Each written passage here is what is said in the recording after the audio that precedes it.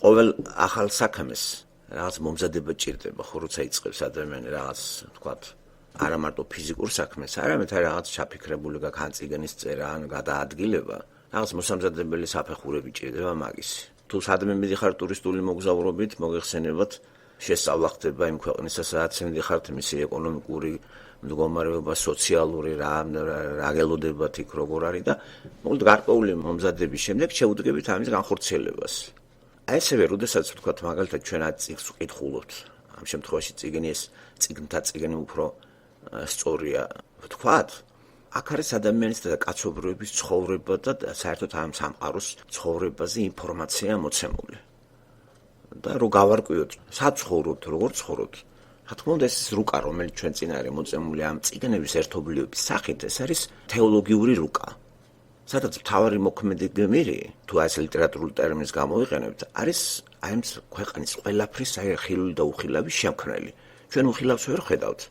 ხილული არის ჩვენ წინ და წარმოგვიდგება ეს ხილული სამყარო, როგორც ერთადერთი.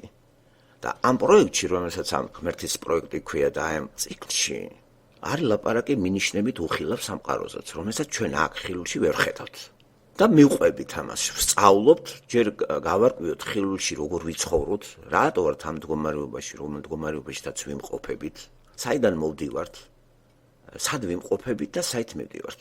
სამივე კითხვაზე პასუხს, საიდან მოვდივართ, სად ვიმყოფებით და სად მივდივართ, აი ეს წიგნი, წიგნთა წიგნი გვაძლევს ამაზე ამ კითხვებზე პასუხს. და როცა თანამიმდევრულად მივყვებით და ვსწავლობთ, ერთი მეორის მიყოლებით, ჩვენი გონიერებაც მიყვება ამ დასახულ გზას, პროექტს და უფრო მეტი გარკვეულება შედის ჩვენს ცნობიერებაში, ვიდრე მანამდე იყო. ახლა ჩვენ წიგნის გაცნობის პერიოდში რამოდენიმე პროექტი განვიხილეთ. წიგნი ამ ბიბლიიდან და გარკვეული რაღაც მონახაზი ჩვენ თავში გაჩნდა. თანამიმდევრობა შეიძლება დავარღვიეთ, მაგრამ ეს გამოწვეული არ იყო იმ სიზარამაცით.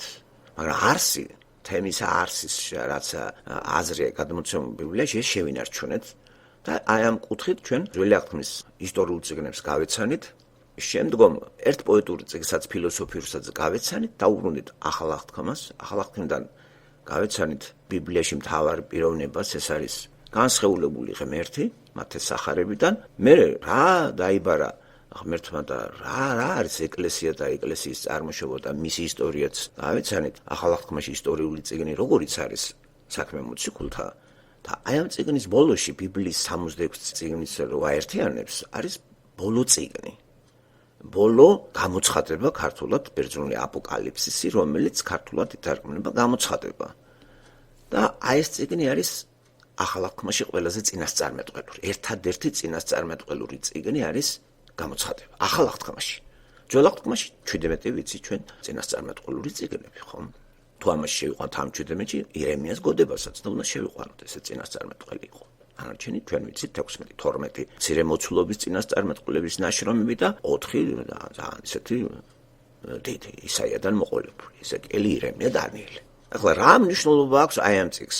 ეს წიგნი ბიბლიის არცე წიგნს ასთა სხვადასხვაობა ისე არ გამოუწვევია, როგორც ამ წიგნმა გამოიწვია მთელი ისტორიის მანძილზე. არის უამრავი ახსნა განმარტებები, სკოლები, მიმდინარეობები, მიდგომები ამ წიგნთან დაკავშირებით და ძირითადად მთელი ამ უამრავი მიდან დაჯგუფება მიიღო ასეთი ფორმა, სახე. 4 ძირითადი სკოლა და მიმართულება გამოიკვეთა ამ წიგნთან განმარტების თვალსაზრისით. 4 სკოლა, რომელიც აქედან ერთი უკვე იმდენად მოძველებულია, რომ საერთოდ არავინ არ ახსენებს, თანამედროვე თეოლოგები ამას ყურადღებას აღარ აქცევენ, მაგრამ დანარჩენი 2 და 3 მოქმედებს და ამ 4-დან უკანასკნელი სკოლის წარმოადგენლები, რომელსაც ეწოდება ფუტურისტული სკოლის წარმოადგენლები და ამ სკოლის წარმოადგენლები როგორ იხილავენ ბიბლიას, აი ეს მე რო გავეცანე ამ სკოლის თითქმის ყველა ასე თუ ისე მეტნაკლებად თეოლოგიურ მიდგომებს, რაღაცა ისე მეც უნდა ამეღო, არჩევანი გამეკეთებინა. და გავაკეთე არჩევანი აი ამ 4 სკოლიდან ერთ-ერთ სკოლაზე ფუტურიზმი როქვია. და არც თუ საფუძვლოდ გადავხედე, რომ პირველი, მეორე, მესამე საუკუნის თეოლოგები თორმე ამ სკოლის ამღიარებლები და მიმდევრები იყვნენ. და არა მარტო პირველი, მეორე, მესამე საუკუნის თანამედროვე თეოლოგიური უდიდესი ესეთი წარმოადგენლებიც, მათ რიცხვში რეფორმატორებიც და ჩვენს მიერ ესეთი შესწავლილი იმ თეოლოგების ნაშრომებს რო გაწვდით, თითქმის 5, 6, 7 კაცი ჩამოგითვალეთ ადრე, გამიხარდა, რომ იმაში მეც ვეწერები. მეც ესე იგი ყველა ის ვინც გაიზიარებს. ახლა ზეწოლა კი არ მოახდინა რომელიმე თეოლოგმა. ამ წიგნზე დაყრდნობით გასაგებია ვის როგორი წარმოდგენა აქვს. ერთი ჩემი საკუთარი შემუშავებული აზრი, აქმითი ჩემი ორგანოები გვაქვს, ხომ ინტელექტუალური აღქმა, თვალი, ყური უსმენთ, მაგრამ ჩვენზე ადრე ხო ვიღაცება ამ თემასთან იმუშავა და როგორი მიუდგნენ ისინი ამ თემას. და მეც როცა განხილვას დავიწყებთ ამას, იმთავითვე გეტყვით, რომ ვინარჩუნებთ იგივე სკოლას, ესე იგი იმევრები ვართ, რომლებიც მე აღვნიშნე ფუტურიზმისა, რომლებიც აღიარებენ, რომ აქ მოცემული წიგნშია გამოცხადება იგულისხმება ყველაფერი ეს საწინასწარმეტყველოა და უნდა მოხდეს ჯერ არ მომხდარა, უნდა მოხდეს. და აქ ჩაწერილი რაც არის, მეც ვიღებ, რომ მეორეთ მოსვლა ეს 100%-იანი როგორც ელოდებოდნენ პირველი მეორე საუკუნის ეკლესიის მამები, ასევე ჩვენც ვიზიარებთ ამას. 1000 წლიან მართლობას იესო ქრისტესი ხილულ დედამიწაზე, აი თავისი ცენტრით იერუსალიმში და იმ ტაძრის ხელახლა აღდგენით, სადაც იგი დაჯდება და დაიწყეს 1000 წლიან მართლობას იმ ქრისტიანებთან ერთად, რომლებიც მასთან ერთად მოღვაწეებენ. მე ვიზიარებ ამას თავიდან ბოლომდე და არა მარტო მე. რეფორმატორები მარტინ ლუთერი, კალვინი, აქეთ სკოლის წარმოადგენლები ეგრეთ წოდებული პრემილენიალიზმი რო ქვია ამას. ხომ მილენიუმი ლათინური სიტყვა 1000 წლიანს ნიშნავს და არსებობს აგრეთვე შეხედულება ამილენიუმი, რომლებიც არ იზიარებენ 1000 წლიან მართლობას აი ამ დედამიწაზე იესო ქრისტესი. თუმცა ამ სკოლის წარმოადგენლებშიც არიან, თქვათ, აი ესეთი ნაწილობრივ იზიარებს ამილენიუმს, ნაწილობრივ ფლათისიარებს, როარ შეგეკუმოს მართლმადიდებლობა და კათოლიციზმი. ეთყობათ კიდევაც ყველაფერში და დავიწყებული ეს წიგნი მანდ. ესენი არ განიხილავენ ამ წიგნს როგორც საწინასწარმეტყველო წიგნი. ესე არ განიხილავენ. პირველი სკოლის წარმოადგენლები შეიძლება დახასიათდეს როგორც ისტორიული, რომ აი აქ აღწერილი ამბები, გამოცხადება იგულისხმება, ეს მოხდა პირველ საუკუნეში, ნერონისა და დომიციანეს დროს, ეს იმპერატორები არიან. შესაბამისად ეს ორივე იმპერატორი არის იულიუსთა დინასტიის წარმოადგენები, იულიუს კლაუდიუსების დინასტიას ყავდა 9 იმპერატორი. სულ ბოლო იყო წარმოადგენელი ვიტელი. ეს ნერონი მაგის წარმოადგენელი, მაგრამ დომიციანე 3 იმპერატორი, მოყოლებული ახალი წელთაღრიცხვის 69 წლიდან მოყოლებული 3 იმპერატორი არის უკვე სხვა დინასტიის წარმოადგენელი. რო ვიცოდეთ, ესე მაინც ფლავიუსების დინასტიის წარმოადგენელია პირველი ფლავიუსებისა. რომის იმპერატორებში ფლავიუსების 3 დინასტია იყო. გაკვირით რო თქვა და ახლა შეწყდა რა ერთ წელიწადში 3 იმპერატორმა უცებ დაასრულა თავისი გამოვლინება იმპერატორის ტახტზე. ესენი იყვნენ როგორც ხარეს გალბა, ოტონი, ვიტელი. და ამით დასრულდა კლაუდიუსების დინასტია და დაიწყო ახალი დინასტია რომის იმპერიაში, ფლავიუსების პირველი, როგორც გითხარით და აი ამ დინასტიიდან არის წარმოადგენელი დომიციანე. 81 წლიდან 96 წლამდე ახალი წელთაღრიცხვით. აქ აღწერილი ამბები გამოცხადების შედაც არის აღწერილი და თვითონ იოანე ღვთისმეტყველი რო გადამოცემს ამას. სწორედ ეს პერიოდი არის და სწორედ ისტორიის ასეთი სკოლის წარმოადგენლები როცა უდგებიან ამ წიგნს ისტორიულად და აი აქ აღწერილი ამბები ეს იმ დროს მოხდა სულ ყველაფერი ეს სანუგეშებლად იმ ქრისტიანებისა რომლებსაც დევნიდნენო და ეხლა ამას აქტუალობა აღარაფერი აღარ აქვს ამიგედა თუ ეს ესეა მაშინ ამ წიგნს რატო დაურთავენ ბიბლიაში თუ ამას არანაირი მნიშვნელობა აქვს რა ყველგვარი იმის გარეშე არც დასიანდება ბიბლიაში ეს წიგნი რატო შეიტანეს მაშინ ამ სკოლის წარმოადგენლები უკვე ეს მოძველებულია და სამწუხაროდ ამ სკოლას მიეკუთვნებოდა ერნესტ რენანი ასეთი პიროვნება იყო გვარი მაინც გაგიგიათ ხომ და არა მარტო ეგ გერმანული სკოლის წარმოადგენლებიც და ისინი არ იზიარებდნენ აქ ჩაწერილ ამბებს იესო ქრისტეს მეორეთ მოსვლაზე 1000 წლიან ბატონობაზე და ამიტომ ასეთი თეოლოგებმა შეიმუშავეს სპეციალური ტერმინებით ასეთი მებს დაერქვა ამილენიზიანისტები რომლებიც უარყოფა 1000 წლიანი ბატონობაზე აი ამ ხელურ სამყაროში ქრისტესას უარყოფელები არიან ეგენი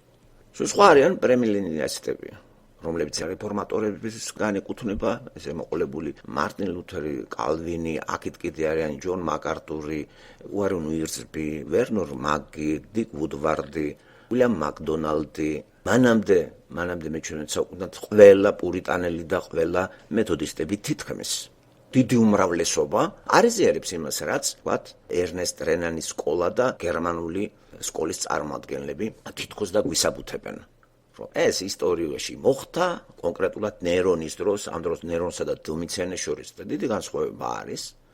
ნერონი 68 წელს ჩამოაგდეს ტახტიდან, მოკვდა გარდაიცვალა. დომიციანე 96 წელი არის. ახალი წელი აღრიცხვა იგივე. ერთი არის ნერონი არის იულიუს კლავდიუსების დინასტიის წარმომადგენელი, ეს კიდე არა. სხვა დინასტია. ასე რომ ეს წინააღმდეგობაც თვალში საცემია, როცა ჩვენ ესეთ ბროშურები თუ ჩაგვივარდება, ან ვიღაცა იმ სკოლის წარმომადგენელი დაждდება კათედრაზე ლაპარაკს დაიწყებს, უფრო ჭკვიანურია და გონივრულია, ჯერ გაგვაცნოს, რა სკოლას მიყვება ეს, რომ არ დამაბნიო.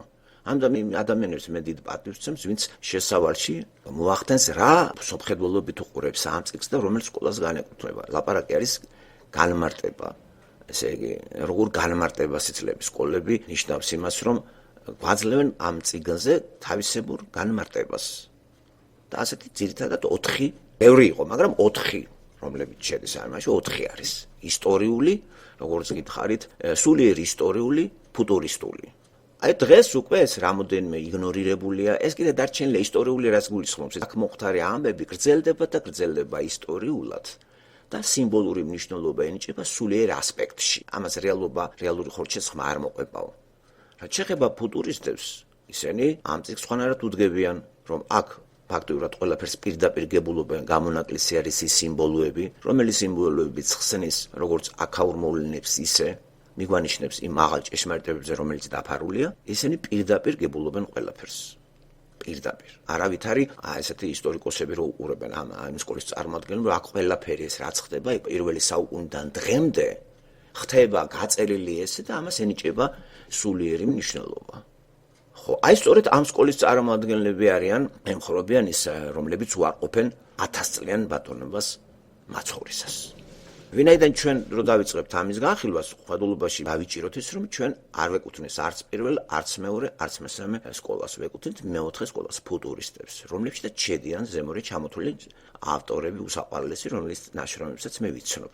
ხო, როგორც გითხარით, და ამ წიგნის შესწავლის დროს დიდ დახმარება გამიწეს, როგორც დამხმარე სახელმძღვანელოებმა, ჩემს მიმართ ჩამოთვლილება აი ხალხმა. კალვინის შრომება რამოდენიმე გადავხედე, მარტინ ლუთერმა და აქეთ კიდე უფრო და აქეთ როგორიც არის მეთიუ ჰენრი, შემდეგ არის მე-19 საუკუნის სპერჯენი, მე-20 საუკუნის მაკდონალდი, მაგი, მუდი, დუაიტ მუდი ეს მე-19 საუკუნეში ბოლოში გარდაიცვალა, მაგი რომელიც 80-იან წლებში გარდაიცვალა, უილიამ მაკდონალდი რომელიც ახლა გარდაიცვალა, ეს ძალიან მოხუცებული, უორენ უილსბი, დიკ ვუდვარდი, კიდე შეიძლება გავიხსენოთ ვინ, ჯონი სტოტი, ჯონი ჰედინგი.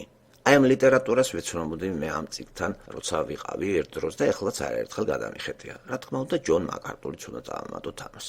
ამ კუთხით მე რო გადმოცემ, გახსოვდეთ, რომ ამის ხელმძღვანელები და სხვა წიგნს ვინ წაიკითხავს და დამპირისპირდება, ეს იქნება კამათის მიიღებს და არ გავისიარებ, რომ 1000-ნაირი წიგნებია და გააჩნია შე რას კითხულობ, მე რას კითხულობ. ის წიგნი შეასაც კითხულობ გაცნობილი მაგ და გვერდზე გადავდებული მაგ შენის თუ წაიკითხე მე რასაც კითხულობ ხომ? ამიტომ სანამ ადამიანები დისკუსიას და კამათში შევლენ ერთმანეთს, უნდა გაარკვენ რა ნიადაგზე დგანან და კამათიც მოიხსნება, ჩხუბი აღარ იქნება. როცა შენ ერთი სახელმძღვანელოთი ნიტევ და მე კიდე სრულიად საპირისპიროთი გიტევ, გამოვარ მე არაფერი. გავწიწმატდებით, გავბრაზდებით და რაღაცა ცუდი გრძნობებით დავშორტებით ერთმანეთს. ამიტომ არ არის საჭირო შევებათ ერთმანეთს თუ ერთი ნიადაგზე არ დგევართ. გავარკვიოთ რომელი ნიადაგია ეს და ნახეთ, კამათი არ მექნება მე როცა ვკითხულობდი ზემორი ჩამოთვლილ წიგნებს, მაგის, დიკ ვუდვარდს, უილიამ მაკდონალდსის განმარტებები აქვს ამათ. შემდეგ ჯონ ვულვარდსაც დიკ ვუდვარდი სხვა არის და ჯონ ვოლვორდი სხვა არის, ხომ? ეს დალასის სემინარიის მთელი კოლექტივი მუშაობდა ამ საკითხზე და აი როცა უკვე ამ წიგნებს ვათვალიერებდი, მე არ მქონდა მათთან კამათი. პირიქით ისინი ავსებდნენ იმ რაღაც ხარვეზებს, რომელიც ჩემი კითხვის პროცესში გამაჩნდა. მე რო ვკითხულობ, კითხვის პროცესში ხო რაღაცა დისკრეტული ხდება აღქმა ჩვენი, რომელიღაცა ნაშრომისა და წინამორბედები ჩვენ აი რაღაც დისკრეტულობას, წვეტილობას გადააბამენ, აღავსებენ და მთლიანობაში სურათს კარგად წარმოგვიდგენ და ხელს გვიწყობენ. რომ ჩვენი ცნობიერება ამ მიმართულებით, რომელიც ინტუიციურია, ლოგიკურადაც ჩამოასხან. და ამ მხრივ არიან ისინი მონათესავე ჩვენი. თორე კი არ დაგვაპროგრამეს ჩვენ ამ ხალხმა, მე კი არ დამაპროგრამა ამ ხალხმა მით ჩამოთვალე. გონებაც ხო უსწრებს ამს, არჩევანს ვაკეთებ, არჩევანი კი როგორ ხდება ჩვენ არ ვიცით, ფარული ის არის, რატო ვირჩევთ ერთს და არ ვირჩევთ მეორეს, ეს არავინ არ იცის, ხო? პოლიტიკური მასშტაბ სისტემაში წესია, ხო, არჩევნების დროს რატო ვირჩევთ მაგალითად ერთს და არა მეორეს? ან რატო არ ვირჩევთ ორივეს? რაღაც ხომას რაღაცა განაპირობებს, ცოდნა ხوار განაპირობებს, ახლა საპრეზიდენტო არჩევნებში ახლა არავინ არ იცნობს ადამიანს, რას გააკეთებს არავინ არ იცის. რა საყდნობი როცა ამა თუ იმ ადამიანს ირჩევ? ხვდებით? უცნაური ეს როგორ ხდება არჩევანი, როცა ჩვენ ამ წიგნებს გავეცანით და მე თავად გამოუცდელი ვინც არის წიგნის კითხვის პროცესში, გამოცდილი ცნობიერად როგორ დიდხანს არის ამ თემასთან, იგი გამოცდილია დახვეწილი და გვიმჟღავნებს თავის გამოცდილებას ამ წიგნთან მიმართებაში და როგორ ხდება რომ მე ამას ვირჩევ და არა ვთქვათ სხვა თეორ მაგალითად რენანს. რატო ხდება ეს? რა მინდა და იმიტომ სურვილებია? ესე იგი რენანსაც გავეცანით, ავიკითხოთ, მაგრამ არ დაემთხვა ორიგინალი და რენანის აზროვნება. არ ემთხვეოდა. და აქ რაღაც ეს გვერდზე გადავდე. უცნაური არ ემთხვევა, მაგრამ ამ პიროვნებამ დაწერა ეს. და ბევრი მიმდევარი გააჩნდა მაგას ერნესტ რენანს. მაგას არც ისჯეროდა, რომ იესო ქრისტე განსხეულებული პიროვნება. არათუ მაგას ისეთ ჭვიან შოტლანდიელ თეოლოგსაც, კლასიკური ფილოლოგიის წარმომადგენელს უილიამ ბარკლსაც არ ჯეროდა ბევრი რამე, რაც სახარებაშია. მაგრამ ისე ლამაზად და ისეთ კოხტად ახდენს ამ თავის ინტელექტის დემონსტრირებას, როცა განმარტებებს გვიწერს და თითქმის ატომიან განმარტებებს, იქ ძალიან ჭვიან უნდა იყო, რომ არ დაიბენენ. როგორ იხილავს ეს აი ლიბერალური იმით შედის თითქოს და გონიერი კაცი არის, სეკულარული ძალიან ძლიერი განათლება აქვს, ფილოლოგიური, კლასიკური ფილოლოგიის მცოდნე არის, ისტორია, სოციოლოგია, ყველაფერი ამას წარმოაჩენს, მაგრამ მე ეს კი არ მაინტერესებს მისი განათლებულობა. ბიბლიასთან, ქრისტესთან მიმართებაში როგორი ეს? და ქრისტეს იხილავს ეს როგორც სიმბოლო, როგორც სულიერება, როგორც კარგი ადამიანი. ესე არ არის ბიბლიაში მოცემული. აი აქ ამხრივ ეს აღარ გავიზიარეს და სხვა დანარჩენი რაც ისეთია ისტორიულში მასალები ავიღე. მასალები გამოვიყენე და ბიბლიაში რაც არის მთავარი იმას დაურთე. ამიტომ ის გავწიე გვერდზე. შენ არ იღებ ახლა იესო ქრისტეს სასწაულებს. მე ვიღებ ამას ბიბლიიდან. ნახეთ, არ დაემთხვა ჩემი და მაგის ახლა ეს ხომ გამოცდილია. რამ განაპირობა ჩემი არჩევანის გაკეთება? ხომ უფრო ძლიერი იყო ამ თეოლოგიის ლოგიკური ოპერაციებით წარმოებულის განმარტებები და დავეგიპნოტიზირებინე მე. რამ განაპირობა ეს? აი ეს როგორ ხდება ეს არჩევანი დღემდე ჩემთვის გაუგებარია. აი რატო ვირჩევი მაგალითად იმას, ვინც მე ჩამოთვალე? არ ვიცი, ამაზე მე პასუხი არ მაქვს. ხო, არ ვიცი, შეიძლება მივედმოვედო ობეყორეს, გითხრათ ამიტომ, იმიტომ. ერთს კი ვიტყვი, რომ გიპნოზის ქვეშ არა ვარ. გიპნოზის ქვეშ როცა ხარ, ვთქვათ, ეს მოდი შევცვალოთ ეს ფსიქოლოგიური ტერმინი. გავლენის სფეროს თუ ხარ, მაშინ შენ აღარ ახარ. მე ხო თავისუფალი მაქვს რაღაც არჩევანი, რაღაც ინტუიცია, რომელიც არა ჩანს. რატო მივემხარი მე ამას? რატო მომეწონა უფრო, ვთქვათ, რომელიმე მაკდონალდის, უდვარდის, ჰედინგის უფრო აი ესეთი შეხედულებები ამაზე. და არა უფრო ისეთი ვთქვათ სიმბოლური ისენი, თუმცა ბევრიც მაქვს მოსმენელი, არონ ფასტიც არის ასეთი პიროვნება, იმისის ინტერპრეტაციებიც მაქვს მოსმენელი, თქვენი ლექციები. მაგრამ იქ რაღაც ძალიან სიმბოლურ აი იმაში გადავარდა, თითქოს ეს ხელოვნების ნაწარმოებს იხილავს. და ახლა როცა კინოხელოვნებას იხილავს რომელიღაცა პიროვნება და აი ამას მირჩევს, იქ დიდი სიამოვნებით უსმენ ყველა სიმბოლო როგორ არის წარმოდგენილი და თუმცა მან ამ სიმბოლოებს თავის ინტელექტუალური იმაში მოაქცია სფეროში და ესე ამიხსნა. მაგრამ ეს ხელოვნებაა და ვერ შევეკამათები. ბიბლია ხელოვნება არ არის. ეს რეალობაა.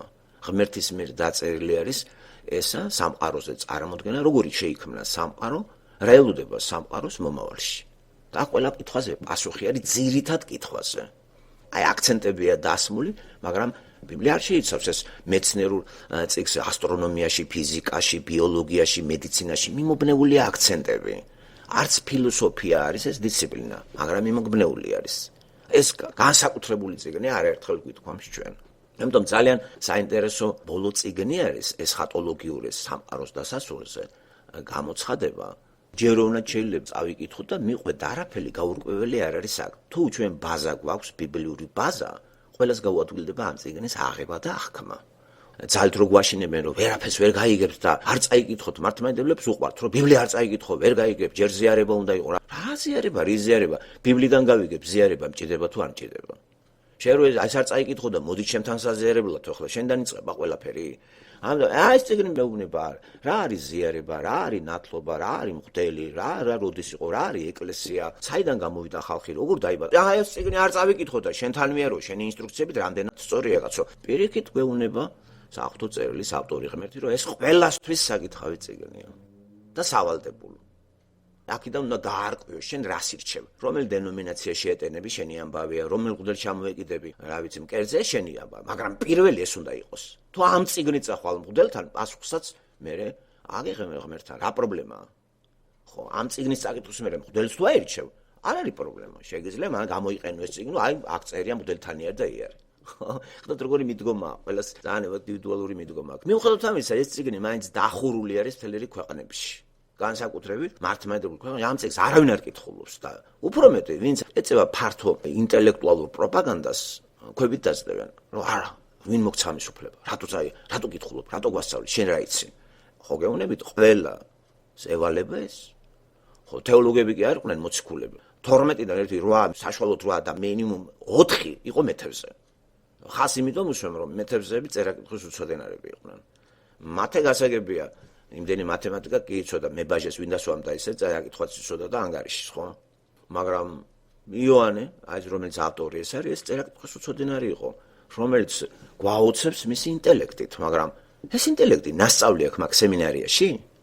არასად არ წერია იოანე მოციქული იოანე, ესე იგი, საყვარლესი მოწაფე იესო ქრისტესი, სემინარია კურსდამთავრებულიაც, დაიცვა დისერტაცია და მერე დაიწყო ქადაგება.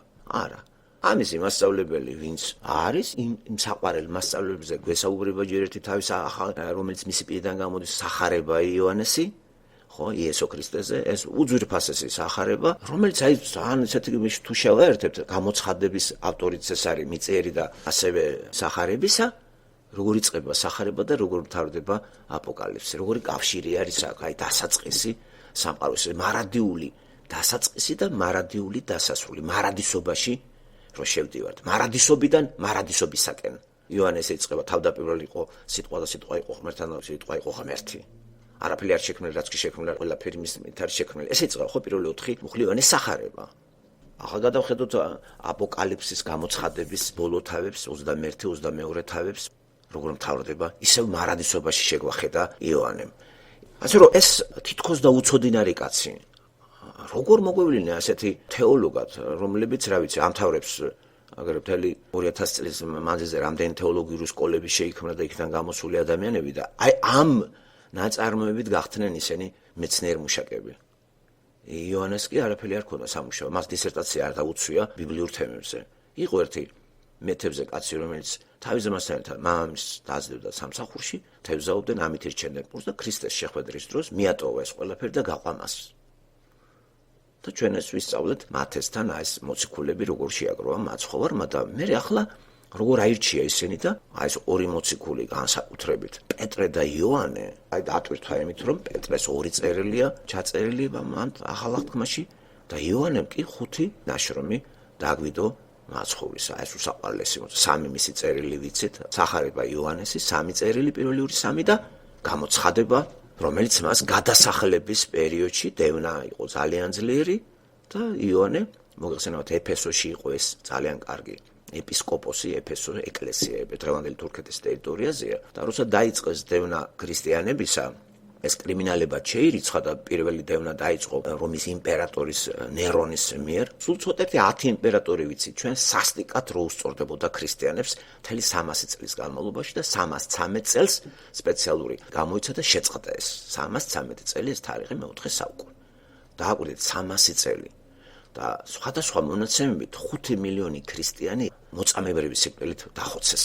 ვიღაღარ იყო მან ხო, ლაპარაკი მოციქულებზე, ვიცით ხო მოციქულები როგორ დაასრულა, თუ იოანეს არ მოუკვლიეთ სამაგიეროდ გადასახლებაში იყო და ისეთ ადგილზე და ბორკილებში იყო სულ ეს როგორც კრიმინალისა იყო გადასახლებული და მისი თავისუფლება შეზღუდული იყო სწორედ აქ პატმოსის კუნძულზე, ხმელთაშუა ზღვის აუზში მდებარეობს ეს პატარა კუნძულია 30 კილომეტრის სიგრძით და სიგანით 20 კილომეტრი. აი აქ მიუსაჯეს ძალიან მძიმე სამუშაო პირობებში იყო იოანე და სწორედ აქ მოხდა მისი უსაყვარლესი მასწავლებლისა და ღმერთის შეხვედრა იოანესთან. პირველი 2 თავი, 3 თავი, სწორედ შესავალი არის. პირველი თავი სრულიად შესავალია, ეგრეთ წოდებული პროლოგი. მისალმება, როგორ მოხდა, რა მოხდა, მერე ვინ არის ადრესატი ამისა და მეორე თავში კითხულობთ 7 ეკლესია. რატომ მანდ მაინც 7 და 7 ძალიან სიმბოლური დატვირთვა აქ ბიბლიაში? ეს არის დასრულების, დამთავრების ნიშანი არის ბიბლიაში და თუ გახსოვთ, მოყოლებული სამყაროს შექმნა მე-7 დღეს დასრულდა ყველაფერი და 7 გამოცხადდა დასვენების დღეს, 6 დღეს იმუშავებ, მე-7 დღეს დაისვენებ. დამთავრება არის, დასრულება არის, განასრულყოფილება, დასრულება და 7 ძალიან დიდი დატვირთვა აქვს ძველი აღთქმის წიგნებში. გავიხსენოთ თუნდაც 7, როგორც გითხარით, სამყაროს შექმნას, შემდეგ იოსების სიზმრები, მოგეხსენებათ სიზმარი 7 წელი შიმშილობის, 7 წელი მოსავლიანობის ეს იცით, შემდეგ მეფეთა წიგნებში ელისე ნეემას 7-ჯერ ეუბნება ჩადე წყალში ამოდიო და არა მარტო ძველ აღთქმაში, ასევე დანიელთან, ჩვენ ვიცით დანიელთან ნაბუქოდონოსორის 7 წელი იყო ის ჭუა შეშლილი. ახალ აღთქმაში 7 ფიგურირებს, მე-13 მათესთან 7 იგავეა გადმოცემული, ასევე 7 პურით განკურნება, ასევე 7 სიტყვაც წარმოთქმული იესოსის ბოლო იმაზე. მოკლედ, რაღა ბევრი გავაგრძელო, 7 ძალიან დიდი დატვირთვა აქვს. დასრულება დამთავრებას ნიშნავს. ხო, ამ სიმბოლოებზე მეც მოგახსენებთ გზა და გზა და არაფერი რთული არ იქნება თუ ჩვენ ამას გონივრულად მიუდგებით და საჭიროებს ამ ბოლო წიგნთან, რა თქმა უნდა, საჭირო ეს 66 წიგნია, 65 წიგნის თუ დაწვრილებით არის რაღაცა ძირითადი აზრი რო ვიცოდეთ. იმიტომ რომ ამ წიგნში 500-ზე მეტი ციტირება და ანალოგიები არის მთელი ბიბლიიდან. 280 თუ არ მეშლება, რაც დათვლილია 280 ძველი აღთქმიდან არის და დანარჩენი ახალი აღთქმიდან. დააკვირდეთ, ესე იგი რას ნიშნავს? იმთავითვე ეს წიგნი ითხოვს სხვა წიგნების ცოდნას. ის გაუგებარი დარჩება. და თუ გაუგებარი დარჩება, ფანტაზიებით დავიწყეთ ამის ახსნას, როგორც მამანი და მამანი გვარს არ დავასახელეთ ტელევიზორში როზიან და ბოდავენ. ჩვენ არ გვინდა ახლა ვიბოდიალოთ და ფანტაზიურები ვიყოთ. მე რეალისტი კაცი ვარ და წიგნი რეალური რამეა, ჩემთვის მით უმეტეს ეს ყველაზე რეალური არის წიგნთა სამყაროში ბიბლია. ძალიან საგნობრივი, ძალიან გამყარებული და არ შეგვაშინოს ძალიან მატერიალური ამ თვალსაზრისით ეს ხელშესახების გაგებით ვლაპარაკობ და მე არ მჭირდება ფანტაზიები და არც არაფერი არ უნდა დავამატო და არც გამოვაკლო, თორე დაამატებ წყულები გაგიჩნდება, გამოაკლებ სიცოცხლის წიგნიდან ამოვარდნილი იქნება. ესეც აპოკალიფსში, აი ამ წიგნში არის ჩაწერილი მე-20 მუხლი ბოლო თავიდან ამ წიგნისა ნახეთ თქვენ და გახაზეთ ეგ და დავიმახსოვროთ. ახლა ბევრია სალაპარაკო და იმის გამო რომ ბევრია სალაპარაკო ჩვენ ამ წიგნის პირველი 3 კვირა თითო თავს გაგაცნობთ რომ რამენერად ჩვენი ამოცანა არის აი ამდენი რაღაცა რომ აქ წაკითხული როგორ შევკუმშვეს და გასაგებ ენაზე დავიყვანო მსმენელის დონეზე რომ რაღაც ინტერესი აღუძრა და თვითონ წავიდეს მე რა გასცუროს ამ აი იმაში რა მე ხელი უნდა გაუშვა ჩემი ამოცანა ის კი არის რომ გაიმეოროთ ჩემი აზრები ჩემი აზრები ჯერ ერთი არც არსებობს ღმერთის აზრებია ყველაფერი რასაც ვლაპარაკობ და ვინც ჩამოვთვალეთ სულ ყველა ღმერთის აზრები მოაწესრიგა ხო აზრების მომწესრიგებელიც ის არის და შემომტანიც ასე რომ ავიღოთ ხელი რა პირობითი ის არის ეს ჩემი აზრი ვინც ამას პირობითად არ ხმარობს ის ამაყიც არის და იმას ვერც დაელაპარაკებით ვინაიდან უკვე ჩვენ მივედით იმ გაგებამდე რომ საკუთარ აზრებს არ ვატარებთ ჩვენ და საკუთარი აზრი არ არსებობს აქედან სიამაყეც როგორ გვექნება რანაირად გვექნება ამაყი არის კაცი ვისაც გონია თავისი აზრია და ოპ შეურაცხყოფილია თავისი აზრი ამიტომ ჯობია ჩვენ გაგვაჩნდეს ღვთაებრივი აზრი და ჩვენ რო შეურაცხყოფას მოვაყენებენ ჩვენ კი არ მოვაყენებენ აი ღმერთს აყენებენ და ის დაჯისმათ ასე რომ დავიმშვიდოთ თავი უფრო დაუახლოვდეთ ღვთაებრივ აზრს და გამთლიანდეთ მასთან და სრული დამოკიდებული გავხდეთ ღმერთის სიტყვაზე სრული დამოკიდებულების როგორც კი მივახცეთ თავისუფლების სიოსაც ვიგრძნობთ მაგის გარეშე თავისუფლება არის რაღაცნაირი მონახაზი ხო გქონდა ამ წიგნამდე ჩვენ რამოდენიმე თქვათ სამყაროს შექმნა ვისწავლეთ დაბადების წიგნი რო ქვია ხომ დაბადება წიგნი 5 წიგრეული მოსეს სახელს რო უკავშირდება და ვინც მოგუდებს ჩვენ ამ სწავლის პერიოდში და უსმეს და ვისიც ტემპერამენტი და მისწრაფე არ შენელებულა პირიქით გაყვიდა იმისთვის ახლა არაფერი არ იქნება გაუგებარი რაც ამ კურსის წაკითხვას მოყვება როგორიც არის თქვათ გამოცხადება დაწყებული ტერმინების განმარტებით ძალიან სიმბოლური წიგნი არის ეს. ბიბლიაში არ არსებობს მეორე ასეთი სიმბოლური წიგნი, თუ არ ჩავთვლით ზაქარიას ფრაგმენტებს, დანიელს, ეზეკიელს. ეს ყველაზე სიმბოლური წიგნი არის. თუ რატომ სიმბოლო? ამასაც მე მოგახსენებთ გზა და გზა, მაგრამ სიმბოლო იწყება მე-4 თავიდან მე-19-ს ჩათვლით. ეს რა ხერხია? რატომ იმართავს თქვათ იოანე ამ ხერხს, თუ ეს იოანეს ის არის? პირველი თავი არის ძალიან რეალური, კონკრეტული ისტორიულ ვითარებაში განხორციელებული მოვლენები აღწერილი. პირველი, მეორე, მესამე თავი, პირველი შესავალი, მეორე, მესამე ეკლესიის მეორეთო და აი მე-4 თავიდან სულ სხვა რამე იწყება. და აქ არის რო ტვენია გარეული ხალხს. ამიტომ პირობითად შეიძლება ეს წიგნი დავყოთ 3 ნაწილად. პირველი როგორც გითხარით მოიცავს პირველი თავის შესავალი და მერე არის მეორე, მესამე ეკლესიის მიმართვა და მესამე ნაწილი მე-4-დან მე-19-ს ჩათვლით. სადაც არის გადმოცემული დიადი ურვის ხანა, მწუხარების ხანა და სხვა გზით ამას ვერ გადმოცემდა ადამიანი. მეორეთა მოსვლას ელოდებოდა ყველა ეკლესიის, მამად თუ შეიძლება ჩავთვალოთ პირველი ეკლესიის შემქმნელი დამფუძნებელი მამები, პირველი 200 წლის განმავლობაში. თითქმის სუყველა. აქ ჩამოთვლას აზრი არ აქვს და წყაროებში დადასტურებულია ბარნაბა პავლესთან ერთად რო დადიოდა, ნუ გეშის მცემელი რო ერქვა, ბარნაბაც პირდაპირ ელოდებოდა იესოს მეორედ მოსვლას. აღწერილი არის ეს ბარნაბას ჩვენამდე რაც მოაღწია ლიტერატურად. არა მარტო ეგ კლიმენტ ალექსანდრიელი, იუსტინე წამებული და მამანი და მამანის უყველე ესენი აბსოლუტურად ელოდებოდნენ პოლიკარპე ირინეის უყველეს პოლიკარპე იოანეს მოწაფე იყო და რომელიც 1155 წელს კოცონზე დაწვეს ეწამა ქრისტიანობის ეს პოლიკარპე მახუცებული კაცი ეს ბევრჯერ ვახსენეთ ჩვენ ირინეი ესენი სუყველე ელოდებოდნენ. მერე უკვე მე-19 საუკუნიდან და თანამედროვე საუკუნე იწყება მე-19 საუკუნე არაძველი წელთაღრიცხვით განელდა ეს მოლოდინი და უკვე ნელ-ნელა როგორ არის თანამედროვე ეკლესიები საერთოდ სულს ყაფავს. და აქ 7 ეკლესია, 7 რო არის, ეს იმას ანიშნავს იმ ტერიტორიაზე მარტო 7 ეკლესია იყო. რატომ ამენთ 7 ეკლესიის მიმართ და რატომ იწყება ეფესოსი და ცალკე ეკლესიების დახასიათებას ისტორიული იმასაც უნდა დაუთმოთ დრო და ადგილი. რათა ჩვენი ცოდნა არ იყოს ფრაგმენტალური, არ იყოს ემოციური, არ იყოს სექტანტური და არ იყოს დაფრინდები. ეს უნდა გაჯდეს ძვალებელში როგორც რეალური ამბავი გადამოცემული ჩვენი სულის სახსნელად და ამ წიგნის მთავარი გემერი, აი ამ წიგნის გამოცხადებისა, როგორც მთელი ბიბლიისა, არის იესო ქრისტე. ამით იწყება ეს. და ყურადღებაში აი ეს უნდა დავიჭიროთ. და როგორ იცხადება ეს უსაყვარლეს მოწაფეს და გამოცხადება იონეს კი არ არის, გამოცხადება იესო ქრისტესია, რომელიც თავის ანგელოზის სახით აძლევს ამას და ეს გადაცემს და მითითებებს ეკლესიებს და რა იმებს უყენებს თუ თქვა წინადადების პრეტენზიების წაყენება. რა შეიძინეს, რა დაკარგეს, რომელი ეკლესია და რამდენად ხდება ამის გასიმბოლოება და ისტორიული სკოლის წარმომადგენლები სწორედ იმას გულისხმობენ, რომ ისტორიული მნიშვნელობა აქვს ამას, რომელიც დაწყებულია და გრძელდება ეხლაც და მხოლოდ სულიერად უნდა ავხსნათ ესაო. და ისინი უარყოფენ მიდუგომას ეს სრული 100%-ით წინასწარმეტყველური წიგნი.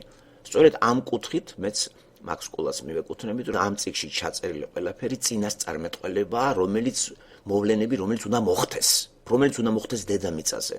და ეს არის აღწერილი ხატოვანი სიმბოლური სახეებით და რა თქმა უნდა, პირველი საუკუნის ქრისტიანებს ეს ესმოდათ. გებულობდნენ. ჩვენ ახლა დავშორდეთ მთელი რიგ რაღაცებს. ჩვენი ცნობიერება თანამედროვე ხატებით არის სავსე სტერეოტიპები, გაბატონ და პოსტმოდერნისტული და ამით ახლა როგორ გინდათ ეს გავიგოთ, ხო?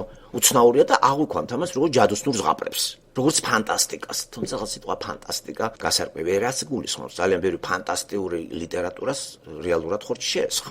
ჟიულ ვერნის ნაუტილიუსი და ასე შემდეგ და იმ თვარეზე იმის მანქანები ჰერბერტ დუელსი და ეს ძალიან ბევრი ინჟინერი გარინა იგი აგერ როგორი იარაღები გამოდის უკვე როგორი რადიაციული იარაღებია რენტგენული იარაღებია ეს არის ფანტასტიკა რო იყო თავის დროზე ხურჩი შეეცხა რატომ გონიათ რომ აქ ჩაწერილი აი ეს რაც არის მე-4 მე-19 თავში რო არის დიადემ წუხრის ხანა და 7 წლიანი ის არის გადამოცემული რატომ გონიათ რომ ეს არ შესრულდება ამიტომ მე არ ვარ იმ სკოლის მომხრე ერნესტ რენანები ესენი ათეისტები არიან და დეისტები არიან და ამათთვის ეს რა ვიცი რა საკითხავი წიგნია მე ვერ გავიგე რატო თუნს გვირეცხავენ ეს არის ჩვენი სულის სახსნელად დაწერილი და გაფრთხილება ამ კაცრი არა მარტო ამ წიგნის მიმართ მთელი 66 წელს არაფერი არ დაამატო და არაფერი არ გამოაკლო აი ეს ხო დარღვეულია ძალიან ბევრს ამატებენ ძალიან ბევრს აკლებენ აი რენანის თვალსაზრისით ეს გამოვიღოთ ეს რა თქვინდა გამოცხადება არაფერი წიგნი არ არის ეს ხომ და არც ჯერა მაგას არც მეორეთ მოსვლის არც 1000 წლიანი ბატონობის ქრისტესი და რანაირად კაცო ჯერა ძველ აღთქმაში არის ნაწინასწარმეტყველები ისაიასთან რომ მოვა კი ეს ღმერთი ჩამოვა აქა შემოვა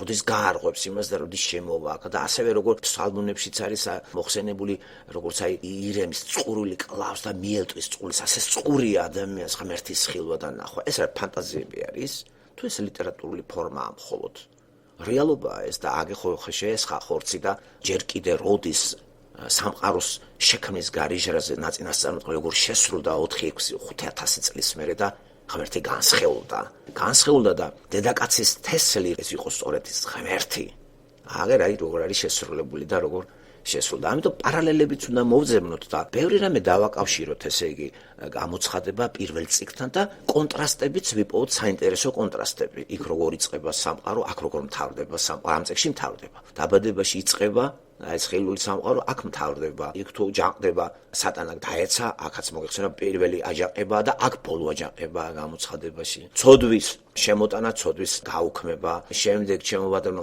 აი ეს პირველი ადამიანში შობილი, აი ეს ოჯახი, თავკაცი ადამი და აი აქ პირველი იესო ქრისტეში ქრისტიანები. აი ამ პარალელებს რო მოვძებნით და მოგეხსენებათ პარალელები ბიბლიის სპეციფიური ასახა ფორმა არის შერჩეული და რატომ ერთგან იობში თუ გახსოვთ წერია რომ ღმერთმა ერთხელ თქვაო და ვინც ვერ გაიგო მეორეთაც თქვაო. აი პარალელებს ეს დანიშნულება აქვს. შეიძლება გაგეპაროს აქ თქვა და მე მეორე ფურცე იგივე მეორდება. იქაც ხوار გაგეპარება მესამეზეა, მეოთხეზეა, მაგრამ პარალელები ანიშნავს აბსოლუტურად გამეორებას ყველაფრისას. გადაადგილებები აქცენტებია დასმული და ერთი შეხედვით შეიძლება კაც მოეჩვენოს რომ წინააღმდეგობა არის ამაში და ამას ათეისტები ჩავლებენ ხოლმე ხელს. არაერთი შემთხვევაში. მათ იმთავითვე აპრიორი ესე იგი იმთავითვე აქვთ შინაგან განწყობა იმისა რომ ღმერთი არ არის და ესენი ბრიყვები არიან ამას მე ფსალმუნე გადმოგცემს თავის ორ ფსალმუნში 13-ში და 52-ში შესაბამისად მე-13-ის პირველი მუხლი 52-ის მეორე მუხლი რომელიც ძალიან იდენტური არის ეს ისე თქვა ბრიყვმა თავის გულში არ არის ღმერთი არავინ არ ეძებს ღმერთს ყველა ბოროტების ჩამდენია არავინ არ არის კეთილი პირველი 4 მუხლი მე-13 ფსალმუსა ძალიან ძლიერია რო შევადაროთ მე-12 ფსალმუსაც აი ერთიან არს დავიჭერთ მაგრამ აქცენტებია სხვანაირად დასმული და ეს წინააღმდეგობა არ არის ამიტომ როცა ჩვენ დავიწყებთ ამის კითხვას და გავყვებით გულისყურით წავიკითხოთ და დავფიქრდეთ არავჩქარდეთ ნუ შევიტანთ ჩვენ მოსაზრებებს ჩვენ სიმბოლოებს ნუ შევიტანთ ჩვენ წარმოდგენებს ნუ შევიტანთ ვეცადოთ ისტორიულ კონკრეტულ ფონის წავიკითხოთ ეს იწერებოდა პირველ საუკუნეში ავტორი ამისი მიწიერი ავტორი არის იოანე და ახლობით 90-იან წლებში იმიტომ რომ გამოვრიცხოთ რომ ეს ადრეა დაწერილი ნერონის დროს მოგეხსენებათ ეს არ დაიწერებოდა და ნერონის ამბები აქ არ არის ჩაწერილი ეგ არის ტყუილი 666 რო ეს ნერონია ესეთი სიმბოლოები და რაღაცა მხეცი ეს არის ლენინს ეძებენ იქ სტალინს ეძებდა ვიღაცებს აი ეს აპოკალიფსია პირველი მსოფლიო ომი აპოკალიფსია მეორე მსოფლიო ეს არის სიტყვის ხმარება არავით არის აპოკალიფსი ჯერ ერთი რატომ იქცა სინონიმად უბედურების აპოკალიფსი არის გამოცხადება ღმერთისა იოანეს წინაშე რა უნდა მოხდეს დედამიწაზე ის ამცნო რა შვაში აქვს პირველი მსოფლიო ომი მეორე მსოფლიო ომი და საერთოდ ომები რა შვაში ეს რატო გონიათ რომ აპოკალიფსი უკვე მოხდა პირველი მსოფლიო ომის დროს მეორე მსოფლიო ან კიდე აი მაშინ როცა იერუსალიმის ტაძარი დაინგრა გადადგურეს და აი მოხდა ეგა ვინ გითხრათ ეგა ისინი არ ელოდებოდნენ მეორეთ მოსვლას ასე რომ სწორი წაკითხვით ჩვენ უფრო გავიღრმავებთ ჩვენ ცოდნას და ჩვენ იმავე მდგომარეობაში ვიქნებით როგორც პირველი საუკუნის ქრისტიანები ჩვენ ველოდებით მეორეთ მოსვლას და როგორც არასდროს ჩვენ უფრო ახლოს ვართ ეს საუკუნე ვიდრე პირველი საუკუნის აბა გადახედეთ რა ხდება აბა გადახედეთ ეკლესია რა მდგომარეობაშია აბა გადავხედოთ იმ ეკლესიის რომელსაც აკრიტიკებს იესო ქრისტე იმ შვიდ ეკლესიას როგორ ვიპოვით ჩვენ ანალოგიებს თანამედროვე ეკლესიაში და გადავხედოთ მოჩვენებითად რომ რამდენი რამე დაამატეს ბიბლიას მართლმადიდებლობა კათოლიკებმა რამდენი წყლული გაიმეავლეს ამით და რამდენი გამოაკლეს იმდენი სიცოცხლეც გამოაკლდებათ მათ ამიტომ ბევრია მეგობრებო სალაპარაკო და შემოვიფარგლოთ ვინაიდან სხვასაც აქვს სასაუბრო და მე რა თქმა უნდა გავაგრძელებ საუბარს ესე იგი თარიღი სავარაუდოდ მაინც ცნობისათვის რო იცოთ ამას თქვენ ციპოვით 90-იანი წლები არის სავარაუდოდ 199 წელში გარდაიცვალა იოანე როდესაც დომიციანე მოკვდა და ნერვა დადგა ტახტზე ეს მესამე დინასტიის წარმომადგენელი უკვე გამოხმობილი იქნა და ეფესოში ისევ ეპისკოპოსის ადგილი ჩაიბარა და იქ დაასრულა მან სიცოცხლე და ეფესოში ქვე დაიმარხა. ნუ დღევანდელი ეფესო დანგრეულია სულ თურქეთის ის არის. აქ შეხვდება ჩვენ 7 ეკლესია და სულ ყველა თანამედროვე თურქეთის ტერიტორია და სმირნა მაგალითად რომელიც თანამედროვე იზმირი არის დღეს ამას როცა ეკლესიების განხილვას დავიწყებთ ვახსენებთ ერთი ან მე გეტყვით ამას ყველაფერს დაწვრებით. ახლა კი პირველი თავი მოვისმინოთ.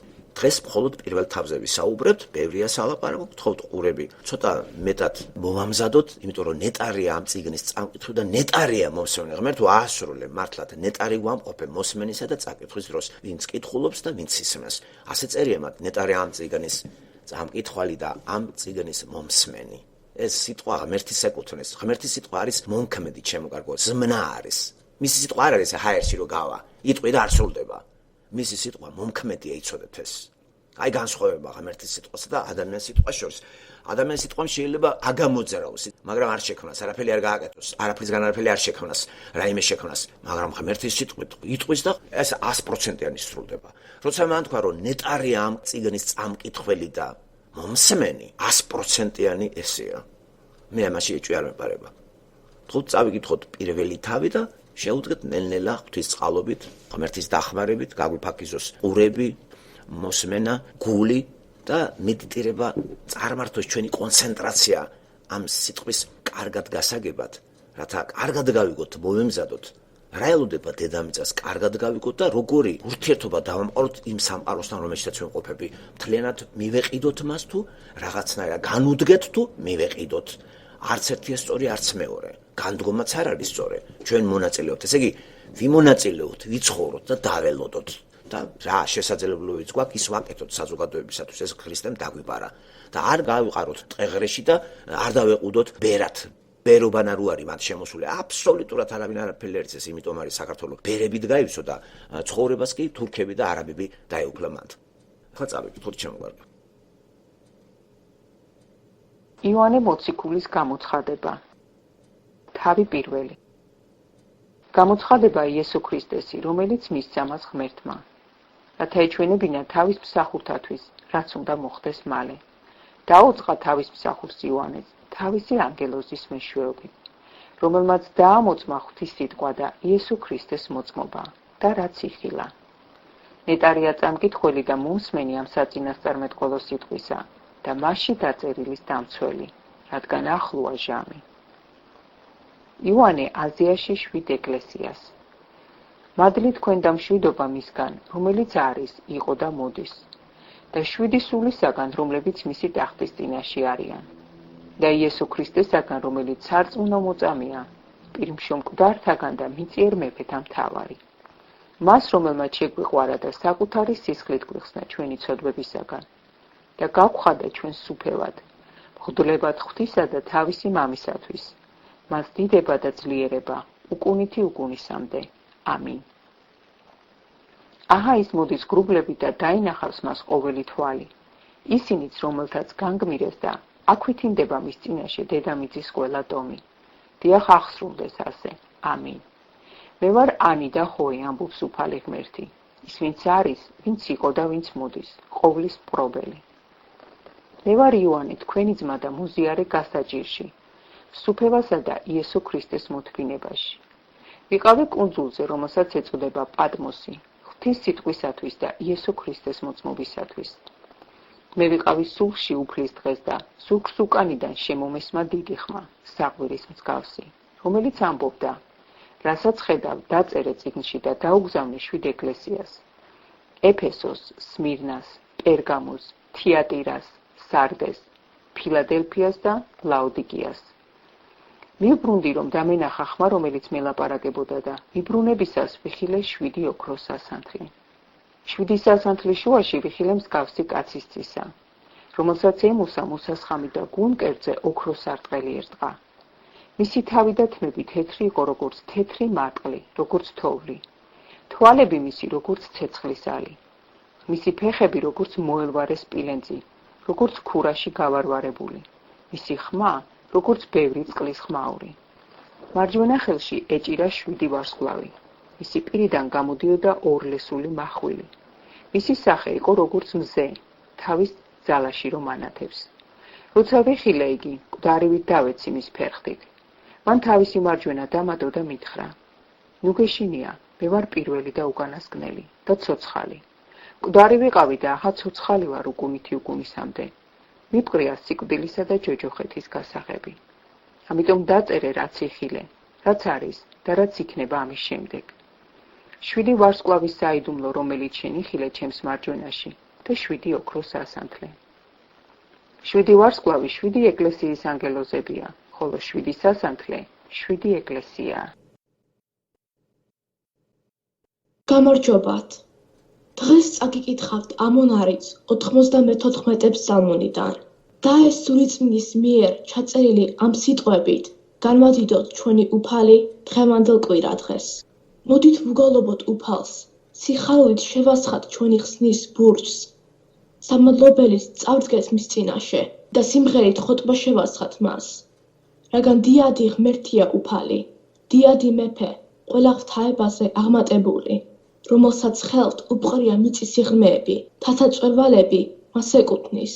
მისია ზღვა, მან შექმნა იგი და თავისი ხელებით გამოსახა ხმელეთი. მოდით თაყვანივცეთ და მოვიდრიკოთ, უხლი მოვიყაროთ უფლის ჩვენი შემოქმედის წინაშე, რადგან ის არის ჩვენი ღმერთი, ჩვენ კი მისი სამწყსოს ხალხი და ცხვარი მის ხელში. და იყოს შენი წყალობა ჩვენზე, უფალო იესო ქრისტე, და საუკუნოდ იდიდოს შენმა წმინდა სახელმა, მამაში, ძეში და სული წმინდაში. ამინ. გმადლობთ. მოგესალმებით.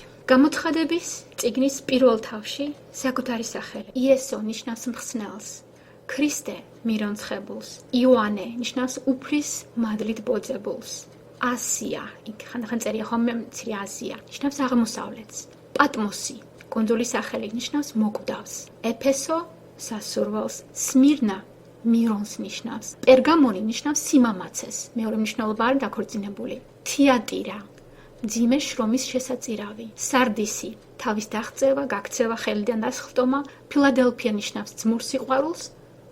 და ეს ბოლო ეკლესია, ლაოდიკია, ნიშნავს სამართლიან ხალხს, წარმოსადეგი ხალხის ადგილს და შემდეგ რაც ეს მნიშვნელობა მიიღო, იმას თუ გავითვალისწინებთ თუ რას მიმართავს მას იესო ქრისტე, მიიღო მნიშვნელობა როგორც ნელთბილისა და გულგრილისა. ესე იგი ლაოდიკია, წარმოსადეგი ხალხის ადგილი, ნელთბილი, გულგრილი.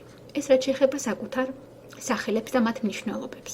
იესო ქრისტეს მეორედ მოსვლა აღწერილი არის ეზეკია წინასწარმეტყველის წიგნში, დანიელთანაც არის, ზაქარია წინასწარმეტყველთან. ეს არის სამი ძირითადი წინასწარმეტყველი ძველი აღთქმისა, რომლებთაც აქვთ დათმობილი საკმაოდ ბევრი მუხლები იესო ქრისტეს მეორედ მოსვლაზე. თვითონ იესომ მოგცა თავის ზეთის ხილის მთაზე ქადაგებაში, მათ ესახარებს შეგვიძლია ჩვენ ეს ამოვიკითხოთ ლუკასთან მეორედ მოსვლის სურათები.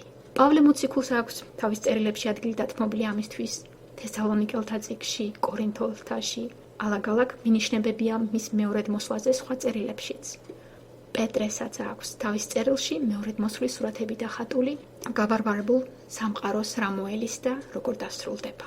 მაგრამ ყველაზე კარგად, ყველაზე დაწვრილებით და ნათლად იესო ქრისტეს მეორედ მოსვლას აგვიღწეს ერთ წიგნი, გამოცხადება. გამოცხადების წიგნი არის ღვთიური ბიბლიოთეკის ამ წიგნების კრებულის ბიბლიის ბოლო წიგნი, 66-ე წიგნი. ის რაც დაიწყო დაბადების წიგნში, მთავრდება გამოცხადების წიგნში. ხა შევაჯეროთ ეს ორი წიგნი და რა არის აქ გადმოცემული. დაბადება, პირველი ბიბლიის წიგნი და ბოლო, აპოკალიფსი, გამოცხადება. ბიბლიის 66-ე წიგნი. დაბადებაში გვაქვს ცადა და დედამიწის დასაბამი, როგორ ქმნის მათ ღმერთი. აპოკალიფსში გვაქვს აი ამ ხილულში მოცემული ცისა და დედამიწის აღსასრული. თავდება ეს ყველაფერი, ასე თქვათ, კანდორა იკეტება. დაბადების წიგნში გვაქვს მოცემული ცოდვის შემოსვლა და წყევლა ამის გამო. გამოცხადებაში გვაქვს ცოდვის მოშთობა და წყევლის გაოქმება. დაბადების წიგნში შემოდის და პარპაშს იწყებს სატანა. გამოცხადების წიგნში სატანის სამარადისოდ შებოჭვა და გოგირდის ტბაში ჩაგდება ამოცემული. დაბადების წიგნში პირველად შემოდის წუხილი, ტირილი, შეჭირვება, ურვა, უბედურება, სიკვდილი შემოდის დაბადების წიგნში.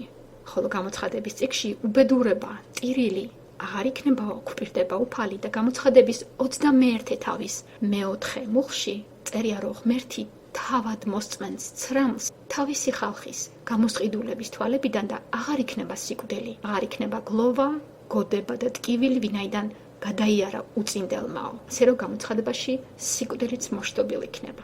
დაბადების წიგნში სიცოცხლის ხისკენ მიმავალი გზა გადაღობილი არის და მას იცავენ ქერუბები ედემის ბაღის აღმოსავლეთით. ადამმა და ევამ შესწოდეს და ამიტომ მათ უკვე აღარ მიესწრება ციცოცხლის ხესთან. იქ ბრუნავი მახვილი არის იარაღი ქერუბემისა და იქ აღარ უშვებენ ადამიანებს. იმიტომ რომ ისინი ცოდვად დაცემულები არიან, ამაშიც გამოიხატება ღმერთის დიდი წყალობა, რომ ცოდვილებმა უსასრულო და მარადიულად არ იცხოვრონ. მაგრამ გამოცხადების წიგნში ციცოცხლის ხის ბოძებაა კვლავაც მოცემული. ღმერთმა კვლავ გვაჩუქა ეს. გამოცხადების 22 თავის მეორე მუხლში წერია: ციცოცხლის ხის ფოთლები ხალხთა განსაკურნავადაო. როგორ იმანუგეშებელი ამ სიტყვების წაკითხვა იმ ადამიანებისთვის, ვისაც ტკივა, ვისაც ეუბნებია, რომ სასიკვდილო დაავადება გაქვს შეყრილიო. გვპირდება ღმერთი და ციცოცხლის ხის ფოთლები ხალხების გამოსაჯამსთებლად და განსაკურნებლად იქნება. არა ებრაელების მხოლოდ, არამედ ხალხების წარმომადგენლებს, რომლებიც იესო ქრისტეს შეიყვარებენ, ირწმუნებენ და ბოლომდე ამას შეინარჩუნებენ. დაბადების წიგნში სამოთხის ბაღი დაკარგული იქნა, წააგეს ადამიანებმა. ვერ გაუფრთხილდნენ ამ დიდ პრივილეგიას, იქ რომ იყვნენ და ღმერთი მათ ასე ზრუნავდა. მაგრამ სამოთხის ბაღი ცათასასუფეველი, ზეციური იერუსალიმი ღმერთმა გამოცხადების წიგნში კვლავ გვაჩუქა. და ყველაზე მთავარი, რაც ღერძი არის დაბადების წიგნისა და გამოცხადებისაც. დაბადების წიგნში ღმერთი გვპირდება მესიას, ჩვენს მხსნელს, მირონცხებულს, ქრისტეს გვპირდება ღმერთი დაბადების წიგნში და ეს დაპირება გამოცხადების წიგნში არის განდიდებული მესიის ჩვენებით. სახარებებში მათესთან, მარკოსთან, იოანესთან, ლუკასთან. სახარებებში იესო ქრისტე მოცემული ყავს როგორც თავმდაბალი. ადამიანის ხეულში მან დაინდაბლა თავი და მოგვევლინა. ეწამა ჩვენთვის, აღსდგა. იგი ძირითადი მაინც სახარებებში არის დამდაბლებული, თავმდაბალი ქრისტე. მაგრამ გამოცხადების წიგნში უკვე ჩვენ გვაქვს ბუმერაზი, დიდებული სურათები განდიდებული მესიისა, რომელიც მოდის რისხვით ურწმუნოებისთვის და დიდი მადლით და დიდი საჩუქრით მორწმუნეთათვის. ესაც შეეხება დაბადების წიგნს და გამოცხადების წიგნს. მაგრამ მხოლოდ ახალ აღთქმასაც თუ ავიღებთ, ძალიან მოკლედ. ახალი აღთქმა იწყება იესოს, მესიის პირველი მოსვლით და ახალი აღთქმა მთავრდება გამოცხადებით იესო ქრისტეს მეორე მოსვლით. ნახეთ, როგორი კარგად შეკრული, დალაგებული, დაწყობილი, სულიწმინდით დაწერილი წიგნი არის ეს ცოცხალი წიგნი ბიბლია.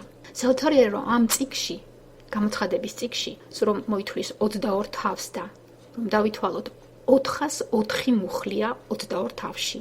არც ერთი პირდაპირი ციტირება არ არის ძველი აღთქმიდან. მაგრამ ეს რა ბედენაა, ციტატები ხო არ არის მთავარი. დაითვალეს და კადაგებელმა თქვა, ჩემი მონაცემებითო, 275 სულ მცირე, უფრო მეტიც ფიქრობენ რომ არის. 275 ირიბი მინიშნება არის ძველი აღთქმიდან და ეს მართლაც გაგვაუცებს და ზოგიერთ მინიშნებებს დღესაც შევეხებით და მომავალშიც.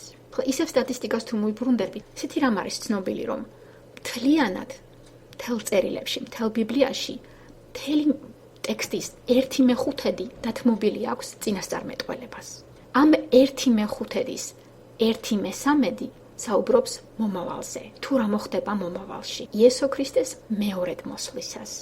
მთლიანობაში ჩვენ გვაქვს 660 ძირითადი წინასწარმეტყველება და 660-დან 333 იესო ქრისტეს ეხება და 333-დან 109 აღსრულდა მისი პირველი მოსვლისას და 333-დან 224 იესო ქრისტეს მომავალ მოსვლას ეხება და იგი აუცილებლად აღსრულდება. ვისაც ბიბლია უყვარს, კითხულობს, მას ეწაფება, მას სჯერა, რომ ეს მართლაც ასე მოხდება. ნახეთ, თანაფარდობას დააკვირდით. 366 ზოგადი წინასწარმეტყველებიდან 360-დან 333 ქრისტესია და 333-დან 224 იგი დიდი ნაწილი მის მეორედ მოსვლაზე არის. აი თუნდაც ეს მშრალი სტატისტიკური რიცხვები და შეფარდებებიც ბევრ ამაში დაგვეხმარება. ჩვენ ეხლახან დავასრულეთ საქმე მოციქულთას წიგნი.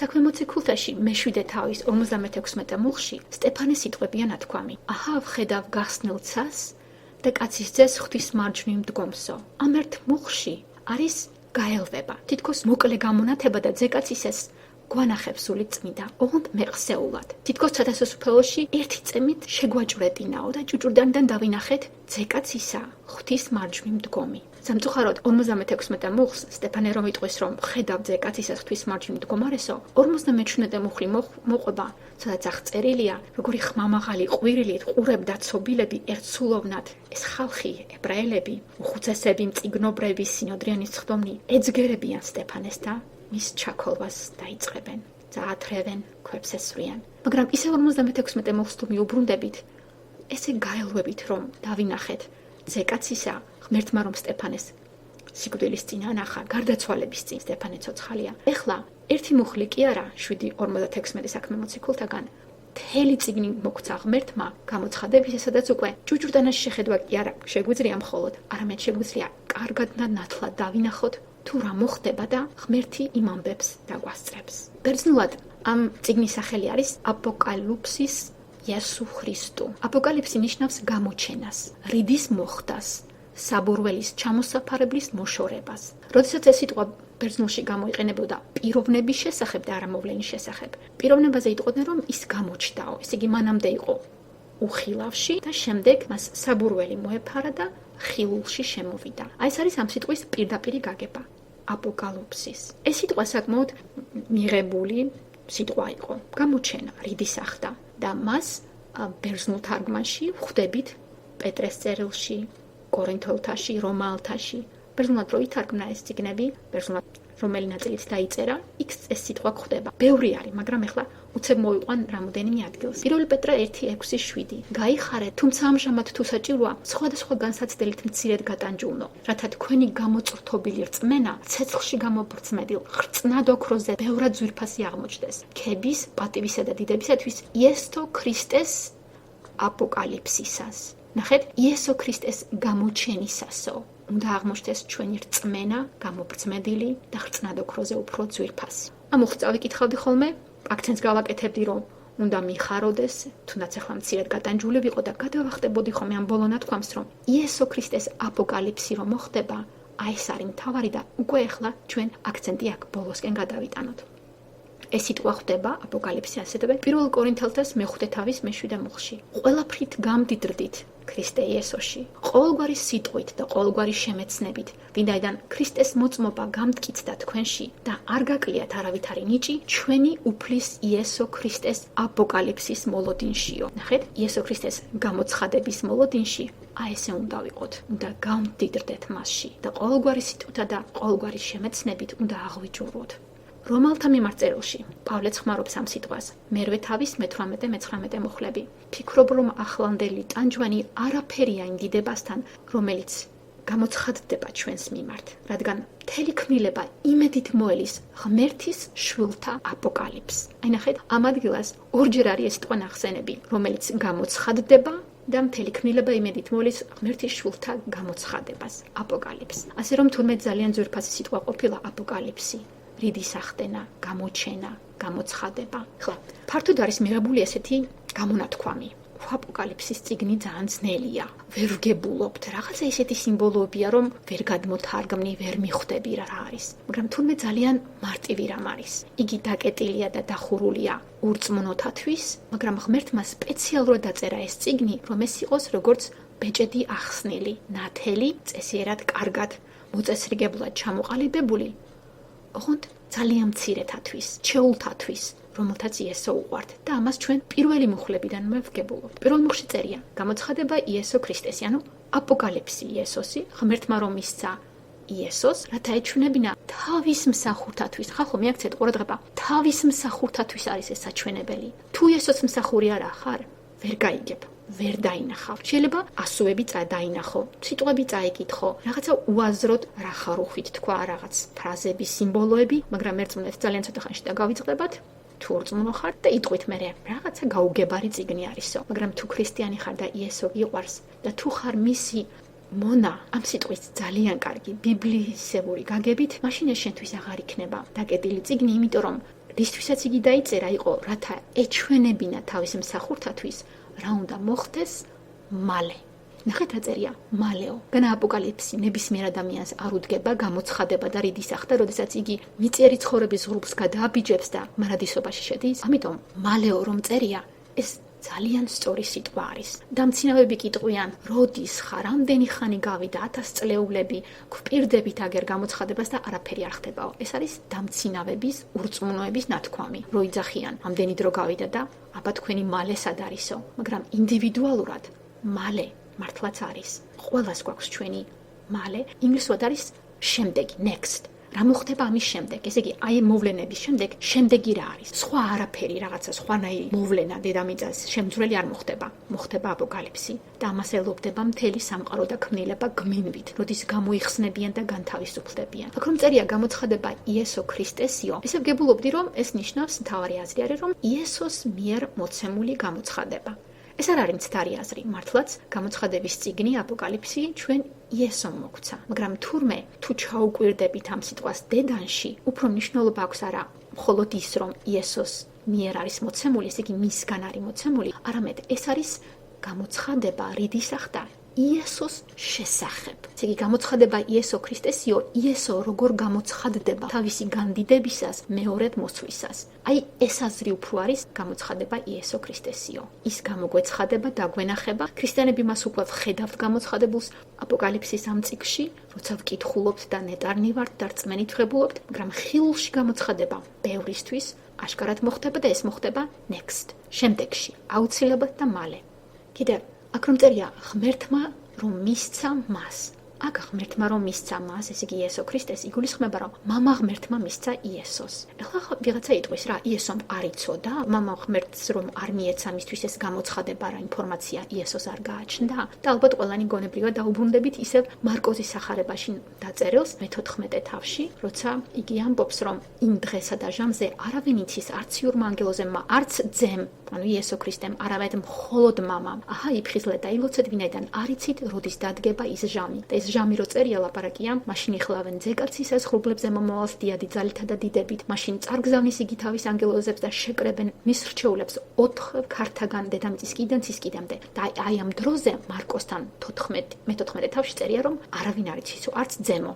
და ამაზე დაიწყებენ ხოლმე კამაც, როგორ შეიძლებოდა ძეს არ სცოდნოდა. მაგრამ ამას ხო ძალიან მარტივი გაგება აქვს, როდესაც იესო ადამიანის მყიფე სხეულში რომ იყო და დამდაბლებული რომ იყო, იმ მომენტში მართლაც იესო ქრისტემ სწორი თქვა, არ მოგვატყუა რო თქვა რომ არავინ არ იცის, არც ძემო, მხოლოდ მამამო. მაგრამ როდესაც იესო აღსდგა მკვდრეთით, მამა ღმერთმა ესეინება, მისცა ღვთიური ნაბოძმარი თავის პირმშოს. მისი კეთილი ნება გამოვლინდა, ესე იგი მამა ღმერთის კეთილი ნება გამოვლინდა თავისი ძის მიმართ იესო ქრისტესთვის, რომ პირველ რიგში პირველი კეთილი ნება აღადგინა მკვდრეთით, როგორც პირმშო თავისი მეორე ნაბოძმარი იესო ქრისტესთვის. თავისი ძისთვის მამა ღმერთისა, თავის მარჯვნივ დიდების ტახტზე დააბრძანა ძე ღვთისა. შემდეგი ნაბოძვარი, სულიწმინდა მოხფენა ქრისტეს მოსიყვარულებს, ეკლესიაზე სულიწმინდა გამოაგზავნა. ესეც მამა ღმერთისა ჩუქარი იყო თავისი ძისთვის და ძის მორწმუნეთათვის, ქრისტიანებისთვის. და ბოლოს მამა ღმერთისა ჩუქარი აგერ ჩვენს პირველი თავის დასაწყისშივე დაწერილი დიდი ნაბოძვარი იესოსთვის, რომ გამოეცხადებინა იესოს მოსიყვარულე მსახურებისთვის, ქრისტეს მონებისთვის, ის რაც მომავალში მოხდებოდა. იესო, როცა ამაღლდა, ყველაფერი იცოდა, იგი სრულფასოვანი ღმერთია. 100% ღმერთი, ყველაფერი იცოდა, მაგრამ ეხლა მამა ღმერთმა მას მისცა, რომ ქრისტიანებისთვის მიეცა. და ეს იყო ძალიან დიდი გამხნევება მაშინდელი, დევნილი და ამოჟლეთის პირას მდგარი ქრისტიანებისთვის. წარმოიდგინეთ, როგორი წლებია. აქ ითქვა, რომ ეს არის ნერონის შემდეგ, დომიციანის კრიმინალებად არიან გამოცხადებული ქრისტიანები, როგორც ავაზაკებს მათ გადასახლებაში აგზავნიან, აპატიმრებენ, ვეფხვებს უგდებენ, კლავენ, არაადამიანერებად არიან ისინი მიჩნეულნი, როგორც ნაგავი, როგორც ფეხქვეშ გასათელი და როგორი დამწუხრებულები მიწიერად ნაყოფილიყვნენ, ესე იგი ამ ხილულში რასაც ხედავდნენ და მათ ეს გამხნევება აუცილებლად სჭირდებოდათ და აგერ გამოეცხადება მათ იესო ქრისტე, მამა ღმერთი იესოთი მათ მისცემს აპოკალიფს გამოცხადებას და ისინი ძალზედ გამხნევდებიან. ვინც ნამდვილი რწმენისა იქნებოდა, რწმენაში დარჩებოდა და არასოდეს 100% ყულებ ჩამოყრილი არ იქნებოდა, მაგრამ ეს წიგნი იყო კიდევ დასტური ღმერთის დიდი სიყვარულისა, გამხნევებისა და ამას რომ მოისმენდნენ, ისინი უფრო სიხარულით შეეგებებოდნენ თავიანთ იქით ქვეყანაში გადასვლას, თუნდაც მარტვილად, წამებულად და თავრებინათ დედამიწაზე ცხოვრება, იმიტომ რომ იცოდნენ, რომ დედამიწაზეც ახდებოდა ის, რაც დაპირებული იყო. და აგერ გამოცხადებაში მათ ეს ემცნოთ. იესო ქრისტეს შესახებ გამოცხადება ამ თავში აღწერილი და როგორი გახარებულები უნდა ყოფილიყვნენ ქრისტიანები, რომლებიც ამას წაიკითხავდნენ, მის წაკითხვა არ იცოდნენ, მოისმენდნენ და ცხოვრებაში დაადასტურებდნენ და განახორციელებდნენ. ბერძნულში არის 6 სხვადასხვა სიტყვა, რომელიც გადმოითარგმნება როგორც მოსამსახური ან მონა. მაგრამ არის ესეთი სიტყვა დულას, რაც ნიშნავს მონას, ისეთი კატეგორია მონებისა, რომლებიც თავისი ნებაყოფლობით არიან და სიყვარულით მონები. ესე იგი, მათ მონობას არავინ არ აძალებს. ისინი სიხარულით ემონებიან თავის უფალს, თავის ბატონს. აი ეს სპეციფიური სიტყვა არის იმ 6 სხვადასხვა სიტყვას შორის ამორჩეული დულას ბერძნულში, რომელიც აქ არის ნახსენები. მაგალითად, ახლა ხან ვისწავლეთ საქმე მოციქულზე და იქ თურმე ისტორიული მონაცემებით თუ დაეჯერება ამ ნათქვამს, პავლე რომში მიყავთ როგორც ტუსაღი, მონად მოსამსახურეებად გაფორმდებიან მისი თანხმლები ქრისტიანები, მათ შორის ლუკაც, რომ მას გახვდნენ. ეს არის სიყვარულის დადასტურება და რო არ გეთაკილება, რომ ვიღაცა გიწოდებს შემონაო. დიახაც, ქრისტიანები ამაყად ამბობენ, მე იესოს მონა ვარო. ამ მონობაზე დულას, აი ამ სიტყვის თავის კარგ გაგებაზე გაგვახსენდება ძველი აღთქმიდან ერთი ადგილი, გამოსვლის წიგნი 21 თავის მე-5-მე-6 მუხლები და მიაქცეთ ყურადღება. მე-20 თავში გამოსვლის წიგნში გვაქვს 10 მცნება. 10 მცნების დასასრულს გადავდივართ 21 თავში და პირველივე მუხლები აი ამ განმარტებას ეთმობა მონას. იქ წერია მე-5-მე-6 მუხლებში 21 თავი გამოსვლის წიგნი. თუ მონა იტყვის, მიყვარს ჩემი ბატონი, არ მინდა თავისუფლება. მაშინ მიიყვანოს მონა მისმა ბატონმა ღვთისწინასწარ საჯულებთან და მიაყენოს ბატონმა ეს მონა კართან და ან კარის წირთხლთან და გაუხრიტოს მისმა ბატონმა ყური მონას სადგისით და მისი მონა იქნება სამუდამოდ.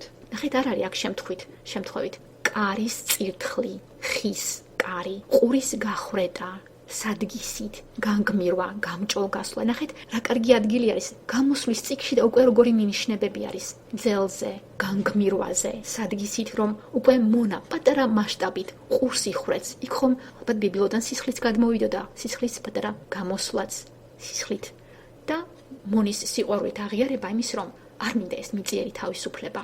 მიყვარს ჩემი ბატონიო და ჩვენ სატანო რო გვპირდება თავისუფალი იქნები, რადგან ვინმეზე დამოკიდებული იყო და ამ დროს ფარულად იგულისხმება, რომ იყო მონა შენი სხეულისა, მონა ავხორცული სურვილებისა და სატანა მას თავისუფლებას ეძახის და გვეუბნება ღმერთი, რომ გინდათ ესეთი მიწიერი ბრჭყალებში ტყუილი თავისუფლებაო. ქრისტიანები კი ამ ბიბლიის წიგნის გაცნობით ამბობენ, არა, თავისუფლება მხოლოდ ჭეშმარიტების შეცნობაშია, ჭეშმარიტება მან თავისუფლებს მე და მიყვარს ჩემი უფალი იესო. არ მინდა მიწიერი სატანური თავისუფლება, მინდა ვიყო სამარადისოდ მონა უფლისა იესოსი და დევიყო განგმირული, თუდაც იმ პატარა ადგილას ყურცასმენი რომ ჰქვია, რომ ჩვენს ყურში კარგად შევიდეთ, რაც მოსასმენი გვაქვს, რაც უნდა გავიგოთ და დავადასტუროთ, რომ ვართ დულას, მოსიყვარულე მონები ჩვენი ბატონისა. მეორე მუხლში წერია და მოწმა ღვთისიტყვა იესო ქრისტეს მოწმო და ყოველივე რაც იხილა. ნახეთ, რაც ნახილავია, რაც აღქმულია, რაც დამოწმებულია, ის გვეძლევა და მოდის მერე ნეტარება. ეს არის პირველი ნეტარება დაწერილი აპოკალიფსის პირველი თავის პირველივე მუხლებში. მესამე მუხლში წერია ნეტარია წამკითხველი, ნეტარია მომსმენი, ნეტარია დაწერილის დამცველიო. სამი მომენტი. რო წაიკითხავ, თუ წაკითხვა არისვი, თუ მოისმენ, ანუ შეისმენ, აქ არ უნდა გაჩერდე. ბევრს ინფორმაცია აქვთ, ყურებში შეუშვეს, მოისმინეს, მაგრამ ყოველდღიურობაში, სამარცხინოთ მეც უნდა ვთქვა, ვერ ვასრულებთ ხოლმე. დამცველები არ გამოვდივართ იმისა, რასაც ვკითხულობ და უკვე სიფხიზლე გვმართებს და ჩვენ უნდა მართლაც ვაჩვენოთ ჩვენ ცხოვრებაში, რომ ვართ დულას, მონა. რადგან ახლოა დრო, მესამე მუხლი ასე მთავრდება. იგი ნებით მონები უნდა ვიყოთ, მოსიყვარულები. სხვანაირად ეს წიგნი ჩვენთვის დაკეტილი იქნება და ვერაფერს ვერ გავიგებ. აპოკალიფსი იწყება ნეტარებით, დედამიჯერეთ, აპოკალიფსი ნეტარებით მთავრდება. გამოცხადების 22 თავის მე-14 მუხლში წერია ნეტარი არიან, რომლებიც რეცხავენ თავიანთ სამოსელს, რომ ჰქონდეთ უფლება სიცოცხლის ხეზე და კარიბჭით შევიდნენ ქალაქში. პირველ თავში ნეტარება, ბოლო თავშიც ნეტარებაა მოცემული და ეს არის, რასაც ჩვენ ღმერთი გვთავაზობს. გვეუბნება, შემოდით ამ ნეტარებაში. ნუ იქნებით მხოლოდ წამკითხველნი ან მოსმენი, იყავით დაწერილის დამცველი და თქვენთვის ეს წიგნი აღარ იქნება დაბეჭდილიო. გადავდეთ მე-4 მუხლზე, იქ წერია იონი აზიაში 7 ეკლესიას. მადლი თქვენ და მშვიდობა მისგან, რომელიც არის, იყო და მოდის და 7 სულისაგან მისი ტახტის წინაშე რომ არიან. ნახეთ, ერთი პატარა მუხლია და რამდენი რაღაცის კიდე გაშლა შეიძლება და მოწოდება. მე შევძლები მოკლედ გითხრათ. აქ რომ წერია 7 სულისაგანო, არ დაიბნეთ. სული წმინდა არის ერთი სული წმინდა. წმინდა სამების ჰიპოსტაზი, მაგრამ აქ იგულისხმება 7 კეცის სული, 7 წახნაგიდან დანახული, როგორც ალმასს რომ აიღებთ, ბრილიანტს და რომ გახედავთ სინათლეზე, იქ რო სხვადასხვა შრეებია და აი ამ წახნაგიდან უყურებთ და როგორ ბრჭყვიალებს. აი ესე წარმოიდგინეთ 7 კეცის სული, სული რომელიც შეგიძლია დაინახო ამ სხვადასხვა რაკურსიდან და ეს უფრო დაწვრილებით, აი რა იგულისხმება სწორედ აი ამ 7 სულში მოცემულია ესაიასთან მე-11 თავის პირველ 3 მუხლში.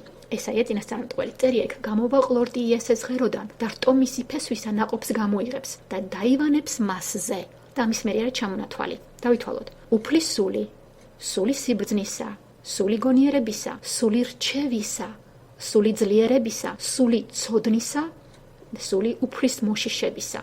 უფლის მოშიშებით აღებსება იგი.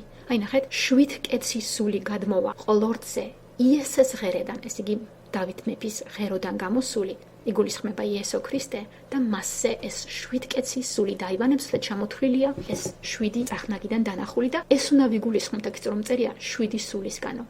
აქ რომ წერია რომ რომელიც არის, იყო და მოდის. ნახეთ როგორ აქვს მოცემული თითქოს 3 სხვადასხვა დროში ღმერთი მოცემული. ეხლა ღმერთი არის მარადიული. თვითონ ღმერთისთვის, შემოქმედისთვის, მთელი სამყარო, მთელი ეს დრო არის მარადიული და აწმყო. ეს ღმერთისთვის. მაგრამ ჩვენ, აი მყიფე ადამიანის შეზღუდული ტვინი რო გვაქვს, ძალიან ცოტა გიგაბაიტები ჩვენს გონებაში, რო ვერ ვგებულობ, ჩვენთვის ხდება ხოლმე თითქოს პირობითად დაყოფა. წარსული, აწმყო, მომავალი. გრამატიკაში ბავშვები ამას სწავლობენ, თითქმის ყველა ენაში ესეთი დაყოფა არის მების. და ამიტომ ღმერთი ნახეთ, მოდის და ჩვენს ენაზე გველაპარაკება და გვეუბნება. ღმერთი კი არის თვითონ მარადიული და ყოველთვის აწმყო, მაგრამ წერია, მადლი თქვენ და მშვიდობა მისგან, რომელიც არის, ეხლა ვარ აწმყოში. იყო, ესე იგი წარსულშიც ვიყავი და მოდის. ხლა, ამაზე ესე იგი აი რომ მომავალში რო აუცილებლად მოვა, ამის პარალელი ადგილი გამოცხადების წიგნში მეოთხე თავშიც აგვაქვს. იქ რომ წერია 4 ცოცხალ არსებაზე, ლომი, ხარი, ადამიანის სახის მქონე მერე მფრინავი არწივი, ისინი ასე ამბობენ: წმინდა უფალი ღმერთი ყოვლის მყრობელი, რომელიც იყო, არის და მოვა. გამოცხადების მეოთხე თავში ისევ არის წინასწარმეტყველება, რომ იგი მოვა. ნახეთ, ისევ 3 დროში გვაქვს. იყო, წარსული, არის, აწყვე და მოვა. მაგრამ ჩვენთვის აი ესეთი პატარა აღმოჩენა დავარქვათ. ბრჭყალებში ჩვენთვის პირადად ჩვენთვის იყო ძალიან დიდი აღმოჩენა, რომ თურმე არის გამოცხადების წიგნში მე-11 თავში, მე-17 მუხლი, სადაც უკვე 3 დრო აღარ არის, იყო, არის და მოვა. წარსული, აწყვე და მომავალი. ახლა წაგიკითხავთ ამას და როგორ გამიხარდა ეს რო წავიკითხე. იქ წერია: მე-7 ანგელოზმა ჩახფირა და გაისმა ცაში დიდი ხმა, რომლებიც ამბობდნენ: ქვეყნიერების სამეფო გახდა ჩვენი უფლისა და მისი ქრისტესი და იმეფებს იგი უკუნითი უკუნისამდე. და 24 ხუთესი, რომლებიც ღვთის წინაშე შედან თავიანთ ტახტებზე პირქვე დაემხნენა თაყვანისცეს ღმერთს და თქვეს: გმადლობთ შენ უფალო, ყოვლის მყრობელო, ღმერთო, რომელიც ხარ და რომელიც იყავი, რადგან ხელთ იპყარ შენი დიდი ძალა და გამეფთი. ნახეთ, ამას ვიღაც წაიკითხავს, ეტყვის ალბათ გადამწერ ზაავიწყდა და გამორჩა ისეთი სიტყვა, რომელიც მიუთითებდა, რომ მოვა. ან მერე მოიქნება. არავითარ შემთხვევაში. არ დაგავიწყეთ. ეს არის კიდე დასტური იმისა, რომ მილენიალობა სწორი არის. მე-11 თავში გამოცხადების წიგნში უკვე იესო მოსულია და 24 უხუცესი რომ მას თაყვანს ცემს, ჩვენ უკვე მომავალში ვართ, ფიუტურისტიკები ხვდებით, მომავალში ვართ და იქ უკვე ღმერთი გვეუბნება, რომ აგერ 24 უხუცესიც ამას ამოწმებს და სულიწმიდა გვეუბნება აქედან, რომ რომელიც ხარ და რომელიც იყავი, რადგან ხელთ იპყარ შენი დიდი ძალა და გამეფთიო. და მართლაც როგორი გასახარებელია, რომ დადგება დრო და ჩვენც ქრისტიანები მისი დიდი წყალობით და მადლით განაიმიტრო ვიმსახურებთ. მისი დიდი რწმენითა და სიყვარულით ვიქნებით მონაწილეები და თანამოზიარები იმ დროისა, მე-11 თავში რო არის აღწერილი, როდესაც უკვე აღარ ვიტყვით, რომ იგი მოვა, იგი უკვე მოსული იქნება და მხოლოდ ვიტყვით, რომელიც ხარ და რომელიც იყავი და რომელსაც გიპყრია ხელთო. ესეც ძალიან კარგი ადგილი. ხლა რაც შეეხება სიტყვა 7-ს, აქ იყო უკვე ნათქვამი, ეს არის სრულყოფილობის დასრულებაზე მიმართითებელი სიტყვა. გამოცხადების წიგნში 7 ძალიან ბევრჯერ არის ნახსენები. აქ ჩამოთვლილი იყო ჩემამდე ბატონო თეოფილემ რო ისაუბრა წერილებში, დაბადებიდან მოყოლილი რამ ადგილები მოგიყვანათ, სადაც ნახსენები არის 7 და სრულყოფილებაზე რომ არის მითითებული. მე მქადაგებელმა მომაწოდა და ინგლისურიდან გადმოვთარგმნე 7 ნახსენები აი ამ წიგნში, კონკრეტულად გამოცხადების წიგნში. აქ ჩვენ გვაქვს 7 ეკლესია, 7 სული, უკვე აღნიშნე და ადგილი მოიყვანე ესაიადან, 7 სასანთლე, 7 ვარსკვლავი, 7 ლამპარი, 7 ბეჭედი, 7 რქა, 7 თვალი, 7 ანგელოზი, 7 საყვირი, 7 ქუხილი, 7,000, 7 თავი, 7 გვირგვინი, 7 ანგელოზი, 7 ჭირი და უბედურება, 7 რისხვის თასი, 7 მთა, 7 მეფე და ყველაზე ძირფასი ჩემთვის რაც იყო, რაზეც მინდა უფრო ბევრი დრო დავყო, შევცლები სწრაფად ჩამოგითვალო, 7 ნეტარება. ეს ნეტარებას დასაწყისში ნეტარებას ბოლოში შევეხე. ეხლა 7 ნეტარებას გაბნეულს ჩვენს აი ამ წიგნში ახლა რომ ვიწყებთ და დეტალურად ვცდილობთ რომ გავეცნოთ, დავიმახსოვროთ და დავიცვათ. ცხოვრებაში განვახორციელოთ ეს ნეტარებებია. ნეტარია წამკითხველი, მომსმენი და დამცველიო. პირველი თავის მე-3 მუხლში. მეორე ნეტარება აპოკალიფსის წიგნში ხვდება მე-14 თავის მე-13 მუხლში. იქ წერია: ნეტარი არიან მკვდარნი, რომლებიც ამიერიდან უფალში იხოცებიანო და ამაზე ეუბნება დაწერე. ხმა გავიგონე ციდანო, რომ ეუბნებოდა, ესე იგი მკვდრები, რომლებიც ამიერიდან უფალში იხოცებიან. აი, განა ეს არ იყო გამხნევება მაშინდელი ქრისტიანებისთვის, რომლებსაც დასახოცად ერეკებოდნენ და მერე პირდაპირ გაგებით კლავდნენ. ისინი ამას თუ წაიკითხავდნენ, სხვა მათი გამახნევებელი ბევრი სხვა რამეც ექნებოდათ იესო ქრისტეს რწმენა, მაგრამ კიდე ეს გაამხნევებდათ აპოკალიფსიდან რომ გაიგებდნენ, რომ ნეტარი არიან მკვდრნი, რომელიც ამიერიდან უფალში იხოცებიანო. განა ჩვენთვისაც, აგერ 21 საუკუნეში გამომხნევებელი არ უნდა იყოს. გვეუბნება ღმერთი, რომ თუ ჩემში მოკვდებით, ავადმყოფობით იქნება უბედური შემთხვევით, ამ დროს უბედური შემთხვევა ის პირობით გაგება, ან მოხუცებულობით გარდაიცვლებით, რაც არ უნდა შეგეყაროთ. ნეტარი ხართ, თუ მოკვდებით იესოში, იესოზე ჩაბღაუწებული, მისი რწმენით, მისი სიყვარულით, რომ ბოლო წუთებში რომ მოგიჩოჩდებათ სატანა და შემოგიგდებთ რაღაცა მომწამლელ აზრებს, რომ უარყოთ და იქნება არ არსებობს ესე, გიჩურჩულებთ, არანაირად, მას უნდა ხელი ჰკრათ და გადააგდოთ, იმიტომ რომ ნეტარი არიან მკვდრები, რომლებიც უფალ იესოში დაიხოცებიან. მესამე ნეტარება, ასე ჩამოყალიბებული და მოწოდებული გამოცხადების წიგნში, მე-16 მე-15 მიხულში წერია, ნეტარი არიან, ვინც ფხიზლობს და იცავს თავის სამოსელს. სამოსელში აქ ჩვენი სხეული იგულისხმება მთელი თავისი, რასაც მოიცავს გონება, გული, ჩვენი ფიზიკა, სხეული. ესე იგი ჩვენ ფხიზლად უნდა ვიყოთ და ჩვენი სხეული, ჩვენი ჭურჭელი, ჩვენი სამოსელი უნდა დავიცვათ. დავიცვათ მისი დიდი წყალობით და უნდა ვიფხიზლოთ. ამიტომ ვინც ამაში დარჩება, მას უკვე აღარ შემოეპარება ის აზრი, რაღაც უღალატოს ღმერთს, უღალატოს ქმარს, უღალატოს ოჯახის და უღალატოს მეგობარს, უღალატოს ერთობას, ძმობას, იმიტომ რომ ის ადამიანი ნეტარია, ვინაიდან ფხიზლობს და იცავს თავის სამოსელს. მეოთხე ნეტარება, მე-19 მუხლში წერია. დაწერე, ნეტარი არიან კრავის საქორწინოს სერობაზე მიწვეულნი. ჩვენ მიწვეულები ვართ. მოსაწვევი ბარათი ღმერთმა ბიბლიის სახით გამოვიგზავნა. ყოველ კვირას ვცდილობთ რომ წავიკითხოთ ჩვენი გონება ამით დავაკავოთ, ვკითხულობთ თქვა ყოველდღიურად თუ ყოველ მეორე დღეს როცა მოგვახერხება ამას ვფიქრობთ. ესე იგი, ნეტარები ვართ, იმიტომ რომ საქორწინოს სერობაზე მიწვეულნი ვიყავით. ახლა ღმერთი გვეუბნება, ნუ მოხვალთ თქვენი ჭუჭყიანი სამოსელით. ჩაიცვით ქრისტეს სამოსელი, ქრისტეს სამართლიანობა. ნუ მოხვალთ თქვენი კეთილი საქმეები. საქორწილო ნადიმობაზე, სერობაზე მიგიწვიეთ და გაამართლეს ეს სული წმინდითა და სიყვარულითო. ეს მეოთხე ნეტარება. მეხუთე ნეტარება. გამოცხადების წიგნში მოცემული არის მე-20 მე-6 მუხლში. იქ წერია, ნეტარი და წმინდაა ის, ვისაც პირველ აღდგომაში აქვს წილიო. პირველ აღდგომაში, პირველად რომ ღმერთი აღადგენს, ისინი ნეტარები არიან და ჩვენ უნდა ვესწრაფოთ, რომ მათ შორის აღმოვჩნდეთ. ამაზე მერე დეტალურად ვილაპარაკებთ მე-20 რომ შევისწავლით გამოცხადებისა. მე-6 ნეტარება 22 მე-7 მუხლში წერია, ესე იგი უკვე ბოლო თავზე ვართ. მე-6 და მე-7 ნეტარება გამოცხადებაში აპოკალიფსში მოცემული ბოლო თავებშია. მე მოვალ მალე, ნეტარია ვინც დაიცავს ამ წიგნის წინასწარმეტყველების სიტყვებს. ეს ეხმიანება პირველ თავში მოცემულს. დაცვა ამ თავარი და არა მარტო წაკითხვა ან მოსმენა. და ბოლოს რაც უკვე თქვი, ნეტარი არიან რომლებიც რეცხავენ თავიანთ სამოსელს. საუკეთესო გასარეცხი საშუალება, დეტერჯანტი, საპონი, რაც გინდა ის დაარქვით, საუკეთესო გასარეცხი საშუალება, ეს არის იესო ქრისტეს სისხლი. ჩვენთვის რომ დაღვარა, ის წმენს ჩვენს ბინძურ სულს. ცოდვა რო არის მაინც კარგად ჩაბღაუჭებული შიგნით ჩვენს გულში და რო ყრუნის ყოველდღიურ ჩვენს ურთიერთობას, თითქოს ზედაპირულ საუბარს, წაკამათებას, შუხს. აი მას ყველაფერს წმინდა სჭირდება გაწმენდა. და ამისი საუკეთესო გასაწმენდის საშუალება არის იესო ქრისტეს მიერ დაღვრილი სისხლი, მაგრამ ჩვენ გვახსოვს კი ჩვენთვის რომ დაღვარა, უნდა გვახსოვდეს, თორემ სულად ვიქნებით. ესეც შვიდეულების ჩამონათვალი კიდე არ შემიძლია არ აღვნიშნო, ისე მქადაგებლმა რომ მოგვეწოდა. გამოცხადების წიგნში I am, ესე იგი მე ვარ არსებული, я есть მსუში. რუსულად 7-ჯერ არის ნათქვამი, განა ესეც შემთხვევითია. ესეც შენი შვიდები, რაც შემეძლო მომეწოდენა თქვენთვის გამოცხადების წიგნში, მხოლოდ მე-4 მუხლზე ვართ. მე-5 მუხლში ძალიან მოკლედ წერია, შეგვიყვარა და საკუთარი სისხლით გვიხსნა ჩვენი ცოდვებისაგან. ნახეთ, ძალიან მარტივი ევანგელია, სულ რამოდენიმე სიტყვაში მოცემული. იესო ქრისტემ შეგვიყვარა და საკუთარი სისხლით გვიხსნა ჩვენი ყველაზე დიდი მტრისაგან. ეს არის ცოდვა ჩვენში ჩაბუდებული. მან კი შეგვიყვარა. არანაირად არ ვიმსახურებით.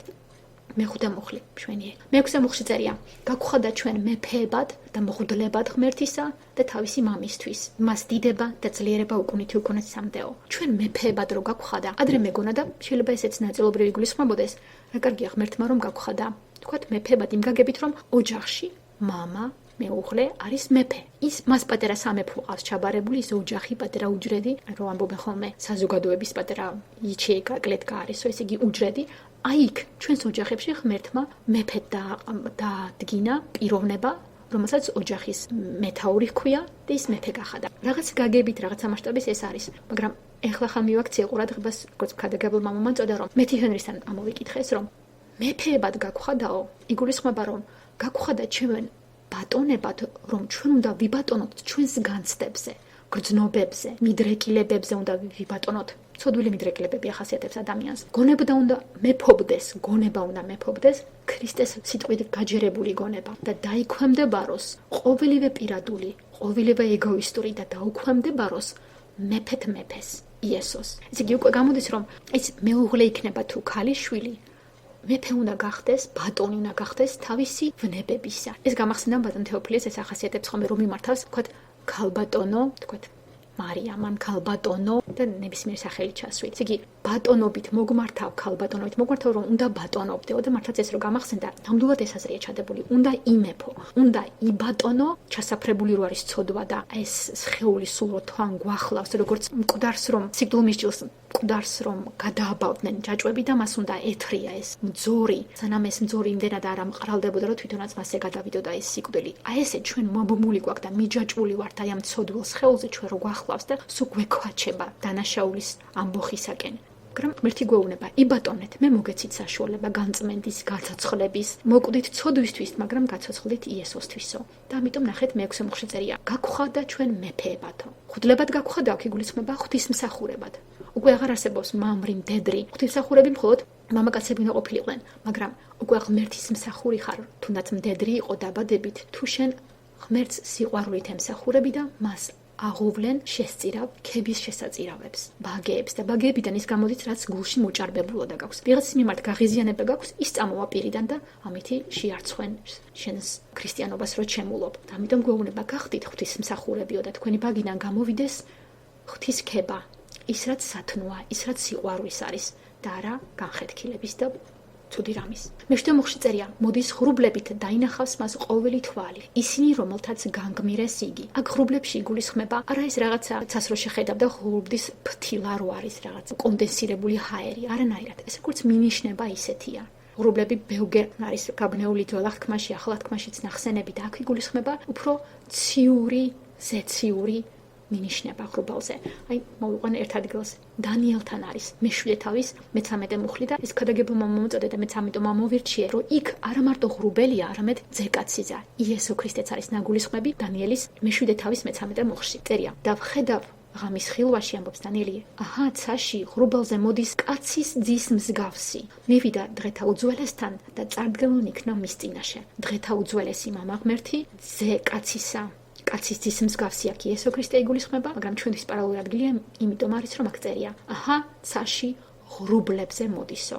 და სწორედ აი ამ ღრუბლებთან შეხმიანება ეს პარალელური ადგილია დანიელის ამ თავისა, ამ მუხლისა, ჩვენ ისევ მე-7 მუხლში იქ წერია რომ მოდის ღრუბლებით. ეს არ არის რაღაცა ისეთი მხოლოდ ღრუბლებით, ეს არის ბზინავი, ელვარე, მოკაშკაშე ღრუბლები და მას დაინახავენ ისინი, რომელთაც განგმირეს იესო. და რა თქმა უნდა განგმირულში იგულისხმება ძეკაცისა, რომელიც ჯვარზე გააკრეს და შემდეგ შუბით გვერდიც ფერდიც განუქომირეს. და წერია იქ რომ აქვითინდება მის წინაშე დედამიწის ყველა ტომი, დიახ, აქვითინდება. ეს ხომ მონანიებაზე მიუთითებს და კიდევ ამის პარალელურად ხომ თქვა მქადაგებელმა რომ ძალიან ბევრი მინიშნებები არის ძველ აღთქმასთანო და აგერ აქვითინებასთან მინიშნება. ზაქარია წინასწარმეტყველი მე-12 თავის მე-9-12 მუხლებში წერია. იმ დღეს მოვინდომებ იერუსალიმის წინააღმდეგ გამოსული ყველა ერის განადგურებას ამბობს ღმერთი და გადმოუხვრი დავითის სახლსა და იერუსალიმის მკვიდრებზე მადლისა და მოწყალების სულს და შემომხედავენ მე, რომელიც განგმირეს. ზაქარიასთან წერია ის. იგლოვებენ, როგორც გლოვებენ დედის ერთაზე და მწარედ იქვითინებენ როგორც პირმშოზე. იმ დღეს დიდი გლოვა იქნება იერუსალიმში და იგლოვებს ქვეყანა თითეული სახლეული თავისთვის. აი ნახეთ ზაქარიასთან, აგერ ჩვენი მე-7 მუხლის, აპოკალიფსის პირველი თავის მე-7 მუხლის პარალელური ადგილი ზაქარიასთან წერია მე რომელიც განგმირეს შემომხედავენო და იგლოვებენო. ესე იგი იქნება ერთი მუჭა ცოტა რაოდენობა ებრაელებისა, რომლებიც ამას გაიხსენებენ. ზაქარიასთან დაწერილ ძველ აღთქმაში ისინი ხო ცნობენ ამას, ნათქვამს გაიხსენებენ და აღასრულებენ სიტყვასიტყვით. იგლოვებენ, აღიარებენ რომ პირმშო უარყეს, მწარედ იქვითინებენ დედის ერთაზეო წერია, როგორც გლოვობენ დედის ერთაზე, რომელიც მოკვდა. დედის ერთაზე ხომ განსაკუთრებული სიმწარით გლოვობენ ადამიანო მიწიერი გაგებით, რომ მის მშობლებს სხვა არავინ არ ახავთ და განა პირმშო იესო არ არის. დედის ერთა განა იმ გაგებით, რომ ის ერთადერთია და ღმერთს არავითარი სხვა შვილები არ აქვს. ის არის ერთი გამორჩეული, პირველი პირმშო, იმიტომ რომ იგი არის ყველანაირად აღმატებული და ამ გაგებით პირველი და მასზე იგლოვებენო. აქვით ინდება მის წინაშე დედამიწის ყველა ტომი. თუ ზაქარიაში იქ ხაზია გასმული იერუსალიმზე ებრაელობაზე, გამოცხადებაში ჩვენ გვაქვს უკვე დედამიწის ყველა ტომი. ყველა ტომში ქართველები შევდივარ, ქართველების ქვეტომებიც, იგმეგრელები, გურულები, იმერლები, ყველა ტომის ხალხის წარმომადგენლები ღმერთს შეგულიანებული ყავს. თითოეულა ცოტა, ალბათ ძალიან ცოტანი იქნებიან ქართველებიდან, მაგრამ ღმერთი ამბობს, რომ აქვით ინდებიან და შეხედავენ მას, ვისაც გაგმინეს. ჩვენ რო ათეისტები ვიყავით და ურწმუნოები, განა ჩვენ იესო ქრისტე რო ვაღიარეთ და ცოდვა დავაფიქსირეთ, განა გული არ აგვიქვითინდა და განა არ შევხედეთ რწმენით განგმიროს, რომელიც ჩვენთვის გაიგმირა და თუ არ შეგვიხედია რწმენით ოღონდ, განა ემოციურად და ახლა ცრემლების ჩამოყრით რწმენით უნდა შევხედოთ, თუ არ შეგვიხედია ისევ შევხედოთ, იმიტომ რომ ჩვენზე წერია, უნდა გული აქვითინდეს და ცოდვა დაიტიროს. განა ის რომ რა საცოდავი ვარო, არა ის რომ ცოდვილი ვარ ღმერთო და მაპატიო, რომ გავასიგრძეგვან და გავაცნობიერეთ რა ცუდები ვართ და იქიდან გამომდინარე ღმერთმა როგორ შეგვიყვარა. ასე რომ ჩვენზეც უნდა მოხდეს, შევხედოთ, რომელიც განგმირეს ჩვენთვის რო გაიგმირა და აქვითინეთ ჩვენს ცოდვას. შემდეგ მოხში წერია, მე ვარ ანი და ჰოე, ამბობს უფალი ღმერთი, ის ვინც არის, ვინც იყო და ვინც მოდის ყოვლის მყრობელი. აქ როგორც ამოთაღვნიშნე, პირველ თავში ვართ და არა მე-11 თავში, მე-4 თავშიც არის სამგანზომილებაში, ვინც არის, ვინც იყო და ვინც მოდის ყოვლის მყრობელი. მეოჯერ აღარ გავიმეორებ. მე-9 მოხში წერია, მე ვარ იოანე. თქვენი ძმა, ესე იგი შესავალი გააკეთა იოანემ და გადმოდის უფრო ჩვენ გვეუბნება. მე ვარ იოანე, თქვენი ძმა და მოზიარე იესო ქრისტეს ჭირში მეფობასა და მოთმინებაში. აქ სიტყვა თქვენი ძმა არის სპეციფიური სიტყვა ნახმარი ბერძნულში. სუნ კოინანოს ესეთი ბერძნული სიტყვა ყოფილა და თურმე ნიშნავს, გადაგებულმა მომაწოდა, ქრისტიან კომპანიონს, ძმას იესოში. ქართულად წერია თქვენი ძმა, მეტი არაფერი. მაგრამ ნახეთ რა კარი გაგება აქვს. ის ვერც ვარ თქვენი კომპანიონი, ესე იგი თქვენ რაც უღელშიც ახართ, მეც მაგ უღელში ვარ. თქვენ ქრისტეში ხართ, მე თქვენი კომპანიონი ვარ. თქვენი ძმა ვარ იესოშიო, ეს იგულისხმება. ამ სიტყვაში სუნ კოინანოს და მოზიარე იესო ქრისტეს ჭირშიო. ბერძნული სიტყვა გამოყენებული, ეს ნიშნავს ჰუპომონე. მოზიარე. ჰუპომონე სიტყვით ნიშნავს ქვეშ დარჩენას. ესე იგი ის ვინც შეჭირვების, დევნის, წნეხის ქვეშ რჩება. და რჩება ნებით, რომ ის არ ცდილობს ეს წნეხი და ეს შეჭირვება დროებით მოიშოროს და მიწიერ ნეტარებებს ეზიაროს ბჭყალებში, რათა არა ქრისტიანი ოღონდ არ მომკლათო. არა ამ გაგებით არა, ვინც ჰუპომონე რჩება. ამ შეჭირვების ქვეშ რჩება და მიუთითებს ამტანიანობაზე, გამძლეობაზე და ერთგულებაზე. ნახეთ რა კარგი სიტყვა არის. მოზიარე ჰუპომონე იესო ქრისტეს ჭირშიო. და რომ წერია რომ ვიყავი კუნძულ პატმოსზეო, თვითონ სიტყვა კუნძულიც, როგორც გადმოითარგმნება, არ არის შემთხვევით. ეს არის ნიშნავს მოკვდავს. განა ჩვენ ყველანი მოკვდაობის კუნძულზე არ ვიმყოფებით, განა ჩვენი სხეული რაღაცა აი ამ უსაწიერ კოსმოსში პატარა კუნძული არ არის, პატარა წერტილი, ხანდახან უკაზე რო არც გამოჩნდება ისე რომ გაადიდებ. ჩვენც მოკვდავი პატარა მძორები და კუნძულები ვართ, მაგრამ აი ამ კუნძულზე, ამ პატმოსზე ჩვენ უნდა გამოგვეცხადოს იესო, რომელიც გვეტყვის რომ ნუ გეშინიაო. მე-10 მოხში წერია, სულში ვიყავი უფლის დღეს. უკნაში მომესმა დიდი ხმა მსგავსი საყურის ხმისა. უფლის დღე. თუმცა უფლის დღე შეიძლება ორნაირად გეთქვა. ბერძნულად არის კურიაკოს ჰემერა. ნიშნავს უფლის დღე, აქ სიტყვა უფლის არის როგორც ზეცართავის სახელი. ანუ უფლის მიერი, უფლისიანი, რაღაც ზეცართავის სახელი არის უფლის დღე. და გასაგები იყო ამ ფორმით თუ ვინმე იხმარდა, რომ აქ იგულისხმებოდა კვირა დღე. ესე იგი 7 დღიანი ციკლი რო გვაქვს კვირა, 7 იქიდან უფლის დღე, კვირა დღე. თუ სხვანაირად გადმოთარგმნით დღე უფლისა და ვიხმარდით არსებით სახელს დღე და უფლისა, მაშინ გამოვიდოდა განკითხვის ჟამი, განსჯის, გასამართლების დღე, რომელიც ესქატოლოგიურ პერიოდზე მიუთითებს და მომავალზეა. უფლის განკითხვის ჟამიო. და ამიტომ მეორე კი არ არის რაც თქვით, დღე უფლისა, არამედ არის კურიაკოს ჰემერა, კვირა დღე. მე-11 მოხში წერია, მე ვარ ანი და ჰაე. პირველი და უკანასკნელი, რასაც ხედავ დაწერე წიგნში და დაუგზავნე 7 ეკლესიას და ჩამონათვალში ახლა გეტყვით რა ზემოთ აღნიშნე. 7 ეკლესიიდან ეფესო, სასურველს, გაუგზავნე დაწერე წიგნი და გადაუგზავნე მირონს, სმირნას, გადაუგზავნე სიმამაცეს, პერგამონს, გადაუგზავნე თიატირას, მძიმე შრომის შესაწილას, გადაუგზავნე სარდეს, თავის დაღწევას, გაქცევას, ხელიდან დასხდომას. რა თქმა უნდა, ცოდვა უნდა ვიგულისხმოთ. სწორი გაგება ეს იქნებოდა და არა თავის გადასხდომა დევნისაგან და ქრისტეს უარყოფა. ესე იგი სარდესზე თავის დაღწევას. გადაუგზავნე ეს წერილი, მიაწოდე ფილადელფიას, ძმურ სიყვარულს და ბოლოს ლაოდიკიას, წარმოსადეგი ხალხის ადგილს. ეს მე-11 მოხში ეკლესიების ჩამონათვალი. დაწვრილებით ამ ეკლესიებზე შემდეგ მეორე თავს და მესამე თავზე საუბრისას ვიტყვით. დღეს მხოლოდ ის მინდა ვთქვა, რაც მოვისმინე და რაც ეხლავე მინდა დაგამახსოვრდეთ, რომ ეს არის კონკრეტული ადგილები თურქეთის ტერიტორიაზე, როგორც აქ ითქვა, მაგრამ მივაქციოთ ყურადღება, რომ შეგიძლიათ გაადევნოთ თვალი და თანმიმდევრობა ისე არის ჩამოთვლილი, როგორც მაშინდელი საფოსტო პოსტები რო იყო, ესე იგი ადგილები, ცხენებს რომ ცვიდნენ და წერილს გადააგზავნიდნენ. ესე იგი სხვა ადგილიდან გაგზავნილი წერილი ჯერ ეფესოში ჩადიოდა, ეფესოდან მერე ამ წერილებს დააგროვდნენ, გადააგზავნიდნენ სმირნაში, სმირნიდან პერგამონში, პერგამონიდან თიატირაში. ესე იგი ეს იყო კონკრეტული ქალაქები, საფოსტო ცენტრები მაშინ და ესე გადაუგზავნიდნენ და შემთხვევითი არ არის. მართლაც ესე ყველასთან უნდა გადაეგზავნათ და ერთი ადგილიდან მეორე ადგილში უნდა მიეწოდებინათ. შეიძლება ეს ჩვენ გავიგოთ როგორც განგრძობადობა, რომ ერთი მეორეში გრძელდება. და ზოგი თვლის, რომ ეს არის ერთი და იგივე ეკლესიური გაერთიანების ქრონოლოგიური მდგომარეობა. ჯერ როგორ არის და მე როგორ შეიძლება დეგრადირება განიცადოს და ბოლოს დაასრულოს ნელთბილობითა და გულგრილობით ლაოდიკიაში. ეს სხვადასხვა მიდგომა ამაზე მე ვილაპარაკოთ. ეხლა დღეს დავიმახსოვროთ, რომ ეს იყო კონკრეტული ადგილები, 7 გეოგრაფიული ადგილი მითითებული: ეფესო, სმირნა, პერგამო, თიატირა, სარდე, ფილადელფია და ლაოდიკია. მე-12 მოხში კითხულობთ, მიუბრუნდი, იონე გვიყვება და რომ დამენახა ხმა, რომელიც მელაპარაკებოდა და მიბრუნებისაც ვიხილე ოქროს 7 სალამპრე, სასანთლე. ესე იგი პირველი რასაც იონე ხედავს, ჯერ ხმა ესმის, ხო? პირველი ხედავს სალამპრეს. შემდეგ აღვიწერს ძეკაცის მოსასხამს, ჩაცმულობას და შემდეგ გადავდივარ თვითონ მისი სხეულის აღწერილობაზე. ამასაც მიაქციეთ ყურადღება. ხმა, ჯერ ნივთი რაც დაინახა 7 სალამპრე, მერე ჩაცმულობა და შემდეგ თვითონ სხეული მისი. ესეც მის ყურადღება მისაქცევია. აქ რო წერია სალამპრე, იგივე სასანთლე, არ შეგვეშალოს და ლაფსუსი არ თქვა, სანთელი, 7 სანთელი დავინახეო არანაირად. მაშინ ეს აზრობითად მცდარი იქნებოდა. საქმე იმაშია, რომ სალამპრე, სასანთლე ნიშნავს ეკლესია. ესე იგი, ეკლესია არ არის თავად სანთელი. სანთელი არის, რომელიც იწვის და სინათლეს იძლევა თვითონ იესო და ჩვენ ეკლესია გაერთიანება უნდა ვიყოთ სასანთლე, რომელშიც იესო უნდა ჩამაგრდეს, ესე იგი, ჩვენში უნდა იყოს და იესომ უნდა გაანათოს და ჩვენ უნდა ვიყოთ მისი ჭურჭელი. აი ეს არის რაღაც ძალიან მთავარი მიმანიშნებელი. ესე იგი, 7 სასანთლე, 7 სალამპრე და არავითარ შემთხვევაში 7 სანთელი. ესე იგი, ჩვენ უნდა სანთელი რო ჩვენში აინთება, უნდა გავანათოთ აი ამ წუთიელ წუდიათში. წუთის სოფლის უკუნეთ კუნაპეთ ღამეში, სადაც ბნელა. უნდა განათდეს იესო და ჩვენ უნდა ვიყოთ სალამპრეები.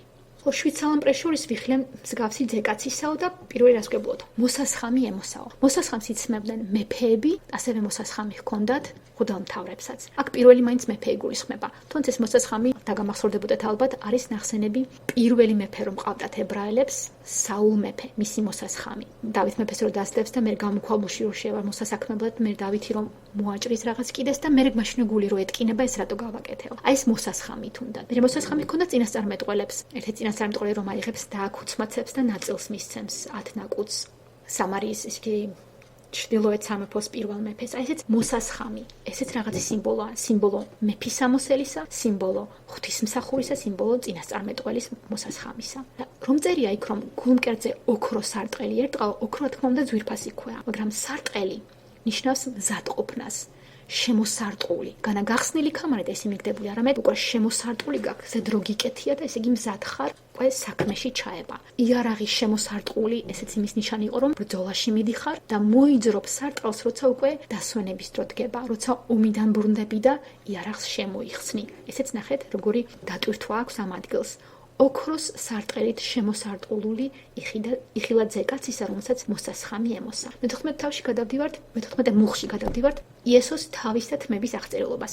თეთრი. და ეს იყო თეთრი, როგორც მატყლი, როგორც თოვლი. ესე იგი, თეთრი ადამიანს რო შეხედავ ის უბრალოდ რომ არის გათეთრებული თმით, სიდოი რო იტყვიან რუსებში, სპეციფიური სიტყვა აქვს რუსებს, ესე იგი ჭაღარა, ქართული ცხოვრება ჭაღარა. ეს არ არის რაღაცა უბრალოდ და მონაცრების, ეს არის მბზინვარე, თეთრი. და აქ თეთრი იმიტომ არის ნახსენები, რომ თეთრი მიუთითებს სიწმინდეზე, სისპეტაკეზე, ამაზე მიუთითებს იესოს ასეთი სპეტაკი, თეთრი თმა ჰქონდა, რაც იხილა იოანემ და კიდე მიუთითებს უძველესზე, დიდი ხნისაზე, ხრცოვანზე. ამაზეც მიუთითებს. და თვალები როგორც ცეცხლის ალიო, თანამედროვე ადამიანს ეს უფრო შეუძლია გაიხსენოთ როგორც ლაზერის სხივებ. აქ უბრალოდ წერია ცეცხლის ალი, მაშინ არ იყო ლაზერი გამოგონებული და ალბათ ვერ შეადარებდნენ. ცეცხლის ალი რო გამოსჭვივის და ეს მიუთითებს იმაზე, როგორც მზერა გამჭოლი, მზერა ყოვლის მხედველი, ყველაფერი რომ იცის და ხედავს და მის თვალწინ ყველაფერი გადახსნილია, ცეცხლი გამწმენდი, რადგან ცეცხლის ალი არის და ცეცხლი გამასუფთავებელი. ესეც მაგაზე მიუთითებს. ხო, მე-15 მუხში რომ წერია რომ მისი ფეხები როგორც ქურაში გავარვარებული სპილენძიო, ჩვენთვის პატარა რაღაცა გაიხსნა, რომ წავიკითხე და გადმოგითარგმნით ახლა, რომ მითითებული არის სპილენძი შემთხვევით არ არის. ხო, შეიძლება ყოფილიყო რაღაცა გავარვარებული და სხვა ლითონი. საქმე იმაშია, რომ სპილენძი არის მინიშნება ცოდვას. ცოდვის მოსანანიებელი მსხვერპლშეწირვა ხდებოდა სპილენძის სამსხვერპლოზე და ცოდვის შესაწირავების დროს ხმარობდნენ სპილენძის ჭურჭრაულს და სპილენძის იარაღებს. ასეთ შემთხვევითი არ არის, ნახეთ, სპილენძი გავარვარებული, რომელიც ცოდვის ამოსაშანთავად არის გამოსაყენებელი. ფეხებიო, რომ წერია მეფის ფეხებიო, ესე იგი ძეგაცისას ფეხები. ნახეთ, როგორ დატვირთვა აქვს. იმ პერიოდში, ვინც კი ეღირსებოდა იმ დიდ პატივს, რომ მეფის წინაშე წარადგენდნენ, მეფე ყოველთვის იყო შემაღლებულ ადგილას, ტახტზე. ტახტი ყოველთვის შემაღლებულ ადგილას უნდა ყოფილიყო და თუ მის წინ ვინმე წარდგებოდა ან ქვეშემდგომი, ან თუნდაც სიკვდილმისჯილი, ავაზაკი, თუ ისე მოხდებოდა, რომ მეფე მას სიკვდილს მიუსჯიდა, შეიძლება თავისი ერთ-ერთი ყოფილი მსახური ყოფილიყო და შემდეგ всё, სიკვდილი. პირველი რო აიხედავდა, ქვეშემდგომი დაინახავდა შემაღლებულ ადგილას ფეხებს. ესე იგი, ხედვისას მეფის ყოველთვის პირველი მოდიოდა მისი ფეხები. ესეც შემთხვევითი არ არის შემაღლებულ ადგილას. და რომ წერია როგორც ბევრი წყლის ხმაური ეგრე გავიგეო, გავარვარებული სპილენძი, ხოლო მისი ხმა როგორც ბევრი წყლის ხმაური. იოანე იყო მეზღვაური და მისთვის ძალიან ნაცნობი იყო ბობოქარი ზღვის ტალღების ხმა. აი საშინლად რო ეხეთქება. თანამედროვე ჩვენ, თქვა, კანადაში მცხოვრებმა, ვინც ამერიკაში ესიცით ნიაგარას ჩანჩქერის წყლის დახეთქების ხმა, უბრალოდ ნიაგარა არის ყველაზე დიდი ზომის ჩანჩქერი, რაც დედამიწის ზურგზე არის და ის რომ მთელი ძლიერებით ეხეთქება ისეთი ხმარიც რომ როცა ახლოს ხარ სხვა რამეს ვერ გებულობ ისეთი საშინელი ხმაურია, მაგრამ ბობოქარ ზღვაზეც ტალღებსაც მაგდაგვარი ხმა ქონდა და ეს გაიგო, როგორც ძლიერი ხმა. შედარება ძველახტმაში ღვთის ხმა არის როგორც ჩქამი, როგორც სიოს ხმა. აქ უკვე ჩვენ გამოცხადებაში ვართ, არ შეგვეშალოს. იესო მოდის ძლიერები თავისი განდიდებით და უკვე მისი ხმარის ბევრი წყლის ხმაური. მე-16 მუხში წერია მარჯვენა ხელში ეჭირა 7 ვარსკვლავი, მისი პირიდან გამოდიოდა ორლესული მახვილი. ახლა მარჯვენა ხელში 7 ვარსკვლავი ეჭირაო, ვარსკვლავი ხო იცით, ქრისტე ეკლესიებზე მიუთითებს და ხელში დაჭერა პირველ რიგში ვფიქრობთ, რომ ფარველობს იესო, ხომ? ხელთ უპყრია და იცავს ეგ თავის ეკლესიას, მაგრამ სხვა მნიშვნელობას აქვს. მარჯვენა ხელში რო უჭირავს, ეს ნიშნავს კონტროლს. იგი აკონტროლებს. ნუ იფიქრებს ვინმე, რომ თუ ამბობ, რომ ეკლესიას ეკუთვნი, იქ თუ ჭეშმარიტი ეკლესია, იესო არის თავი. მისი მარჯვენა ხელი არის იქ, სულიერ საქმიანობაში ჩართული და იგი აკონტროლებს. ესე იგი მარჯვენა ხელი მინიშნება მართლობისა და მინიშნება პროტექციისა, დაცვისა, რომ იგი იცავს. ორლესული მახვილი. რატო არის აქ ესე იგი დაწვრილებით მოცემული, დაზუსტებული, რომ ეს არ იყო ერთ მხარეს წამახვილებული მახვილი, არამედ იყო ორლესული. საქმე იმაშია, რომ როცა ერთ მხარეს ხმალი უნდა მოიქნიოს ადამიანმა, ის გარეთ იბრძვის. მაგრამ როდესაც მეორე მხარეს არის მოლესილი, ეს ნიშნავს, რომ მისი სიბასრე შიგნიდანაც მოქმედებს. ესე იგი, შიგნიდან გარედან, მისი პირიდან გამომავალი ორლესული მახვილით იესო იცავს ეკლესიას სულიერი დაბინძურებისაგან, გარეთა თავდასხმებისაგან, გარედან თავს ესხმიან ეკლესიას და შიგნით თუ სიბინძურია, როგორც შიგნიდანაც ქირურგის სკალპელი წმენს და ჭრის და შირქიანს ამოიღებს იქიდან და გადააგდებს. იგი ორლესული, შიგნიდან გარედან ბასრი პირით გამკვეთი. ესეც იგულისხმება ორლესული მახვილი. მისი სახე იყო როგორც მზე თავისი ძლიერებით ბრწყინავი. აქ ისე გაგვახსენდება საქმე მოციქული, ახლა ხან რო ისწავლეთ, პავლე მოციქულს დამასკოს ქაზე რო გამოეცხადება, შუადღის მწყველი მზე რო იყოს, იმ მზეზე კიდევ უფრო მეტად გაცილებით უფრო აღმატებული არის მზე თავისი ძლიერებით ბრწყინვალე. იგი გაცილებით უფრო ბრწყინვალე, ვიდრე შესაძლებელი ადამიანმა მიწიერ სიბტყეში, მიწიერ ზეცაზე და ზეცაში და მიწაზე შეიძლება წარმოიდგინოს მზის მსხურვალება, გაცილებით მსხურვალე. და მე-17 მუხში ვგებულობთ რა დაემართა იოანეს. ვიხილე და მკვდარივით დავეცი მის ფეხდით. ხლა, რატო წერია აქ რომ მკვდარივით დავეციო? განა იოანე არ იყო მისი საყვარელი მოწაფე? ვიღაც ახსნის რომ ხა იოანე უკვე მოხუცი იყო, რაღაც 90 წელს მიღწეული და მოხუცებულობაში შეიძლება ეს ემოციები მან ვერ აიტანაო. არა, აქ გაცილებით უფრო სხვა და დიდი დატვირთვა აქვს. იოანე ჩვენი ადამიანური ტვინს უნდა წამოგვედგინა როგორც აი გაუხარდებოდა და მივიდოდა იესოსთან ჩაეხუტებოდა მისი საყვარელი მოწაფე არ იყო სულ მის გულზე რო იყო გადაწოლილი და მასთან ახლოს იყო თან გადმოცემით ვიცით რომ იოანეს დედა და იესო ქრისტეს დედა დები უნდა ყოფილიყვნენ გამოდის რომ ისინი ალალი დეიდაშვილები იყვნენ მთელი თავისი სიცოცხლე იოანე იცნობდა მას მერე მისი მოწაფეც გახდა მისთან სულ ახლოს იყო 3 წელი თან დაჰყვებოდა ის რაც ქადაგებას ეხებოდა მანამდეც იცნობდა ისე კი ძალიან ახლობლური ურთიერთობა ჰქონდა იოანეს თუ იტყვით რომ აი რო გამოეცხადა და იმიტომ შეეშინდა განამათე სახარებაში მე-17 თავში ფერცვალება რომ არის აღწერილი მე-5-6 მოხშებში იქაც ესე არ არის აქ წერია რომ აჰა ამბობს ხმა ღრუბლიდან ეს არის ძე ჩემი საყვარელი რომელიც მოვიწონე მე მას უსმინეთო მათე 17 ამის გამგონე მოწაფეები და მათ შორის ერთ-ერთი იოანე იყო პირქვე დაემხნენ და ძლიერ შეშინდნენ ესე იგი იოანე მაშინ დაემხოდა ძლიერ შეშინდა მაგრამ იოანე აქ აპოკალიფში მკვდარივით დაეცა კვლავ გავიმეორებ არ უნდა ახსნათ ის მხოლოდ მოხუცებლობით მკვდარივით დაეცა იმიტომ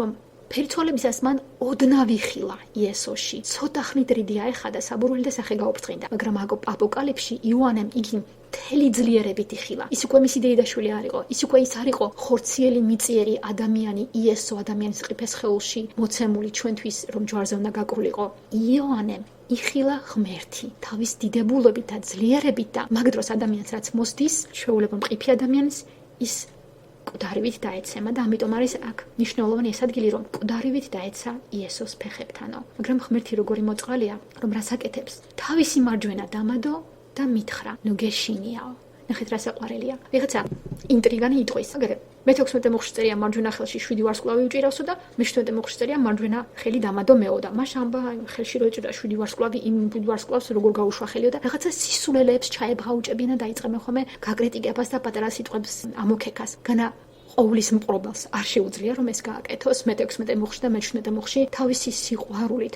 მარჯვენა დაადოს ესე იგი გაამხნევოს იოანე მარტო იმიტომ არ დაეცა მკვდრეთით რომ მან ღმერთის განდიდებული ძის დიდება ეხილა მან კიდე ერთით მიზეზი რატომაც დაეცა მკვდრეთით მის ფეხებთან ის იყო რომ იმ წამს მან გააცნობიერა თავისი ცოდვილობა რომ არა მარტო ის დაინახა ვისაც უმზერდა არამედ თავისი თავიც დაინახა რომ ცოდვილი რაღაც ჭია მატლი ძალიან მიწიერი არარაობას გამოეცხადა და ეს დაინახა და აი ამ დროს რა მოსიყვარულია ღმერთი რომ ამხნევებს იესოს რომ იოანესთვის თავისი მარჯვენა ხელი არ დაედო იოანე მკვდრად დარჩებოდა ესე იგი ღმერთი არის მოწყალე თავისი დიდი ბუნებებით და სიდიადით რო გვეცხადება ჩვენ მე თავის მარჯვენასაც მსრულად დაგვადებს და გვეტყვის ნუ გეშინიაო რო დაითვალეს თელ ბიბლიაში 365 წერიაო აი ეს ერთ-ერთი აქ არის ნუ გეშინია და ეუბნება მე ვარ პირველი და მე ვარ უკანასკნელიო რომ ამშვიდებს პირველი და უკანასკნელი ეს ღვთისწოდება მისი ტიტულია და აქ შემთხვევით არ წერია ესე იგი იესო ქრისტეს ღვთაება არის აქ კიდევ წარმოჩენილი მე-18 მოხში ეუბნება მკვდარი ვიყავი და ჰა ცოცხალი ვარ უკუნითი უკუნისამდე შეახსენებს მკვდარი ვიყავი თქვენი ცოდვებისთვისო ნახეთ მე-18 მოხლი იწყება ცოცხალი ესე იგი მე ვარ პირველი და უკანასკნელი და ცოცხალი მკვდრეთით აღმდგარი ვარ მკვდარი ვიყავი გაახსენებს ჯვარზე გავეკარეთ თქვენი გულისთვის და აჰა ცოცხალი ვარ უკუნითი უკუნისამდეო ნახეთ როგორი ტევადია მოკლე სიტყვებით მოცემული მაგრამ მთელი აზრები ჩადებული აღდგომაზე ჯვარცმა ხო იგულისხმება ისედაც მაქვს სიკვდილისა და ჯოჯოხეთის გასაღებები ადრე ჩემთვის ეს უბრალოდ სიტყვები იყო ვიღაცა იტყვის რომ განა სინონიმები არ არის სიკვდილი და ჯოჯოხეთიო მაგრამ ჩავკვდეთ პატარა განსხვავებას სიკვდილი არის მდგომარეობა სასტაიანი და ჯოჯოხეთი ინგლისურში არის Hades არის ადგილი. ესე იგი, იესო ქრისტეს უპყრია გასაღები არა მარტო სიკვდილის მდგომარეობისა, არამედ იმ ადგილისა, ჩვენ რო ჯოჯოხეთს ვეძახით, ინგლისურად hell, Hades. ესე იგი, იესო ქრისტე აკონტროლებს ვინ უნდა გადავიდეს ამ მდგომარეობაში გარდაცვალებისა და მერე გარდაცვალების შემდეგ ვინ უნდა იქნას დამსახურებულად გაგზავნილი ჯოჯოხეთში და ვინ უნდა წაიყვანოს მან სიკვდილის მდგომარეობის გავლით თავისთან. ნახეთ როგორი მინიშნება მე მაქვს სიკვდილისა და ჯოჯოხეთის გასაღებიო. ვიღაცა იტყო და ვისაც კარგად არ ახსოვს რომ სიკვდილისა და სამოთხის ჯოჯოხეთისა და სამოთხის გასაღები არა. აქ ნახეთ მინიშნება სიკვდილს მიწიერი ადამიანები თუ არ შევესწარეთ მეორედ მოსვლას ყველანი გავივლით. აი ამისი გასაღებიც ღმერთს უპყრია. ასე რომ თუ ვინმეს რაღაცა სასიკვდილო დაავადება გვჭირს, უნდა გავხსნათ აი ამ მუხლის მე-18 მუხლის წაკითხითაც პირველ თავში. იესო ქრისტეს აქვს ეს გასაღები. გასაღები ნიშნავს, რომ ის აკონტროლებს ვინ შეუშვას იქ, ვინ გაატაროს და ვინსად გადააგზავნოს და თუ მასზე ვართ მინდობილები, ის ჩვენ გვეუბნება, ნუ გეშინიაო, გვამხნევებს, თავის მარჯვენა ხელს გვადებს და მკვდარივით რომც დავეცეთ, მის ფეხთქვეთ, იგი აუცილებლად წამოგვაყენებს, გაგვამხნევებს, გამოცხადებას გაგვაცნობს და მერე თავისთან წაგვიყვანს. მე-19 მოხში წერია: დაწერე, რაც იხილე, რაც არის და რაც იქნება ამის შემდეგ. ნახეთ, ისევ სამგანზომილებას შევეხებით, რაც იხილე, წარსული, დავალებას აძლევს უკვე იოანეს, არა მარტო გამოეცხადება თავის დიდებით და ჯამრთელ შიშში ამყოფებს, ეს არის ღვთიური რთოლა და ეს კარგია. ქრისტიანს უნდა ქონდეს ეს შიშის განცდა. არა მარტო ამაში ამყოფებს, არამედ აი ესე იგი, რაც იხილე წარსული, აძლევს კიდე მითითებას, გამხნევებს აწყოში და უბნება დაწერა. ესე იგი, რაც არის აწყოზე მიუთითებს და რაც იქნება. მოდი ახლა ეს გავშალოთ მთელ გამოცხადების წიგნში. საქმე იმაშია, რომ პირველ თავში, რაც იოანემ დაინახა, აი ამ მომენტისთვის 19 მუხზე რომ გავჩერდებით, ეს არის წარსული. დაინახა ეს ყველაფერი და იესეუბნება დაწერე. ესე იგი, პირველი თავის პირველი 19 მუხლები არის წარსული. მოკლე მიმოხილვა შესავალი გაკეთებული. უკვე შემდეგ თავზე რო გადავდივართ, მეორე მესამე თავებში ეკლესიებზე რომ არის დაწვრილებით საუბარი, იმას მერე გავეცნობით, აი არის რაც არის. ეს არის აწმყო. ვიღაცა იტყვის რომ ხო გასაგებია იესო ჩვენი გულში ჯვარზე გაეკრა. გასაგებია იესო მოვა მომავალში და დასჯის ურწმუნოებს, თავისიანებს თავისენ წაიყვანს. მაგრამ რას აკეთებს ახლა იესო? არის იესო ტახტზე. ეთვი არ შეგეპაროთ. იესო ეხლა აკონტროლებს ყველაფერს და განსაკუთრებით აკონტროლებს და ზედმიწევნით აქცევს ყურადღებას და ურნესული მახულით ასუფთავებს ეხლანდელ ეკლესიებს. ეკლესიურ ქრისტიანულ გაერთიანებებს და იმის ცენტრშია. აი რას აკეთებს იესო. ოქროს სარტყელ შემოსარტყული მოსასხამით, როგორც წინასწარტყლების მომწოდებელი, როგორც ღვთისმსახური მამა ღმერთის წინაშე, როგორც მეფეთ მეფე. აი ეს არის აწმყო. ესე იგი, აპოკალიფსის წიგნის მეორე მესამე თავებში ჩვენ ვეცნობით აწმყოს და ღმერთმა ინებოს რომ იმ 7 ეკლესიიდან ვიყოთ ის ეკლესია სმირნა, სადაც ღმერთი არ საყვედურობს. აი ეს უნდა იყოს ჩვენი მოწოდება მთელი ჩვენი სიცოცხლის განმავლობაში. ესე იგი, აწმყო დროს ვეცნობით გამოცხადების მეორე მესამე თავებში, რაც წერია არის, ესე იგი 19 მუხში წერია, რაც იხილე წარსული, რაც არის მეორე მესამე თავებში ეკლესიებში და რაც იქნება. აი რაც იქნებაო, ეს შეეხება აპოკალიფსის მეოთხე თავიდან 22 თავის ბოლომდე რა სურათებით დახატული არის. აი ეს არის სწორედ ეს სხვადასხვაგარი მიდგომა რო იყო აქ ჩამოთვლილი, მოკლედ გეტყვით, უკვე ამაზე საუბარი იყო. პირველი მიდგომა ალეგორიული მიდგომა, მეორე პრეტერისტული ესე ქვია მიდგომა, მესამე ისტორიული მიდგომა და მეოთხე ფუტურისტული მიდგომა, ფუტურისტული. აი სწორედ აი ესეთი დაყოფა ქრონოლოგიურად დახარისხება ამ წიგნისა, წარსული, აწმყო მეორე მესამე თავები და მომავალი მეოთხე თავი დამაყოფილი 22 თავზე, ეს არის ფუტურისტული მიდგომა, რომელსაც ემხრობიან პრემილენიალები, ამაზე დაწვრილებით ვისაუბრებთ და მთელი ყურადღება გამახვილებული მეოთხე 22 თავებში არის დიადიურვის ხანაზე, რაც მომავალში მოხდება და განსაკუთრებით ფოკუსში არის დაწვრილებით მოცემული ამ დიადიურვის ხანის 7 წლეულის ბოლო 3 წელიწად ნახევარი. აი ეს არის ფოკუსში მოცემული, ეს არის აღწერილი დაწვრილებით მეოთხე 18 თავებში. მეოთხე 18 თავების მომავლის თემა ეს არის დიადიურვის 7 წლიანი პერიოდი. ეს არის ფუტურისტული მიდგომა. ალეგორიული მიდგომა იყო თანამედროვე ლიბერალებს რომ მოსწონთ. წაიკითხავენ სიტყვების რა ხარულს დაახლოვებენ და ყველაფერს ალეგორიულად ღებულობენ. აი ეს იმის სიმბოლოა, ეს იმის სიმბოლოა და რასაც მოუნდებათ, რაც გაუხარდებათ, იმიტომ რომ რასაც მათი ემოცია უბნება, ესე ალეგორიებს აკეთებენ. არანაირად სწორი არ არის. ამას ემხრობოდა ალექსანდრიული სკოლა. მეორე პრეტერისტული სკოლა, ეს იყო ისეთი მიდგომა აპოკალიფსის, რომელიც ამბობდნენ, რომ ეს ეხებოდა აი ამ ჩამონათვალში რაც იყო ეფესოს, სმირნას, თიატირას პირდაპირ გაგებით პირველ საუკუნეში რა ეკლესიებიც იყო, იმ ეკლესიების ისტორიას ეხება და მეტი არაფერი. ეს პრეტერისტული გაგება. მესამე ისტორიული მიდგომა ჰგავს ამ პრეტერისტულს, მაგრამ ეს უფრო ვრცლად ისტორიულ პერიოდს მოიცავს. ეს არის ქრისტეს პირველი მოსვლიდან ქრისტეს მეორე მოსვლამდე. აი ამ საუკუნეების განმავლობაში რა ეკლესიებიც იყო, ესე იგი არა მარტო პირველი საუკუნის ეფესოს, სმირნა, პერგამონი, არამედ ყველა ამ ეკლესიების განაზოგადებენ და იტყვიან აი ამ ისტორიულ მოდგმას ამ მიდგომა ამაში მდგომარეობს, რომ ამას ეხება და ერთ-ერთი წარმომადგენელი იყო ლუთერი. ესენი იყვნენ პოსტმილენიალები, პირდაპირ გაგებით 1000 წლებს არ აღიარებდნენ და ეს იყო მცდარი. მცდარი ჩვენი კუთხიდან და ამაზე დაწვრილებით ვისაუბრებთ ფუტურისტული მიდგომისგან, მომავლის მიდგომიდან, რომ ეს წიგნი ძირითადად შეეხება იესო ქრისტემ მომავალში რა მოხდებოდა მოგვაწოდა, მეოთხე თავი დამოყოლებული, მაგრამ მეორე მესამე თავს მომავალ კვირას რო გავეცნობით, ეს არის რაც აწმყოს შეეხება და ჩვენთვის ეს ძალიან საჭირო და მნიშვნელოვანია, რომ ამ კუთხეზეც ძალიან დიდი ყურადღება გავამახვილოთ. ეხლა ასეთი დაყოფა ქრონოლოგიურად ხო ჩემ გონებაში კარგად დაალაგდა, როგორ უნდა მივუდგეთ ამ წიგნს. ეხლა კიდევ ის მომეწონა, რაც გადმოვთარგმნე, მინდა გითხრათ, რომ ახალი აღთქმაც შეიძლება პირობითაც სულიერ სიტყვაში ქრონოლოგიურად დროების მიხედვით დავყოთ.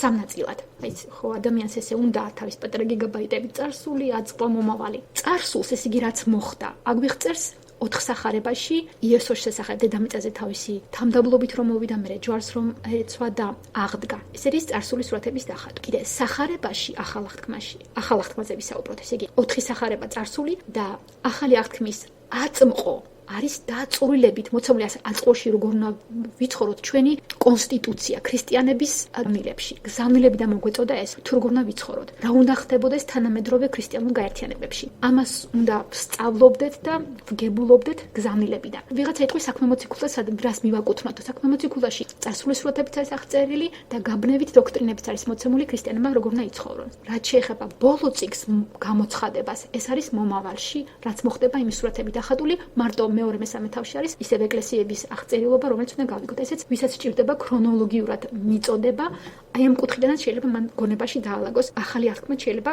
პირობითად. ეს არის ძალიან პირობითად დაყოფა წარსულად, სახარებები, აწმყო, გზავნილები და გამოცხადება მომავალი. და მივედექით ბოლო მოხს. რაც შეეხება 7 ვარსკვლავის საიდუმლოს, ჩემს მარჯვენაში რომ იხილე, ოქროს 7 სალამპრეს, 7 ვარსკვლავი, 7 ეკლესიის ანგელოზებია, ხოლო 7 სალამპრე, 7 ეკლესია. ნახეთ, იესო ქრისტე არ გვტოვებს გაუგებრობაში, ჩვენ რომ არ ვიმარჩიოთ ნეტავი, ეს ხო არ იგულისხმება ანესო, თვითონ გვეუბნება რა იგულისხმება.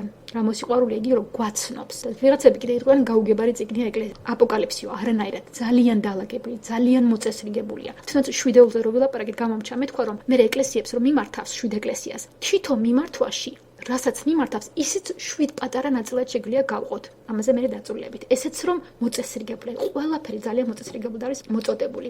ესე იგი, ჩემს მარჯვენაში რომ იხილეო, მე-20 მოხში რომ წერია იქ, ხო აღნიშნეთ რომ ნიშნავს არა მარტო ფარველობა, არამედ გაკონტროლება და ეკლესიის ანგელოზებში ვინ იგულისხმებაო. არანაირად არ უნდა ვიფიქროთ, რომ ეს არის ის, რაც თქვა ებრაელთა წერილში წერია, სლუჟებნიე დუხი. ამ შემთხვევაში ანგელოზი არის როგორც შიკრიკი, ელჩი, წარმომადგენელი, რუსულად არის პოსლანი, ინგლისურად messenger, ამბის წამღები და მომდანი. ესე იგი, 7 ეკლესიის ანგელოზებს რომ მიმართა, ესე იგი, შეიძლება ვიგულისხმოთო, აი ამ ეკლესიებში ვინ იყო წინ მდგომი. თქვა უხუცესებიც ხომ ყავდათ, იმ უხუცესებში ვინ იყო სპიკერი. იესო ქრისტეს ხომ ყავდა მოწაფეები და იმ მოწაფეებში, მოციქულებშიც იყო პეტრე პირველი, რომელიც იყო როგორც პირველი, ვინც ხმას ამოიღებდა და სხვების სახელით რაღაცას იტყოდა. ესე იგი, პირველობას ვინც ჩემულობდა. ესე იგი, სხვა ეკლესიებში ვინ შეიძლება იყოს ან გაერთიანებებში პირველ ადგილას, ესეც პირობითია. აი იმას მიმართავს. ეფესოში, სმირნაში, პერგამოში, იმ ეკლესიებში ვინც იყვნენ წარმომადგენლები, ის იგულისხმებოდესო, რომ წერია 7 ვარსკვლავი, 7 ეკლესიის ანგელოზებიაო და 7 სალამპრე, 7 ეკლესია, ამაზე უკვე ვისაუბრეთ, რომ ეს არის სალამპრე ეკლესია, სადაც იესო როგორც სანთელი უნდა დაენთოს. და ბოლოს შემსაუბრს დავამთავრებდი, რაც მოვისმინე მქადაგებელთან და დასასრული შემაჯამებელი ამ პირველი თავისა. მეორე კორინთელთას მესამე თავის მეჩვენე მუხლი. საქმე იმაშია, რომ ამ გამოცხადების სწავლამ, აპოკალიფსის კარგად შესწავლა შესიზღორცებამ, უნდა ჩვენ რაღაცნაირად გამოგვცალოს. თუ არ გამოვიცვალეთ, მაშინ ფუჭი ყოფილა ყველაფერი, რაც მომლიყავთ, მაშინ მალე დაგავიწყდებათ, შეიძლება იკუხთა პროწავოთ, მაგრამ მე ვერაფერს ვერ გაიგაუგებაში დარჩებით და უნდა მოხდეს ის, რაც კორინთელთაში წერია. პავლე მოციქული გვეუბნება მეორე კორინთელთა 3:17. უფალი სულია, სადაც უფლის სულია, იქ თავისუფლებაა. ჩვენ კი ყველანი რიდი ახტილის სახის მსგავსად ვხედავთ უფლის დიდებას. ვუმზერთ რა სარკეში ამ ხატებას და გარდავისახებით დიდებიდან დიდებაში, როგორც უფლის სულისაგან. ესე იგი, რიდი ახტილის სახით ვხედავთ უფლის დიდებას გამოცხადებაში მოწოდებულს. ჩვენ ახლა ვიყურებით თითქოს სარკეში, სარკე არის რაც აირეკლას და იქიდან ვხედავთ, ხო? ესე იგი, გამოცხადების აპოკალიფსის საკითხიდან როგორც სარკეში არეკლილს ვხედავთ და ეს არის მინიშნება, ხატება, მიმსგავსება, რომ როგორმე ჩვენმა გონება შეზღუდულობა ეს აღიქვას და გაიგოს, მაგრამ თავარია რომ რიდე ეხდება, აპოკალიფსი ხდება და უნდა მოხდეს გარდასახვა. ჩვენ უნდა გამოვიცვალოთ. დიდებიდან დიდებაში ნიშნავს, რომ დაბალი დონის განდიდებიდან უფრო მაღალი შრეების დიდებაში უნდა შევიდეთ, როგორც უფლის სულისაგან და ღმერთმა ინებას რომ ეს ნამდვილად განახორციელოს ჩვენში და ნეტარია მსმენელი და აღსრულებელი. მადლობა. მოგესალმებით კიდე ერთხელ. მეგონი არ გადაგღალეთ მოსმენით, ვისაც ეს აინტერესებს, კი არ დაიღლება პირიქით ინტერესი გაუღვიდება. მე ცოტა რეპლიკით დავიწყებ ამ პროფესორია ცოტა შესწორებით. თქვა იოანე არ იყო დეიდაშვილი, ეს იოანე იესო ქრისტეს არ ვიცი ნატალია საიდან შეიძლება ლაფსუსი გაუშვა. ეს არის იაკობის ძმა, ერთ-ერთი მოციქული, რომელიც იმ 12 მოციქულში იყო ბენარგეს რო დაარქვა მაცხოვრმა იესო ქრისტემ. თუ იმას მხედველობაში თუ ის მიიღეს, რომ იესომ ჯვარზე გაკვრის წინ დედამის და იოანეს მიმართა აჰაკალო ეს შენი შვილი და დედას მისროეუნებ და ეს კიდე დედა იყო შენი, მაშინ აქედან სულ ენათესაობაზე შეიძლება ხაზი გავუსვათ და წინააღმდეგობა ვერ დავიჭროთ, მაგრამ რომ შევავსოთ ეს და ბიოლოგიურ გაგებით ვინმე არ გამოგვეკიდოს 1000-ნაირი კლაუზნიკი არის მოსმენის დროს, რო იცოდეთ, იცი, ოღონდ ჩასაფრებული არიან არა ის რომ რამე ისწავლონ, ჩასაფრებული არიან რა წამოგწდება ესეთი რომ მე ის გააფართოვონ და გადაგიარონ. ამიტომ პირდაპირ გაგებით იესო ქრისტეს დეიდაშვილი, ესე იგი ბიოლოგიურად იყო იოანე ნათლისმცემელი. ეს იოანე არის ბენარგეს მეთევზე რო იყო, მეთევზეები იაკობთან ერთად, რომელიც მე-11 თავში საქმე მოციქულთა მე-11 თავში აგრიპა პირველმა დასაჯა სიკვდილით და აგრიპა პირველიც მე მოხდა გახსოვთ როგორც მე-12 თავი საქმე მოციქულთა. ხო, ეს ისე ცნობისათვის რო ვიცოდეთ, რომ თქვენ არ დაგაბნიოთ და ვიღაცამ შეიძლება იცოდეს და იქ შეიძლება რაღაცა შიგნიდან რაღაცა გაგიჩნდეთ ის რომ ეს ან ლაფსუსი იყო გაპარული, ან რაღაც ისეთი წყაროა გამოყენებული, რომელიც დაზუსტებულიც არ არის ტექსტზე. არადასტურებს ტექსტი ამას, რომ ეს იოანე ღვთისმეტყველი პატმოსის კუნძულზე რო ხდება ეს მოქმედება და გამოცხადება, ეს ბიოლოგიური გაგებით დეიდაშვილი იყო. ამის დედა და იმის დედა დები არ ყოფილან. ეს არის ბენარგეს ქუხილის ესე შეარქვა იესო ქრისტეს ამერს, მე რატომ ისე განამარტებული იყო რაღაც ესეთი ფიცხი შეიძლება ეს ძმები იყვნენ აფეთქების სიმაზე რაღაცა რისხვასავით რო დაატდება მომენტალურად ხო ადამიანს ხო არ ვიცით ეგ ჩვენ. ეს ისე სხვათა შორის კიდე რო ვიცოდეთ. კიდევ ვიმეორებ, იოანე ნათლისმცემელი იყო 6 თვით უფროსი იესო ქრისტეს. როცა ერთმანეთს ხვდებიან, ლუკა მახარებელთან არის როგორ შეუთამაშდება ერთმანეთს რო ხვდებიან ესენი მუცელში ყრმა როგორ შეთამაშდება 6 თვით ხომ მარიამი და ეს რო ხვდება ერთმანეთს ზაქარიას მეუღლე. ეხლა საინტერესო რა არის იცით რომ კარგად გავიფართოვოთ ეს და არ იყოს მშრალი გაკვეთილისავით მოსაწყენი გაკვეთილისავით ეს თემა. თუ ამას თანამედროვეობაში არ შემოვიტანთ, ჩვენ ცხოვრობთ, ხაზი უნდა გავუსვარაგიყა თანამედროვეობა ვახსენე, ჩვენ ცხოვრობთ ძალიან ცუდ დროს. შეიძლება გაგიკვირდეთ. მიუხედავად იმისა, რომ ირგვლივ არის სულ რაღაცა გაფერადება ყველაფრისა, ბატყუებენ, ვითომ სოფლიო თავისუფლებისკენ მიდის. ამას არადასტურებს ეცექს რო გითხულობ. ჯერ ერთი ცხოვრება, ოდნავ გონიერი ადამიანი თუ დაუკვირდება, მიხვდება რომ ის რაც მოწოდებულია მედია საშუალებები და პოლიტიკოსებით, ცხოვრებაში არავის წინ არ ხვდება ესეთი რა. დაპირებები არ ხდება არსად. ერთი რამეა, ყველა ადამიანი ფაქტურად არის ჩაჭედილი რაღაც ამ რთულ გლობალურ ყოფიერებაში, რომელსაც სადღაც მიათრევენ. აი ამ წიგნის გაცნობით ბიბლია იგულისხმება თავიდან ბოლომდე 66 წიგნის გაცნობით ჩვენ რაღაც ზოგადი საზომი კრიტერიუმი, ესე იგი დაგვიდო ღმერთმა, როგორ წავიკითხოთ თანამედროვე ნებისმიერი ადამიანი თანამედროვეში ა ブラ ამი კითხულობდა ამით, მე-19 იქნება მე-20 საუკუნე ძველი წელთაღრიცხვით, აქით მე-6, მე-7 ახალი წელთაღრიცხვით, ყველა რომელი თაობას იმყოფებოდა იმ ყოფაში რომელშიც ცხოვრობდა ისინი, მას ჰქონდა ეტალონად ეს წიგნი რო წაეკითხა. ხო ეს იწერებოდა 1600 წლის მანძილზე ხომ და მით უმეტეს დღეს ყველა ენაზეა თითქმის ყველა ენაზე 3000-იან არ არის ახლა ძალიან ისეთი გამოსაკრავი აღამანდა მეც ახლა ყველა დიალექტზე ხო არ თარგმნით ხომ ძირითადად ვინც ახლა ცივილიზებული სამყარო ურბანისტული გახდა პლანეტა აგრო ისენი უკვე აითქვიფა ძალიან ურბანისტულია უფრო ქალაქებია სოფლიოში მეტი ვიდრე თქვა სოფელი როგორც კვებავი კუთხე კვებავი ხო მიწა დაბეტონებული არის და რაღაცა კორპუსების ტყეებად წამოემართა კორპუსები მეგაპოლისებში, პეკინი, ნიუ-იორკი, სტამბული, ბუენოს-აირესი, კიდე ბერლინი, რომელერთი ჩამოთვალო. არა მარტო ერთი ქალაქი. იგივე თბილისიც. ასე რომ, ერთი შეხედვით ხვარი ვითომ რომ 21 საუკუნე არის და ქუხილი და მძვინვარებაში ვართ. ბიჭო რა მაგარია, მივატოვეთ მონობა, რა მივატოვეთ ხახუნო. დღეს ადამიანი რო დამონებულია, ისე ალბათ მოგონება არის პირველი საუკუნის. დღეს არის მონა თუ არის რა. ყველას თავისი ბატონი ყავს, რომელსაც სხვა სახელები დაერქვა, უფროსი, მენეჯერი, ასე შემდეგ. ოჯახშიც ესეა. ასე რომ, ძალიან აქტუალური არის ეს წიგნი მაგ თვალსაზრისით, რომ ჩამოგხსნას ფერადი რაღაცა საბურველი და ფერადი სათვალეები დაკოსებული რო გვაქვს ცხვირზე და ვხედავთ ამ ლამაზ გაშიშვლებული რაღაცა წარმოჩენილი ლამაზმანების, რა კარგია ცხოვრება, რა ბედნია, ყველა თავისუფალია, ყველა კარგად არის. რასაო ადამიანი საჭმელის გულისთვის გადებული არის დღე და ღამე. შემოსავლის 80% საჭმეში უნიტაზში მიდის. რომელი მაზეა ლაპარაკი ხალხო არ გადამრიოთ რა. ადამიანი გადაიქცა ვირად. 12 საათი შეიძლება იმუშაოს კაცმა 16 საათი 3 ადგილზე, 5 ადგილზე, ქალაქიდან ქალაქში იწოწიალოს, ქვეყნიდან ქვეყანაში მხოლოდ იმიტომ რომ რაღაცნაირად დაეწიოს ზეპურის საზოგადოების მიერ დადგენილ ნორმებს, როგორ ვიცხოვროთ?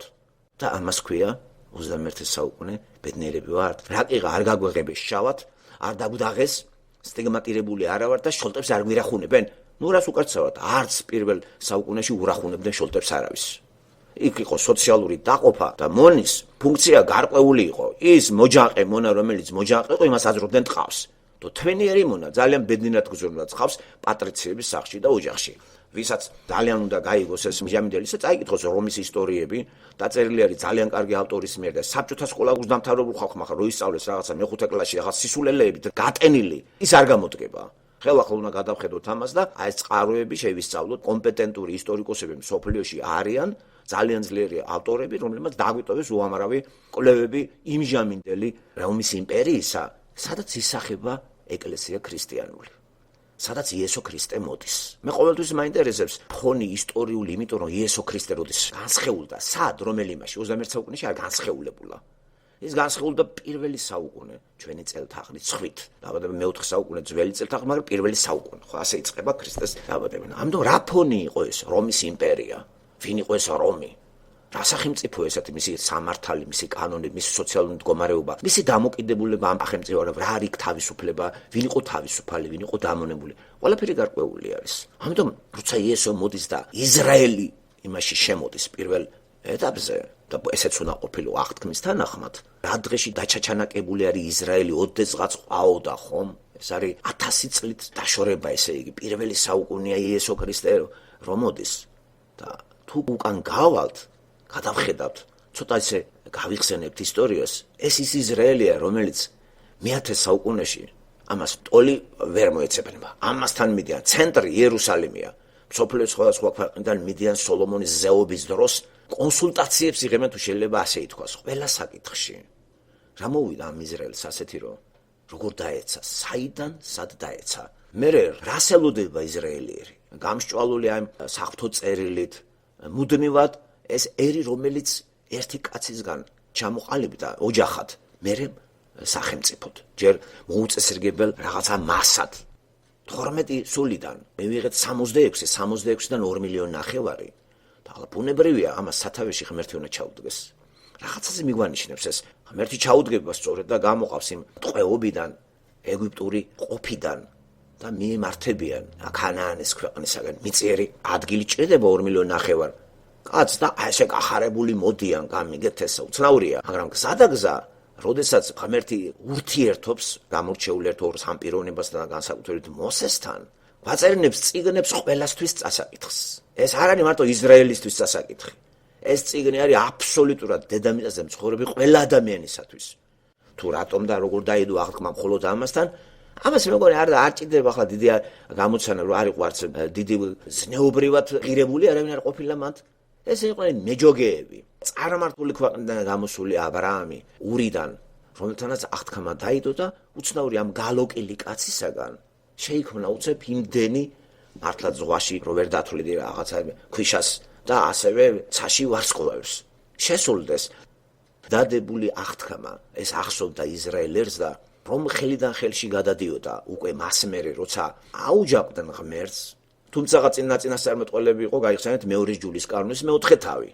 დიადი მწუხრისის გაიელვებს გამოცხადებაში, ჯერ კიდევ ძველ აღთქმაში, მეორის ჯულის კანონის მე-4 თავში არის გთხოვთ მერე გადახედოთ ამას. თუ რა შეუნება, რა უნდა გაიაროს ამერმა, რა უნდა გაიაროს საერთოდ ზოგადად ადამიანმა, რატო უნდა მოხდეს ის და რით არის განპირობებული დიადი მწუხრის ხანა, რატო უნდა მოხდეს ის საშინელებები? იმიტომ რომ ადამიანის ბუნება არის მოჯაყე. როგორც კი 60-ის ბაღი დატოვა ადამიანმა, მას მერე იგი მუდმივ ქიშპობაში არის ღმერთთან. მუდმივად. მაგრამ ღმერთი არ ეშვება დიდ სიყვარულს ახამჟღავნებს, რომ არ ეშვება ამ თავხედ ადამიანებს და ბოლომდე მაინც ისეთ იმაზე დადის, რომ განსხეულდება და წარმოიდგინეთ როგორ დამცირდება. თავის დიდებას გაცვლის, მხოლოდ იმიტომ რომ ჩვენ გამოგვიყვანოს ამ მდგომარეობიდან, რომელსაც ქვია ცოდელი ბუნება და სატანასთან ყოფნა. გამოსყიდვის გეგმა არის მთლიანად ბიბლიის ლაიტმოტივი. გამოსყიდვა, კრავი როგორც ძლიერი სახე ბიბლიისა, ყველაზე ხშირად კრავი როგორც ხატრული სახე იესო ქრისტესი გამოცხადებაშია, რო იცოდეთ, აქ პირველი თავშიდაც მგონი მოისმინეთ, ხომ? კრავი, რა არის ეს კრავი? საიდან პირველი სახე სად ჩდება მაგისი ძველ აღთქმაში? ისააკი გაიხსენეთ, ისააკის და აბრაამის ისტორია 22 თავი. მანამდე აბელი გაიხსენეთ. შემთხვევითი არ ეს სამყაროს გაჩენამდე ღმერთს ჰქონდა, გაეჩინა სამყარო და იცოდა საით წავიდოდა ყველაფერი ეს და წინ და წინ შეიმუშავა გამოსყიდვის გეგმა, რომელიც კარგად არის მოკლე მუხლებში გადამოცემული პეტრეს წერილში. და წინ და წინ ქონდა, იცოდა რომ სამყარო ცოდვაში შევიდოდა. და ქვეყანა, რომელსაც დავალება ქონდა, სოფლიოსთვის გაეცნო ცოცხალ ღმერთთან ურთიერთობა, რამე თუ ყველასთან ვერ ურთიერთობდა ღმერთი, გამოარჩია ერთი ადამიანი არა თავისი ღირებულებებითა და მორალური ზნეობით, არამედ დაგვანახა, რომ ღმერთი დაამდაბდა, ყველაზე მდაბლიდან იწყებს და დაბლიდან ამ აღლებისკენ უნდა წავიდეთ. აი ესე იყო, აი ეს მოწოდებული ნურავის ნუ ეგონება, რომ აბრაამი არის არისტოკრატი. ეს იყო თანამედროვე გაგებით ფერმერი, მესაგონლე, კავბოი, ინგლისურად, მეძროხე, ღარძროხითა და მდიდარი ამხრივ. ხლა იქ მაშინ არც ფაბრიკა იყო, არც ქარხნები არ იყო. და არც კიდე რა კომპიუტერული რაღაცა მაგანატები არ იყვნენ, აქ რომ გამდიდებიან ამ სისულელები და გამოსათაყვანებელი რაღაცას შექმნიან და ფული ბევრი შედის მაგათ ბანკში და მოსახლეობას კი ათაყვანებენ. ესე არ იყო მაშინ. ამიტომ ეს არის ჩვეულებრივი ადამიანი, საიდანაც შემდეგ ერთიდან აღთქმა დაიდო აბრაამთან, ისააკი, იაკობი და ისრაელი. ასე ჩამოყალიბდა ერთიდან მრავალი და ისრაელიც როგორც სახელმწიფოს ეს უნდა საჩვენებელი ყოფილიყო სხვა წარმართი ქვეყანებისათვის, რათა მოექცია ყველა. ვერ გააკეთა ამან. ამიტომ არის იესო ქრისტე თვითონ აკეთებს ამას და მე ახალ აღთქმას დებს აბსოლუტურად ყველა ადამიანთან მიდის. იგივე მდგომარეობაში ვართ, მაინც ჯიუტი ადამიანი, არ უნდა ამის გაგება, ხო? აი პირველ საუკუნეში ისრაელი ხელიდან ხელში რო გადის, მას მერე რაც ორად გაიყო სამეფო მე-10 საუკუნეში და ერთი ჩრდილოეთ სამეფოდ ჩამოყალიბდა, მეორე სამხრეთად და ერთი 210 წლის მერე არსებობას წყვიტა 722 წელს ასურეთში მონება წავიდნენ. 136 წლის მერე სამხრეთ სამეფო 586 წელს ბაბილონის ტყვეობაში მიდის და უკვე მეტი კონცენტრაცია ხდება ამ შტოზე. იუდას შტო გვაინტერესებს. იუდას შტოს საიდანაც უნდა მაცხოვარი გამოვიდეს და არ შეგვეშალოს დაპირებული აღთქმა ყველა ადამიანს, რომ იესო ქრისტეს ეჭვი შეტანა გამორიცხულია. ეს ის დაპირებული მესია არის ჯერ კიდევ დაბადების მესამე თავის მე-15 მუხლში, რომ პირდება ადამიანს დევას დედაკაცის თესლის გამოვა და ის გაიმარჯვებს, თავს გაუჭეჭყავს სწორედ იმ შემაცდენელ სატანას, მაიმუნს, მატყუარას, რომელმაც კაცობრიობა შეიყვანა ამ შეცდომაში, რა თქმა უნდა, პირველი ადამის მეშვეობით, ადამიანში ვიშვით ყველა. ისრაელი როგორც სახელმწიფო უკვე აღარ არსებობს. ბაბილონში მიდის, ბაბილონიდან შეკოწიწებულია, მას აღარ აქვს დამოუკიდებლობა, ისე არის უკვე. დაქვემდებოდა ხელიდან ხელში გადადის. ბაბილონიდან სპარსეთის, საბერძნეთის და რომი. და აი ამ პერიოდში მოგეხსენებათ ის ხალხი, რომლებიც ელოდებოდნენ მესიას, სულ აერიათ, ტვინი აერდაერიათ ყველაფერი და მესიას ელოდებიან მხოლოდ ხილულ სამყაროსზე აკეთებენ აქცენტს და ბიბლიაში კითხულობენ იმას დაპირებული ტახტის აღდგენა, როდის აღდგება დაპირებული ტახტი და როდის დაჯდება და როდის მოიპოვეთ დამოუკიდებლობას. როდესაც შემოდიან უამრავი ფსევდომესიები იყვნენ და უკვე მოვიდა ჯერი იესოზე, ბუნებრივია რატო შეცდნენ.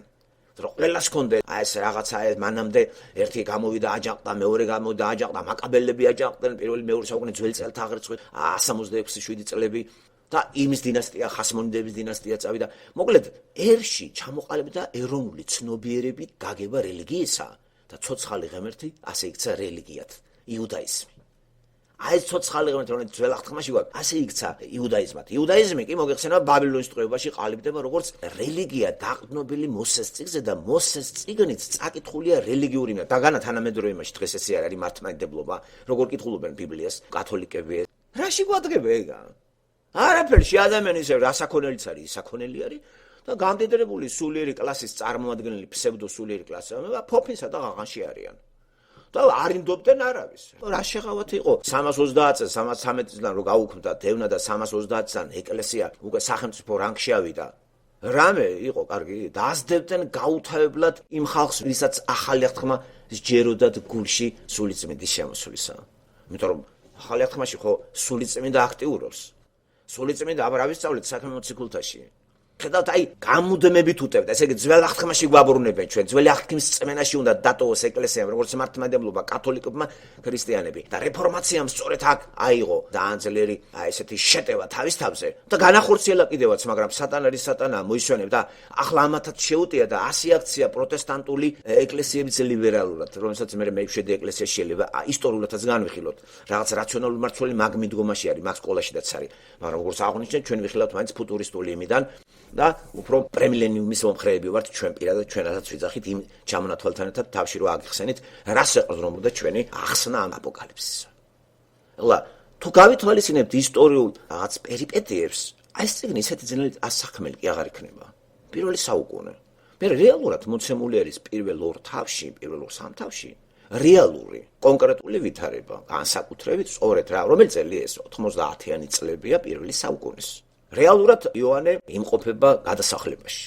დომიციანე სასტიკად უსწორდება ქრისტიანებს, კრიმინალებად აცხადებს და აგრძელებს იმ ხაზს, რაც წინამორბედებმა დაიწყეს, კერძოდ ნერონმა. ნერონი საერთოდ რა ვიცი ეს ვინ იყო და რა იყო. დომიციანის გარდაცვალების მერე რაღაცა წყალობა გაიღო ღმერთმა, ბუნებრივია ღმერთით მიდის ყველაფერი და ნერვა ადის რა ტახტზე ეს უკვე იოანე გათავისუფლებული იქნა და გააგრძელა თავისი ეკლესია ეფესოში მოღვაწეობა, სადაც აღესრულა იგი და იქვე დასამართა. მაგრამ დავიტოვა სულიწმინდამ გამოყენებული ამ გაჭირვებაში, რამხელა შვება იქნებოდა გადასახლებაში, უკაცრიელ კუნძულზე, კრიმინალებით გავსებულ კუნძულზე. ხო, კრიმინალებს ათავსებდნენ სიმე სამუშაოებს რო ასწორდნენ, სხვათა შორის ქვებს ტეხტნენ.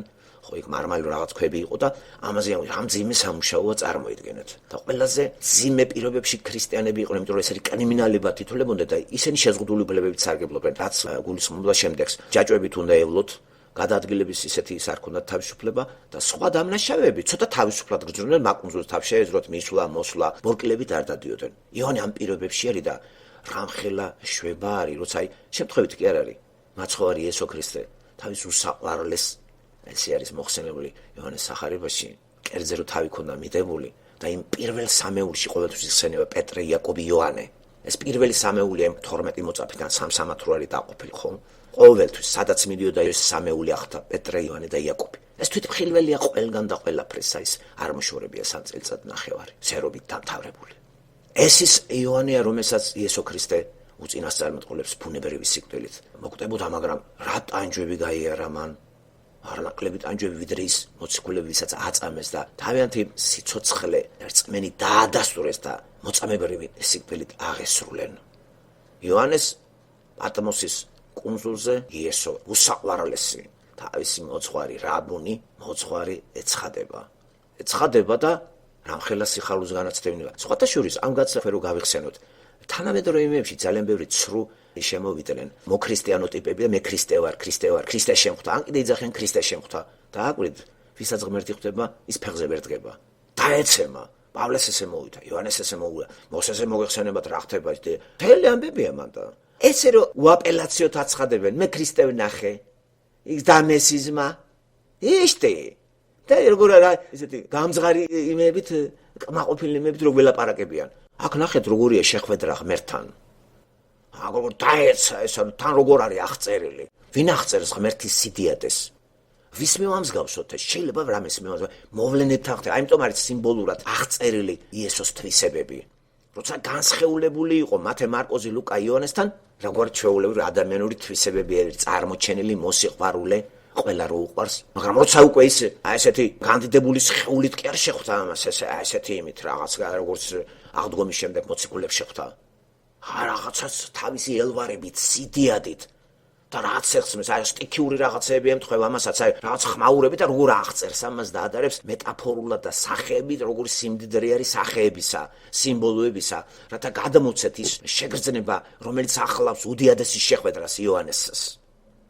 და ეს მართლაც იწვევს უცნაურობას წამკითხველი თანამედროვე ჩვენი ცნობიერება ავსებული არის უამრავი ნაგვით, არ გინდათ ამისგან განთავისუფლდეთ. თან გამაყებულია თანამედროვე ადამიანები, ეს აპარი რა თქონდა. ის მიჩვეულია ესეთი რომანებს, პოსტმოდერნისტული რომანები, კლასიკური რომანები, ჩამოყალიბებულია მისი აღქმა როგორ ესეთი ისე და რაღაც ეტიკეტებით აზროვნებს. ბუნებრივი ამუშავდა ეს ეტიკეტები და მიაბო ამასაც მოზღაპრე ელემენტებით დატვირთა გამოცხადება და ასე შეიქმნენ უამრავი არმია 2000 წლისა სკოლებად და 4 ძირითადი ჯგუფზე თავში რო ვისაუბრეთ. და ამიტომ არის ეს წიგნი გაუგებარი აქციეს თვითონ ხალხმა. თეოლოგები სხვადასხვა ეპოქიდან, რომლებიც ყოველთვის ცდილობდნენ ამ წიგნის ეპოქასთან მისადაგებას.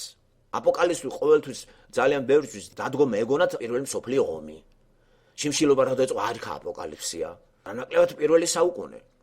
როდესაც თავარსარდალი მაშინ არ იყო იმპერატორი ტიტე 70 წელს ახალი წელთაღრიცხვით მთელი რეომალური მხედრიონებით დაიძრა და დაარტყა იერუსალიმს, რათა ჩაეხჩო ეს გამოხტომები, აჯანყებები, ესე მიდიოდა ყველაფერი მაშინ ისტორიაში. ქვაქვაზე არ დატოვა, მიწასთან გაასწორა და დაადუღა ქვებიც კი და იმ ეკლესიიდან იესო ქრისტე ჰეროდეს რო უკავშირდებოდა და აძრიდან გამორეკა ხალხი, საერთოდ აღარაფერი აღარ დარჩენილა. ასე ასრულდა 40 წლით, 70 წელს მოხდა დანგრევა, 40 წლით წინასწარმეტყველება იესო ქრისტესი, რომ ამ ეკლესიიდან ქვაქვაზე არ დარჩებაო. ცეცხლი ისეთი იყო, ქვაქვაზე დაადნეს იმის და მიუხედავად ტიტემ ბრძანებაგაც არ დაეწვათ ეგ. მაინც დაწვეს და ქვაქვაზე არ დატოვეს. ამის შემდეგ წარმოიდგინეთ ახლა ადგილობრივი ქრისტიანები რა დღეში იქნებოდნენ. დაიწყო საშინელი დევნა, რომელიც 300 წელი გრძელდებოდა. უცნაურია, რატო დევნიდნენ ქრისტიანებს? ვინ იყო ეს მდევნელი? მართლა ადამიანია მდევნელი? თუ ადამიანი ადამიანურ დონეზე გაუგებარია, რატო უნდა დეიო ადამიანს? უსურს, მოსიყვარულეს, არ გესხმის თავზე, ქადაგებს სიყვარულს, გემორჩილება, თუ მონა არის, ყველაფერს გისრულებს, ქრისტიანი მონა, გამიგე ბატონის ქრისტე, რატო უნდა დევნიდე მას? ადამიანური ძალებით ხო ეგ არ შეიძლება. მithumetes განათლებული კაცი, როგორიც იყო ანტონიუსის დინასტიის წარმოდგენილი მარკუს ავრელიუსი, რომელიც იმპერატორი 161-დან 180 წლამდე იყო. იმპერატორი. აი ეს ერთ-ერთი ათეულში ესეც შედის იმპერატორებისა მდევნელი რო იყვნენ ქრისტიანებისა და სასტიკი. ამას რა ღმერთი დაუწრა კაცო. კარგი ისტორია იყო. თუმცა არც ნერონი იყო უტვინო. მას ყავდა ძლიერი მასწავლებელი. ბავშვობადი რო აღზარდა სენეკა, ლუცი ანეი სენეკა, რომელიც განათლებულესი კაცად ითვლებოდა რომაული სკოლის, სტოიკური სკოლის ბრწყინვალე წარმომადგენელი და ერთ-ერთი მთავარი. ეს იყო მისი აღმზრდელი. აი ესე იგი არც ნერონი უნდა ჩათვალოთ უტვინო კაცად. განათლებულია, არ არის მტეტია. რატო დაძდება ამ ხალხს? რა არის ეს? ეს დაშვებული არის ღმერთიდან. ახლა ღმერთს მივაკითხოთ, რატო დაუშვა ღმერთმა ამათი დევნა? რათა აღსრულდეს ის, რაც მეორე ჯულის კანონის მეოთხე თავშია ჩაწერილი და რაც მერე გამოხმაურებას პოვებს გამოცხადების მეოთხე მე-19 თავში. მეოთხე თავიდან. დიადი ურვის ხანა და ეკლესია მანდ აღარ აჩანს. ჩვენ ეკლესიას ამ თავებში ვეღარ ვნახავთ. ესე იგი ეკლესია ატაცებული უნდა იყოს. მე ამაზეც დაწვრილებით მოგახსენებთ, რომ შეკუმშული ფორმით სწორი გეგმა შევიმუშაოთ, აღარ დავიბნეთ წიგნის წაკითხვის პროცესში და ძალიან მოკლედაც დავიყვანოთ ეს იმაზე, რომ დღევანდელი ქრისტიანი ელოდება იესო ქრისტეს მოსვლას, მაგრამ მანამდე ამ წმენით არის, მანამდე მოვლენები უნდა განვითარდეს ისე, როგორც აღწერილი არის აპოკალიფსში, გამოცხადება რო ქვია ქართულად. დიადი ურვის ხანა უსწრებს წინ ამას ანტიქრისტეს შემოსვლა. 7 წლიანი ისტორია დიადი ურვის ხანაში აღწერილი, რომელიც ორად არის გაყოფილი 3 წელიწადნახევარი და 3 წელიწადნახევარი. ყოველი ამის მერე ხდება მეორეთ მოსვლა და რომელიც აღწერილია გამოცხადების მე-20 თავში. მერე მარადისობა 21-22 თავი. აი ახალიცა და ახალი დედამიწა. ძალიან ადვილია. ვინა თქვა ეს ძნელი წასაკითხია. ძნელი წასაკითხი, იმიტომ რომ არ გინდა გაიგოთა. ვიცით ძველი აღთქმა? რა არის გასაღები? მთელი გასაღები მიმობნეული, ესე იგი ირიბი და პირდაპირ ის რამდენჯერ არის დასესხებული ძველი აღთქმიდან უამრავი მინიშნებები. ცოტათი 500. აქ ძველი აღთქმიდან რამდენი იქნება დაახლოებით 280 გითხარით, ხომ მაგ რაიონებში არის. დარჩენი ახალი აღთქმიდან, ხო? ახალი აღთქმას მოიცავს, ხომ? 27 წიგნი ახალი აღთქმის გვაქვს ჩვენ. ეს კიდე ბოლო წიგნი არის. რა კარგად იწყებს ესო, მე ვარ ალფა და ომეგა. ბერძნული ანბანის პირველი და ბოლო ასოებია. ქართულად ანი და ჰოე. ის არის დასაწყისი და დასაბამი. ნახეთ როგორ იწყება, როგორ განაცხადებს. წიგნიც ესეა, დასაწყისი დაბადება და როგორ მთავრდება ბოლო ორი თავი, 21-22 თავები გამოცხადებისა. ახალიცა და ახალი დედამიწა. სადაც აღარ არის სიკვდილი, სადაც აღარ არის ცოდვა, არ არის სატანა. აბსოლუტურად არის სიცოცხლის ხე. არ ვიცი რა ნაყოფი იქნება და იქიდან იგემეთო. ედემის ბაღში არ უჭამიათ ეგა, არ იყო ამის ესა ადა ღმერთმა აქ მართლაც აქ ჩაერია ღმერთი, მიაქციეთ ყურადღება, როცა ცოდვის ჩადენას აქ ადგილი მაშინ არ ერევა და როდესაც უკვე ცოდვაში შევიდნენ იმ ხისკენ ნაყოფი სიცოცხლის ხე რო ქვია, იქიდან ნაყოფს აეხლა გაიწვდიან ხელს მოკრიფავენ და რო არ გაეკეთებინათ ეს, აი აქ ჩაერია. აქ არის ღმერთის დიდი სიყვარული. იმიტომ რომ იქიდან ნაყოფის უკვე მიღება ნიშნავდა ცოდვაში, მარადისობაში ყოფნას. ეს კი ჯეჯოხეთის ტოლფასია. ამიტომ ღმერთი რა მაგარია, იცით, სად ერევა და სად არ ერევა. არ გვართმევს თავისუფლებას. აი აქ ჩანს დიდი სიყვარული მაგისი, რომ უკვდავი აღარ გამختარიყვნენ. ახლა ცოდვილი ადამიანი უკვდავი მტერს. ეს იგივეა, დაავადებული იყოთ მძიმე ტკივილები და არასოდეს არ ჩერდებოდეს ტკივილი. სულ იქნება გამოიყვება ტკივილია. ისევ გონება წადივა გამოღი ისევ ტკივილია. ეს ხო ტანჯო არის. და ამას დასასრული არ აქვს. მართლაც არის გამოცხადებაში სურათები, რომ სიკვდილს დაუწყებენ ძებნას და სიკვდილი არ არის. დიადი ურვის ხანა რო აღწერილი 7 წლიანი, გაყოფილი ორად. აი ესეთი მოვლენები ნაწინასწარმეტყველებია იესო როგორ დაანახებს იოანეს და ერთგვარად შეახედებს მომავალში. აი ფუტურიზმი, მომავალი, აი ახსნა ასეთი მომავალი. ამიტომ ეს წიგნი წინასწარმეტყველებაა იმისა, რაც უნდა მოხდეს. და უნდა მოხდეს, ჩვენ აქ ცხოვრობთ. რატომ არის ეს უფრო აქტუალური წასაკითხი კიდე ეს წიგნი დღეს? ძალიან გაზოლუქებული პლანეტაა დღეს. კომფორტაბელური ქრისტიანობა ისე შემოვიდა, თვითონც არაფერი. კომფორტაბელურ ქრისტიანობაში შეერია ყველაფერი, სინკრეტული აგება, ჰუმანიზმი, ჰომოსექსუალიზმი, ლესბოსება, ყველაფრის დაშვება, ლიბერალური გახდა სულ ყველაფერი და აურდაურიეს. ხედავთ რა ხდება? ესე იგი, ამ წიგნის მეშვეობით გებულობ ჩვენ ლაპარაკი არის ქრისტიანზე.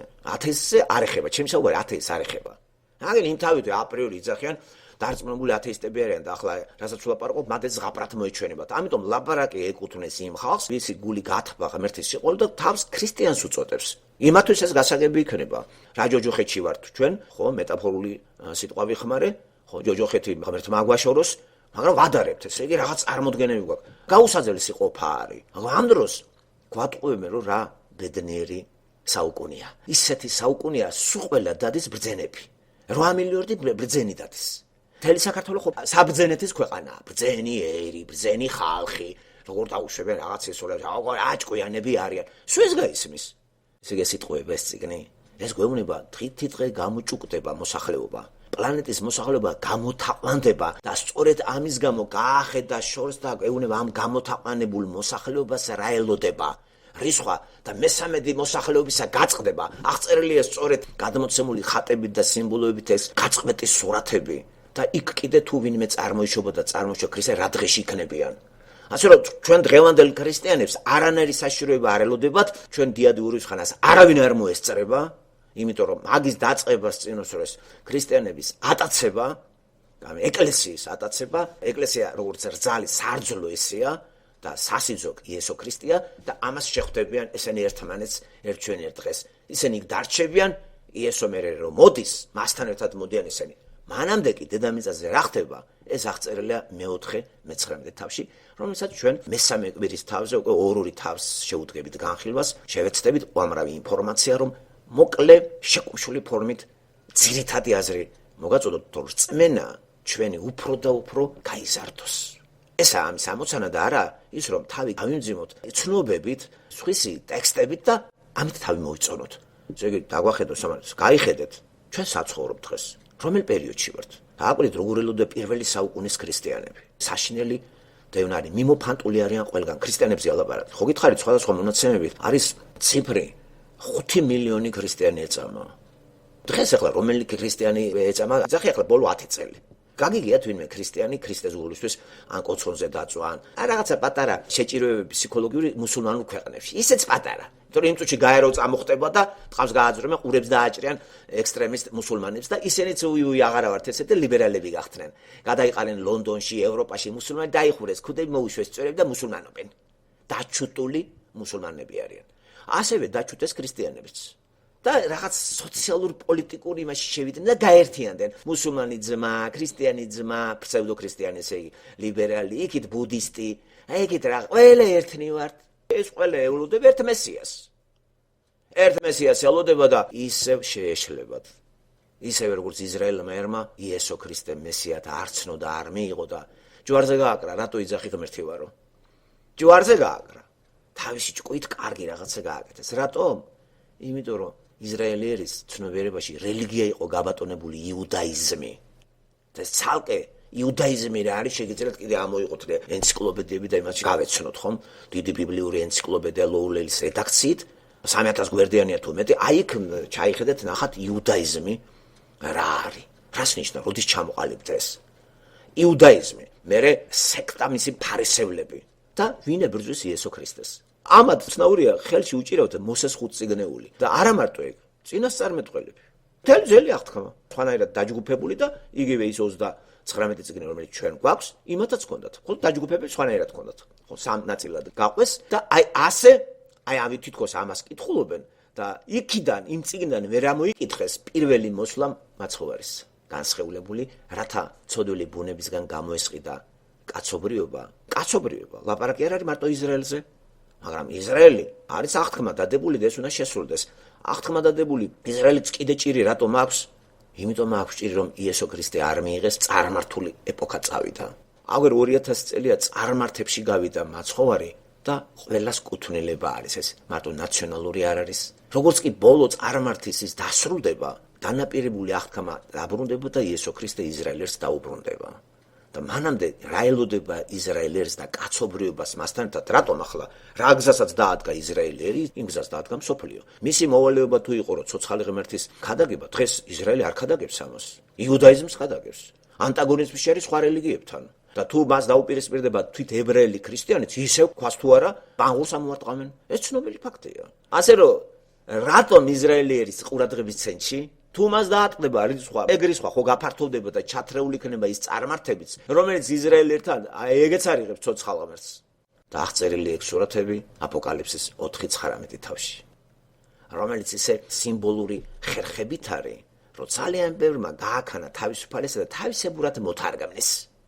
ვინც ძველი აღთქმა კარგად არიცის და ახალი აღთქმაც არ იცის და ამით იწყებს, რა თქმა უნდა თავისებურად მოთარგმნეს მაგას, ვის რა უნდა იმ სიმბოლოს დაადეს. იქ რაღაცა მხეც უწოდებს რა. ჩიპები არ უნდა იმას აკრა, საქართველოში რო ჩიპებია უიმე.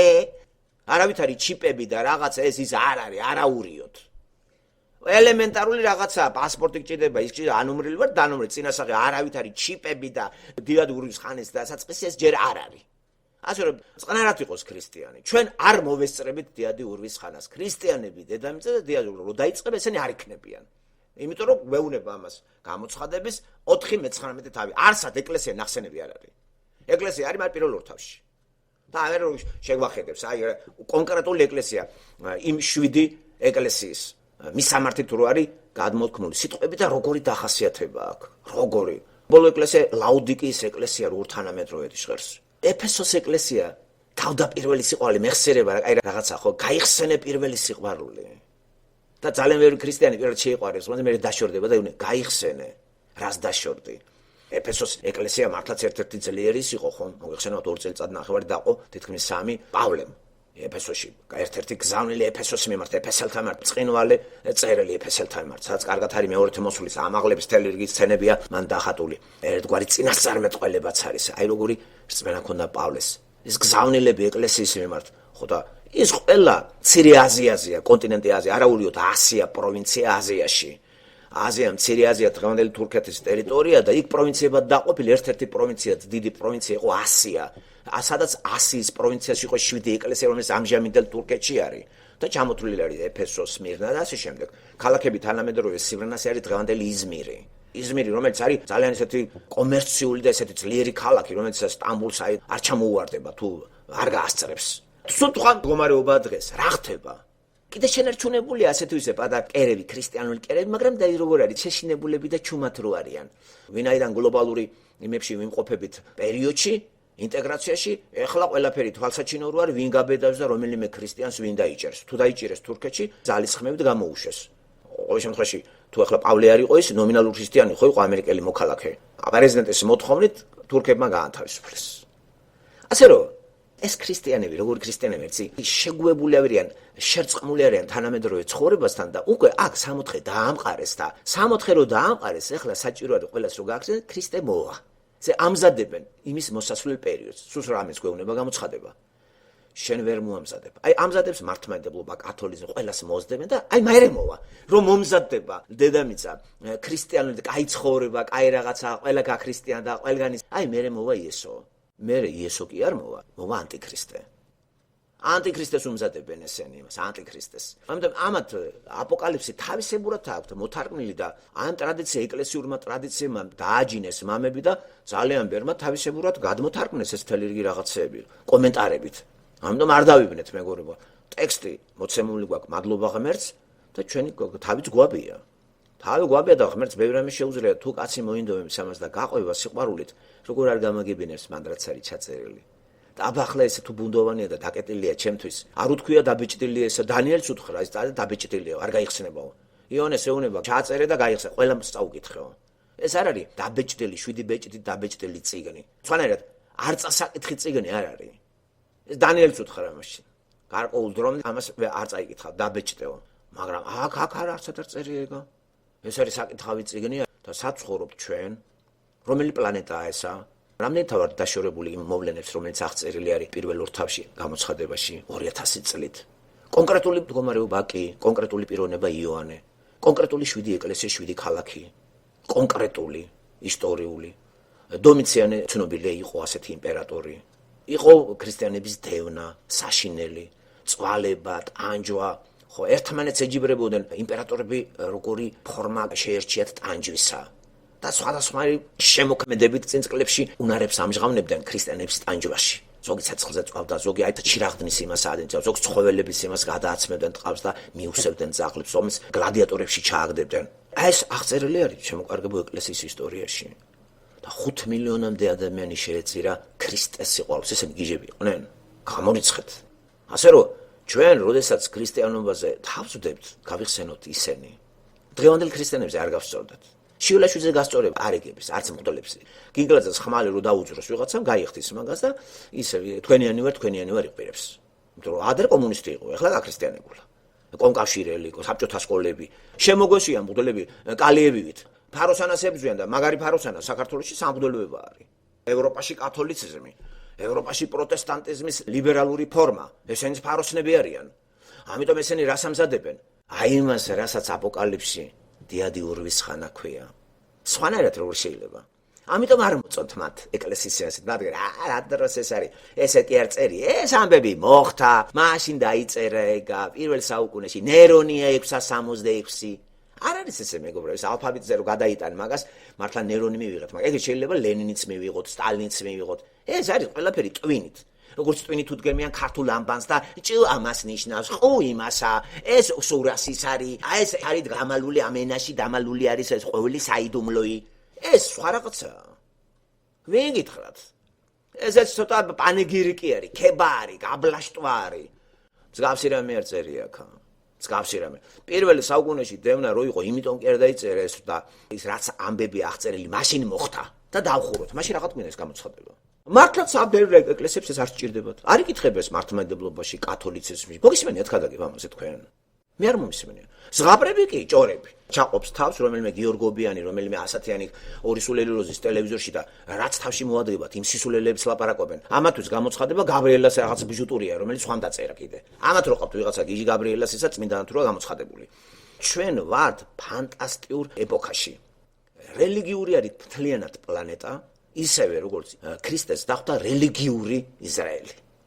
ამ დროს სარგებლობდნენ აი წიგნით, რომელიც ჩააწერინა ღმერთმა მოსეს. ეს ხომ მოსეს ჩააწერინა, ღმერთი ავტორი. ღმერთია მთავარი მოქმედი პირი. აქაც გამოცხადებაში ღმერთია იესო ქრისტეა მთავარი მოქმედი პირი. ეს წიგნი ამაზეა დაწერილი. მთლიანად, როგორც იოანეს სახარება იესოზეა დაწერილი. მათე მახარებელი იესოზეა დაწერილი განსხვავებით სამეფო მეფედ წარმოადგინა. მარკოზმა წარმოადგინა როგორც მსახური და ესე აღწერა. ლუკამ როგორც ადამიანი კაცის ზედა ესე წარმოადგინა. იოანემ როგორც ღმერთის ზედა ესე წარმოადგინა. ვინ არის მთავარი მოქმედი მთელი ბიბლიისა, მთელი ახალი აღთქმისა? მაცხოვარი იესო ქრისტე უფალი ჩვენი და მხსნელი ჩვენი. აი ამაზე ეს წიგნი დაწერილი. ცენტრში ეგ არის. თუ ამას ამოაგდებთ, აქ მე უკვე ჩაჯდება შიოლაშვილი და ვიღაცები. ხოზის ბიბლიის ცენტრში შიოლაშვილია. ილია ცენტრიზმია საქართველოში, ხო? ილია მეორე ცენტრიზმი. ცენტრში ეგ არის, ირგვლივ ეგენი ტრიალებენ. სულ დააპოწელებენ ყველგან, იმას აკურთხებს, ამას აკურთხებს, თამარ მეფე აკურთხა დღეს. გამიგეთ, პოსტმოდერნისტი თამარ მეფე აკურთხა, ილია, მაგის გარშე როგორ შეიძლება? მოგეხსენებათ მაგის კურთხევა, გადაკურთხევა სულ მალე რომ იჩენს თავს. აი ამ ზღაპრებში რატო ვართ ჩვენ? სატანა გაჩერდება? რას ლაპარაკობთ? იმანაც ხონდა ერთი გაინავარდოს.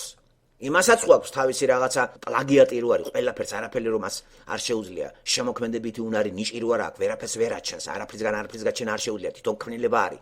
ამიტომ ვინც გააჩინა რამე იმას პარავს, გადაამუშავებს, გადაამღერებს და პირველი პლაგიატი სატანაა რო იცოდეთ. მომპარავი.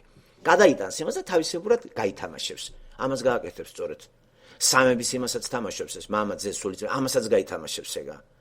ხო, გაითამაშებს განსხეულებული სატანა რო შემოვაქაც მისი კაცი ანტიქრისტე, სასწაულებს რომ მოახდენს. რელიგიური ისეც რო იქნება. ეს ყველაფერი აპოკალიფსში არის ჩაწერილი. თანდათანობით მზადდება დედამიწა ამისკენ და აი ამას გვაფრთხილებს ჩვენ ეს წიგნი. და უცნაურია 2000 წელს უკან რატო დაიწერა. როცა მაშინ ისეთი მდგომარეობა არ იყო, რომ აი ახლა დღევანდელი პირობები უფრო ახლოსა ვართ ეს წიგნი უფრო რეალური არის. აი ამ პლანეტასთან მიმართებაში ვიტყვი რომ აქ არაფერი ტყუილი არ არის, იმიტომ გადახედავთ მართლა მაშინ პირველ საუკუნეში ისეთი ანტურაჟი ხო არ იყო გარემო. და წარმოიდგინეთ რა რწმენა ქონდათ პირველი საუკუნის ხალხს, რომ ელოდებოდნენ მეორეთ მოსვლას. ელოდებოდნენ 1000 წლიან იესო ქრისტეს ეპოქას. ეს ხო აღწერილია. აი ისინი იყვნენ ხალხი. დღევანდელი ქრისტიანი რა ვისელოდება, იცი? ანტიქრისტეს და არც იცის. აბა ცხოვრობ მასე. მთელი პლანეტა ემზადება შესახვედრად. აბა რა ცხოვრებაა, გადახედეთ ხალხო. რა არის ეს? რა ტაშფანდური არის, მთელი პლანეტა არის ტაშფანდურში არის.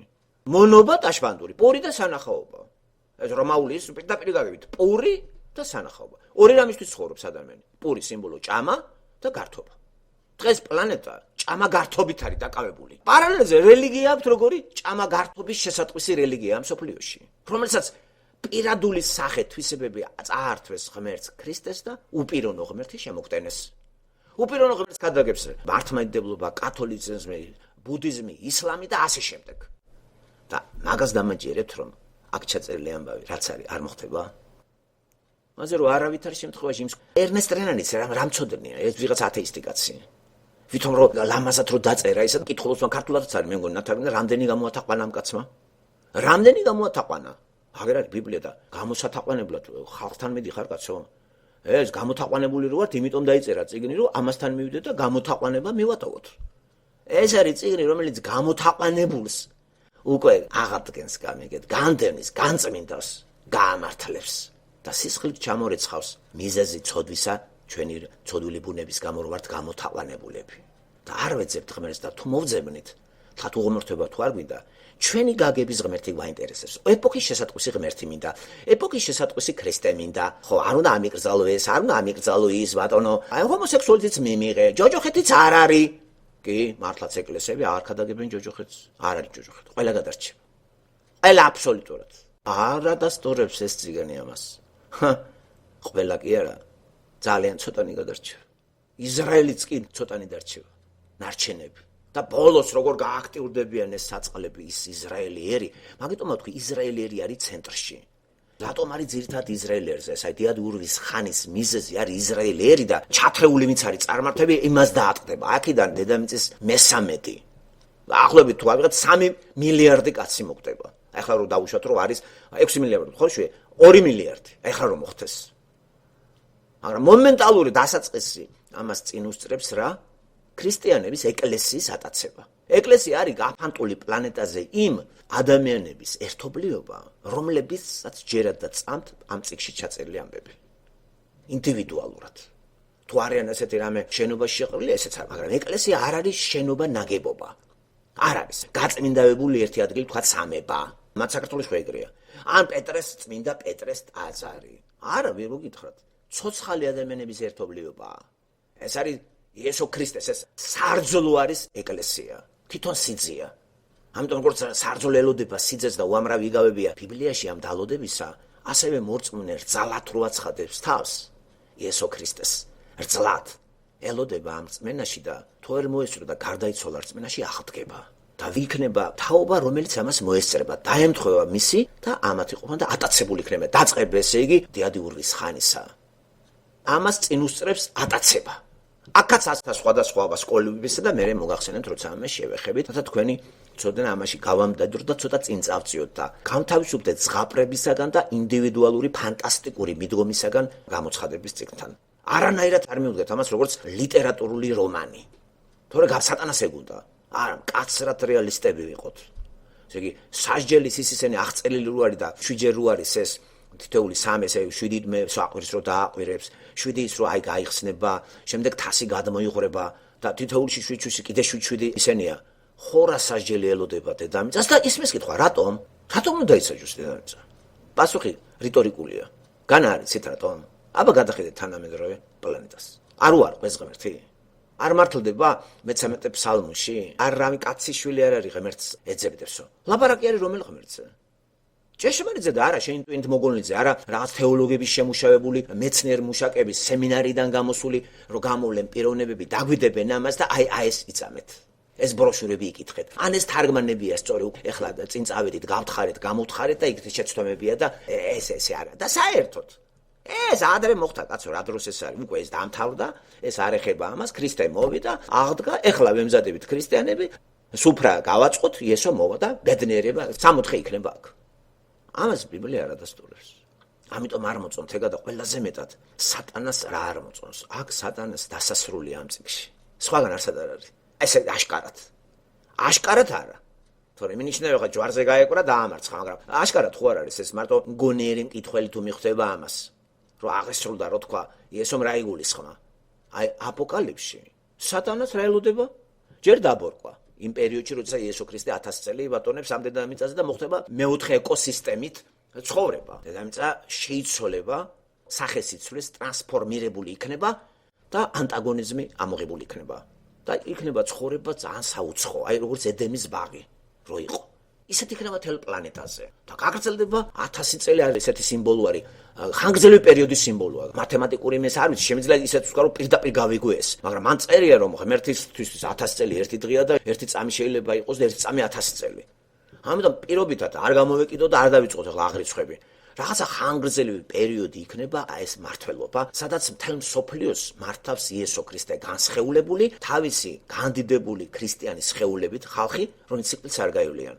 იქ ვინც დახვდება გაქრისტიანებული ხალხი, რომლებიც სიკვდილს ისინი გაივლიან, მაგრამ არა დაჩაჩანაკებული, როგორც ახალგაზრდა, აი ჭაბუკები ისე მოგდებიან, ხანგრძლივ.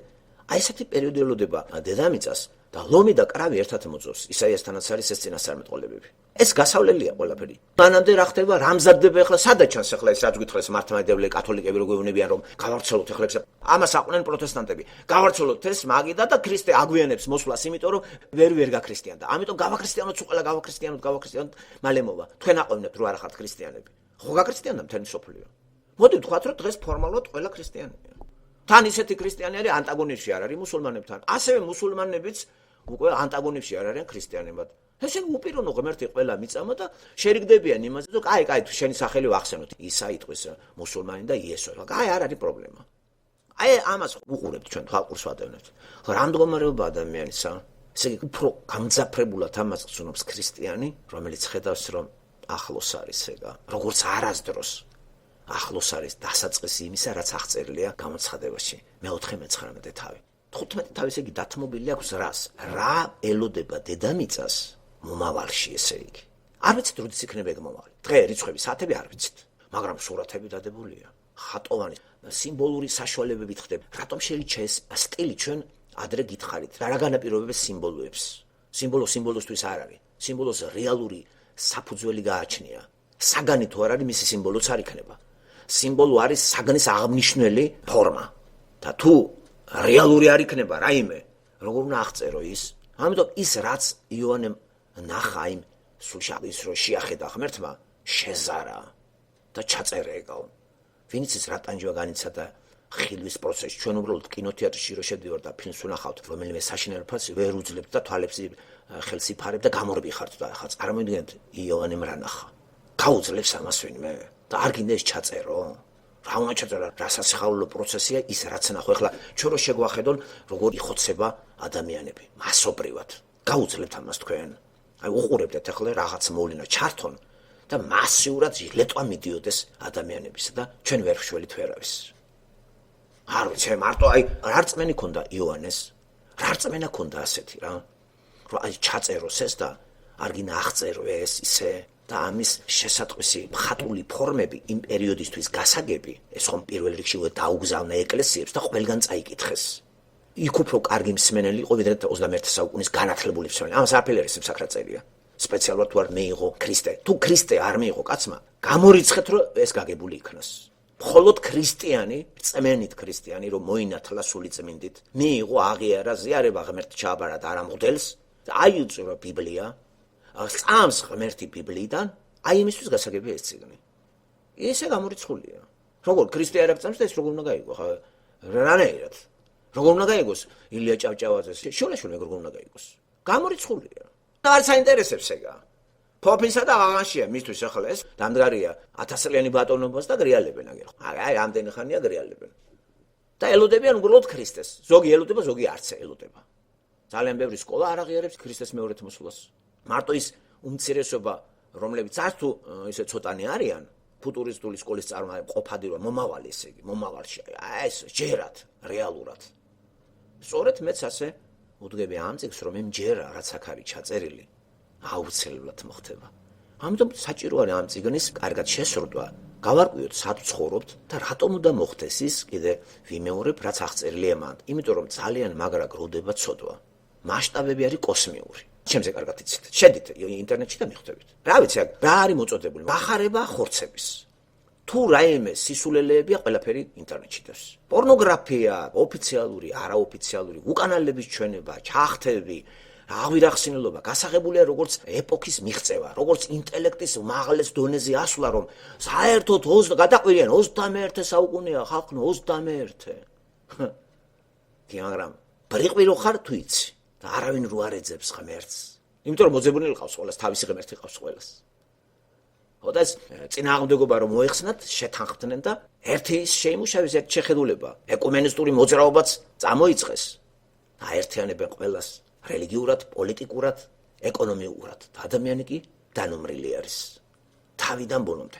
მაგრამ ის რაც მანდ არის აღწერილი, ჯერ ეს არ მოსულა. ამდენ ურავის ნურეშინია 10 ჩიპებს დრო არის ჯერ. ეგეთ რამე არ არის. და ქრისტიანს მით უმეტეს ნუეშინია. აიღეს პასპორტი არავინ და ებოდავ. წინასახეები ეს, წინასახეები. წინასახე, სხვა, აი წინასახე იყო კომუნისტური წყობა, ათეიზმი. მთელ მსოფლიოს რო ეს წინასახე იყო ანტიქრისტესი. ჰიტლერი წინასახე იყო, ის დიქტატორები წინასახეები არიან. პრაობრაზი. ბიბლიაში არის ძალიან ბევრი პრაობრაზები.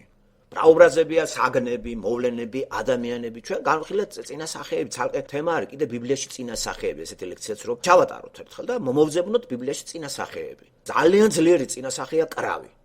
შემთხვევით არის კაცო რამდენჯერ არის მოხსენებული ესა? თავად იოანე ნათლისმცემელი გვეუბნება, აგეთ ტარიგი ღმრთისაი. ხო, ესე იგი ახალგაზრდა ცხარია ტარიგი ძველ ქართულში. ღმერთის ბატკანი, რომელიც იღებს ჩვენ ცოდვებს. ხო, პირდაპირ გავიგოთ, ცხარი იღებს ჩვენ ცოდვებს. ეს ძველი აღთქმიდან საქონელი რომ იყავდათ, ხოცავდნენ, იმიტომ რომ საწყლები რამდენი ეწერო, მაგრამ ღმერთმა თქვა ესე. დღეს რო დამახალოთ თოფი ახლა ცხარს ვერ დავკლავ, ხოლმე მაგ მიზნით. და არც იმიტომ დავკლავ, რომ იცი მომენატრა ცხრის ხორცი. იმ შემთხვევაში შეიძლება დავკლავ არაფერი საჭმელი აღარ არის და ერთი ცხარი დამიდის და ისე როგორ დავკლავ ამას კაცო. რა ბარბაროსობა არის, ხო? ჩაკაფულის გულისთვის გამოღადროყელი ბატკანს. მაშინ ეგრე კი არ იყო კაცო. ეს ლევიტელებში რაც არის აღწერილი ის რო გადმომიტანი აქა და ცხოვრების საგვარეულოება შიოლაშულა რო გამოაცხადე ახლა საგვარეულოზე საჭირო არის შეიწიროს ამდენი დაანემცხარი. ერი ილია ჯან. აჰაი და ყავს, ბლომათა. აბა ამასა ყოლია აი რა დღეშია ხედავთ. ასე რომ არავითარ შემთხვევაში მეგობრებო, ცხოველები აღარ არის საჭირო დაიკლას, იმიტომ რომ შენ გასკადე მერე ჭამო ყუჭმაჭითა და ვითომ შენი ცოდები შესაძლოა ავარია გადარჩი და ცხარი. შენ უტვინო ხარ, მანქანას ვერ მართავ, ცხარმა რა დააშავა. რატომ უნდა დაკლა? აი ამას რო ადგილი აქვს ისლამურ ქვეყანებში, იქით ყურბან ბაირამება, იქით იომ-კიპური რო არის კიდე აი რა ებრაელებში. ყველაფერი სუფრასთან როგორ მიიტანეს, გასკდნენ, გაგჯენ და მთავარი ყველას დავიწყებული აქვს. რატო ყალავს სიამოვნებისათვის ცხოველს? ხოლმე რო ის სიამოვნო, ჩაიცვა. რატო ყალავ? ყველას წინ დახვდება ეგა. ყველას პირის მუცლის პატივისათვის რო ყალავ, ხოხობი იქნება თუ რაღაც, ეს სწორია? ირემს რომ იმისათვის რომ იმის წვადები მოგენატრა. მოგწყინდა ესე რაღაცის ჭამა იქა მარკეტში. ეს სწორია? და მით უმეტეს, როცა რელიგიური მოსაზრებებით დაკლავ ცხარს ველს მიართმევ და გასკდება, გაგჯება. შენ კიდე ვითომ ცოდები გამოსყიდულია? ეს სწორია? იესო ქრისტემ სისხლით არ ჩამოგბარნა ეგ ცოდები? ეს უნდა იწამოს ყველმა ადამიანმა ნუ ვართ რეგვენობის სტადიაში. იესო ქრისტემ მოხსნა ყველანაირი ისინი, აღარ არის საჭირო მსხვერპლ შესაწირავები. მხოლოდ ქებაა საჭირო ჩვენი ბაგებით ებრაელთა წერილში ზუსტად წერია. არა და ბიბლია, მოგეხსენებათ, აქაც იყო ნათქვამი ორლესული მახვილი. მთელი ბიბლია არის სიტყვა, ცოცხალი, ეს ორლესული მახვილი. სჭრის რა ყველა იმაში აღწევს. ებრაელთა წერილი თავი მე-4 მუხლი მე-12. აი წავიკითხოთ, აი ანალოგი აქაც იყო მოხსენებული ორლესული. როგორ მოქმედებს ეს, სად აღწევს, აი ხან იკვლევს, მე ვიკვლევო თირკმელებსა და გულს, ეს ფიზიოლოგიურ ორგანოებზე კი არ არის ლაპარაკი. ეს მხატვრული ფორმებია, მეგობრებო და აი ამ მხატვრულ ფორმებს მივაქციოთ ყურადღება და ნუ გონია რომ ეს ისეთი ძნელი და რთული წიგნია. მე ეს არა რაღაცას არ მინდა, არა, აგერაც ანთელი დაანთე და პირჯვარი გადაიწერე მარჯვნიდან მარცხნივ, ხატი ჩამოკიდე სიხარულებისა, ათა ყოველი დღე ხალხალ ხატებს ჭედავენ მათ და სამჭედლო არის, მთელი საქართველო სამჭედლო გახდა. ხატმჭედელთა ქვეყანა არის საქართველო. რომელსაც 200, 300, 400 ლარი დაადეს და ვიღაცები გამდიდნენ. ვიღაცები კი გამოათაყვანეს. ძალიან ბევრნი. ასე რომ ეს წიგნი რო დავიწყებულია, ღმერთიც დაივიწყებს ყველა იმას, ვინც ეს წერილი ჩვენთვის დაწერილი, ჩვენთვის დავიწყებული იქნა, ან დაგვავიწყეს. ამიტომ ნეტარია ამ წიგნის წამკითხველი და მომსმენი. წაიკითხეთ და ნეტარი იქნებით. ნეტარი მაკარიოსი ბერძნულად ეს არის ისეთი მდგომარეობა, როცა ადამიანი არის ძალიან კარგად. არ ყოფილიყავთ რაღაც მომენტი არ დაგიჭიროთ ძალიან მაგრათა ხართ. თან ცხოვრების მანძილზე ეს წუთები ხო თქვენთვის ნაცნობია. აი ნეტარება და კიდათ ამის გახანგრძლივება. აი ჯანმრთელი რომ აი რაღაცა გტყიოდა, თავიდან რომ გადაგივიდა რა შვება რო გაქვთ და რაღაცა კარგად ახარ რა. შიგნიდან უკად ყველანაირად აი ძალიან მაგარი ხარ, მაგრამ არ გრძელდება ეს დიდხანს, 1 წელი, 2 წელი. მაგრამ გვახსოვს, რომ რაღაცა კარგი არის ეს ნეტარება. ამიტომ ამ წიგნის წამკითხველი ნეტარი, ღმერთმა თქვა, ნეტარი იქნებით, როცა ეს ჩვენ გულებში შემოვა, ჩვენ გონებაში. მსმენელისთვის ნეტარია მსმენელი, როცა ამას ისმენს. სხვადასხვა პიროვნებებისაგან, ვინც ამას ამ წიგს იესო ქრისტეს აცოცხლებს ჩვენში და არა თავისი ხოხორიკა თავით შემოდის ჩვენ ცნობიერებაში. აი ეს წიგნი ამ სიტყვა იესო ქრისტე უნდა გამიცოცხლო, ქადაგებელო და არა შენი თავი მიქადაგო. მე ამაზე ვსავარ, მეგობრებო და მადლობა ღმერთს რომ გაგმაგებინეს და მადლობა ღმერთს რომ გვეხმარება მუდამ ვისაც უნდა უფართოებს ცოდნას და რწმენას ზრდის. რწმენა იქ ჭირდება გასდა. ჭირდება იმიტომ რომ რაც უფრო დრო გადის, უფრო და უფრო უტევენ მორწმუნე ადამიანებს. მორწმუნე ადამიანები კი არ ვიცი რამდენია დედამიწაზე დღეს. ეს მარტო ღმერთმა იცის. ეს არ მაინტერესებს, მე მინდა მორწმუნეთა იმ გალერეაში შევიდე და ჩემ თავს დაუსვა კითხვა.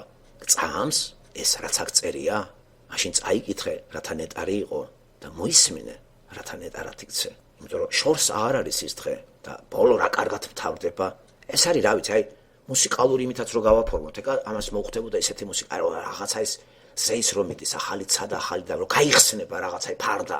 ვქამნის სრულიად ახალს, ახალ ცას და ახალ დედამიწას. სადაც სიკვდილი აღარ არის.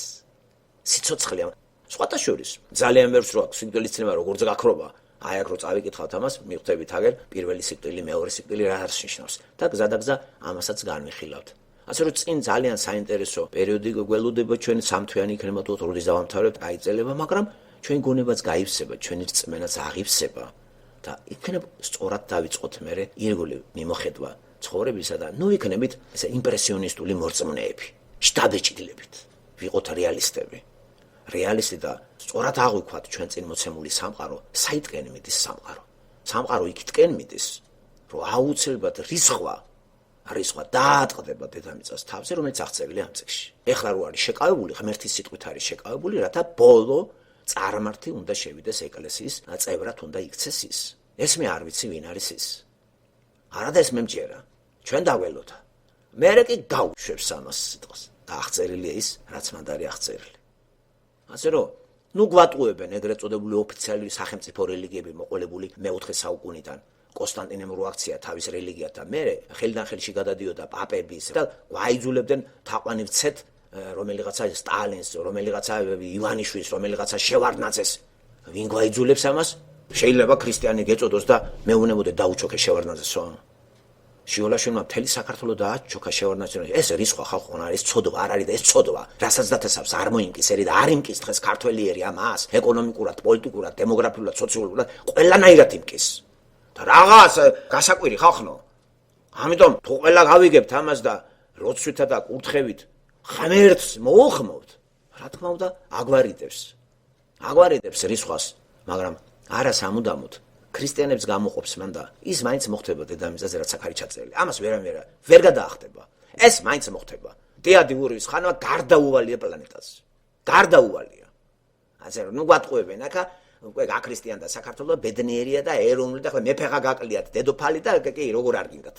ისრაელი ერთს მაგას ელოდებოდა და ნამდვილი მეფე ვერ შეიმეცნეს. მეფე არა მარტო ისრაელისა, მთელი სამყაროსი, ხილული და უხილავისა, მფლობელი, ბერძნულად პანტოკრატორი, ოვლის მყრობელი ქართულად. პანტოკრატორი, ამრიგენიც მოხსენებულია გამოცხადებაში. ასე რომ მძიმე იმას შეუდექით გზას, მაგრამ სანეტაროს.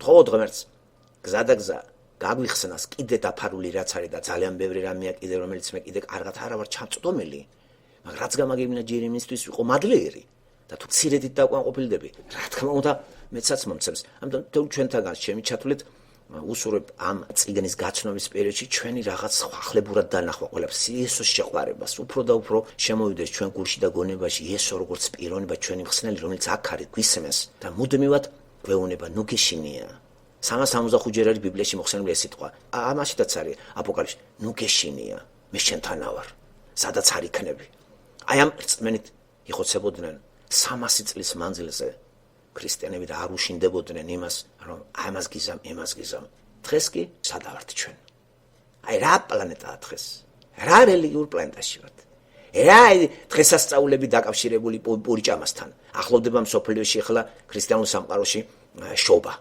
რა გამალებული ვაჭრობა არის იმის მაგვირად რომ დღეები მოაკლო კაცს სამუშაო და დაასვენო 1 საათით კიდე მაღაზიები გაახეს გადაწიეს ვირად და საქონლად აქციეს ხალხი და ჯოგად შეცვიდებიან ამ ხარახურა საგნებს ადრე რო ვერ ხედავდნენ რატომღაც 25 დეკემბრისთვის როგორ ხედავ იმას რაც თელი დღე მაღაზიაში დებს ეს სისულელე და ამას ყიდულობ არ გინდა ესე მოზილო მოსახლეობა და დიდ მარკეტად იქცა შობა და არავის არ აღწევს რა იყო შობა და სად დაიბადა იესო სადღაც ბაგაში სასტუმროში ადგილიც არ იყო და ვინ დაიბადა ღმერთი ადამიანში შემოდის და რამხელა შეჭირებები ახლავს ამას ხომ ასეთი პიროვნება შემოდის აქ მხოლოდ იმიტომ რომ დაადასტუროს ჩვენ უდიდეს სიყვარული ღმერთმა კრას არანაკლებად ჩვენ სიყვარულით გამოვეხმაუროთ იმ სიყვარულით უდევ ასე ვერ მოვართ ჩვენ მასთან მაგრამ გამოვეხმაუროთ მაინც იმ დიდ სიყვარულით რომელსაც ჩვენთვის გაიმეტა ჯვარზე მან და გითხრა გადარჩენილი ხართ გამართლებული ხართ წმინდანი ხართ ყველა ქრისტიანი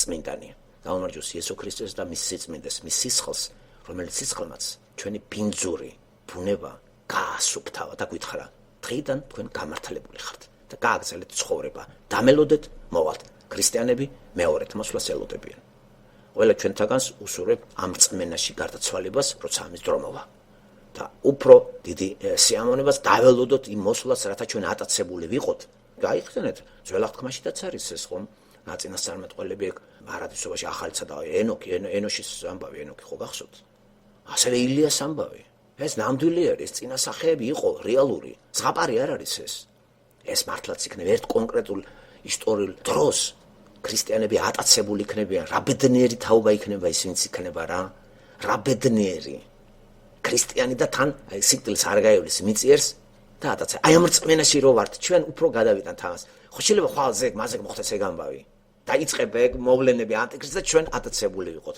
ამას ელოდებოდა პავლე ამას ელოდებოდა ბარნაბა ელოდებოდა იოანე აი ეს ხალხი ყველა ელოდებოდა აი ესენი იყვნენ სამაგალითო რწმენის ხალხი და არ მითხრათ რა საქართველოს მღვდლები კათოლიკოსი და პაპების ისტორია სამარცხვინო ისტორია პაპების ისტორია ეს სამარცხვინო რა მაგათ ხმა აქვთ კათოლიკებს ამოსაღები ყველასთან როგორ თანამშრომლობდნენ ესენი გიტლერთან ხმა აქვს ამოსაღები მართლმადიდებელი შიოლაშვილის ამ კომუნისტები რო ხოცავდა ხალხს არაფერი არ უთქვია თვითონ კი დროს ატარებდა ასე რომ ჭეშმარიტ ქრისტიანებს გაუმარჯოს ადამიანებო და ღმერთო ყველა ჩვენთაგანი შენი სიყვარულით ისე აღავსე რაც არ უნდა ძნელბედობა დადგეს ჩვენ სიყვარულით შევხვდეთ ამას დიდი მადლობა მოსმენისათვის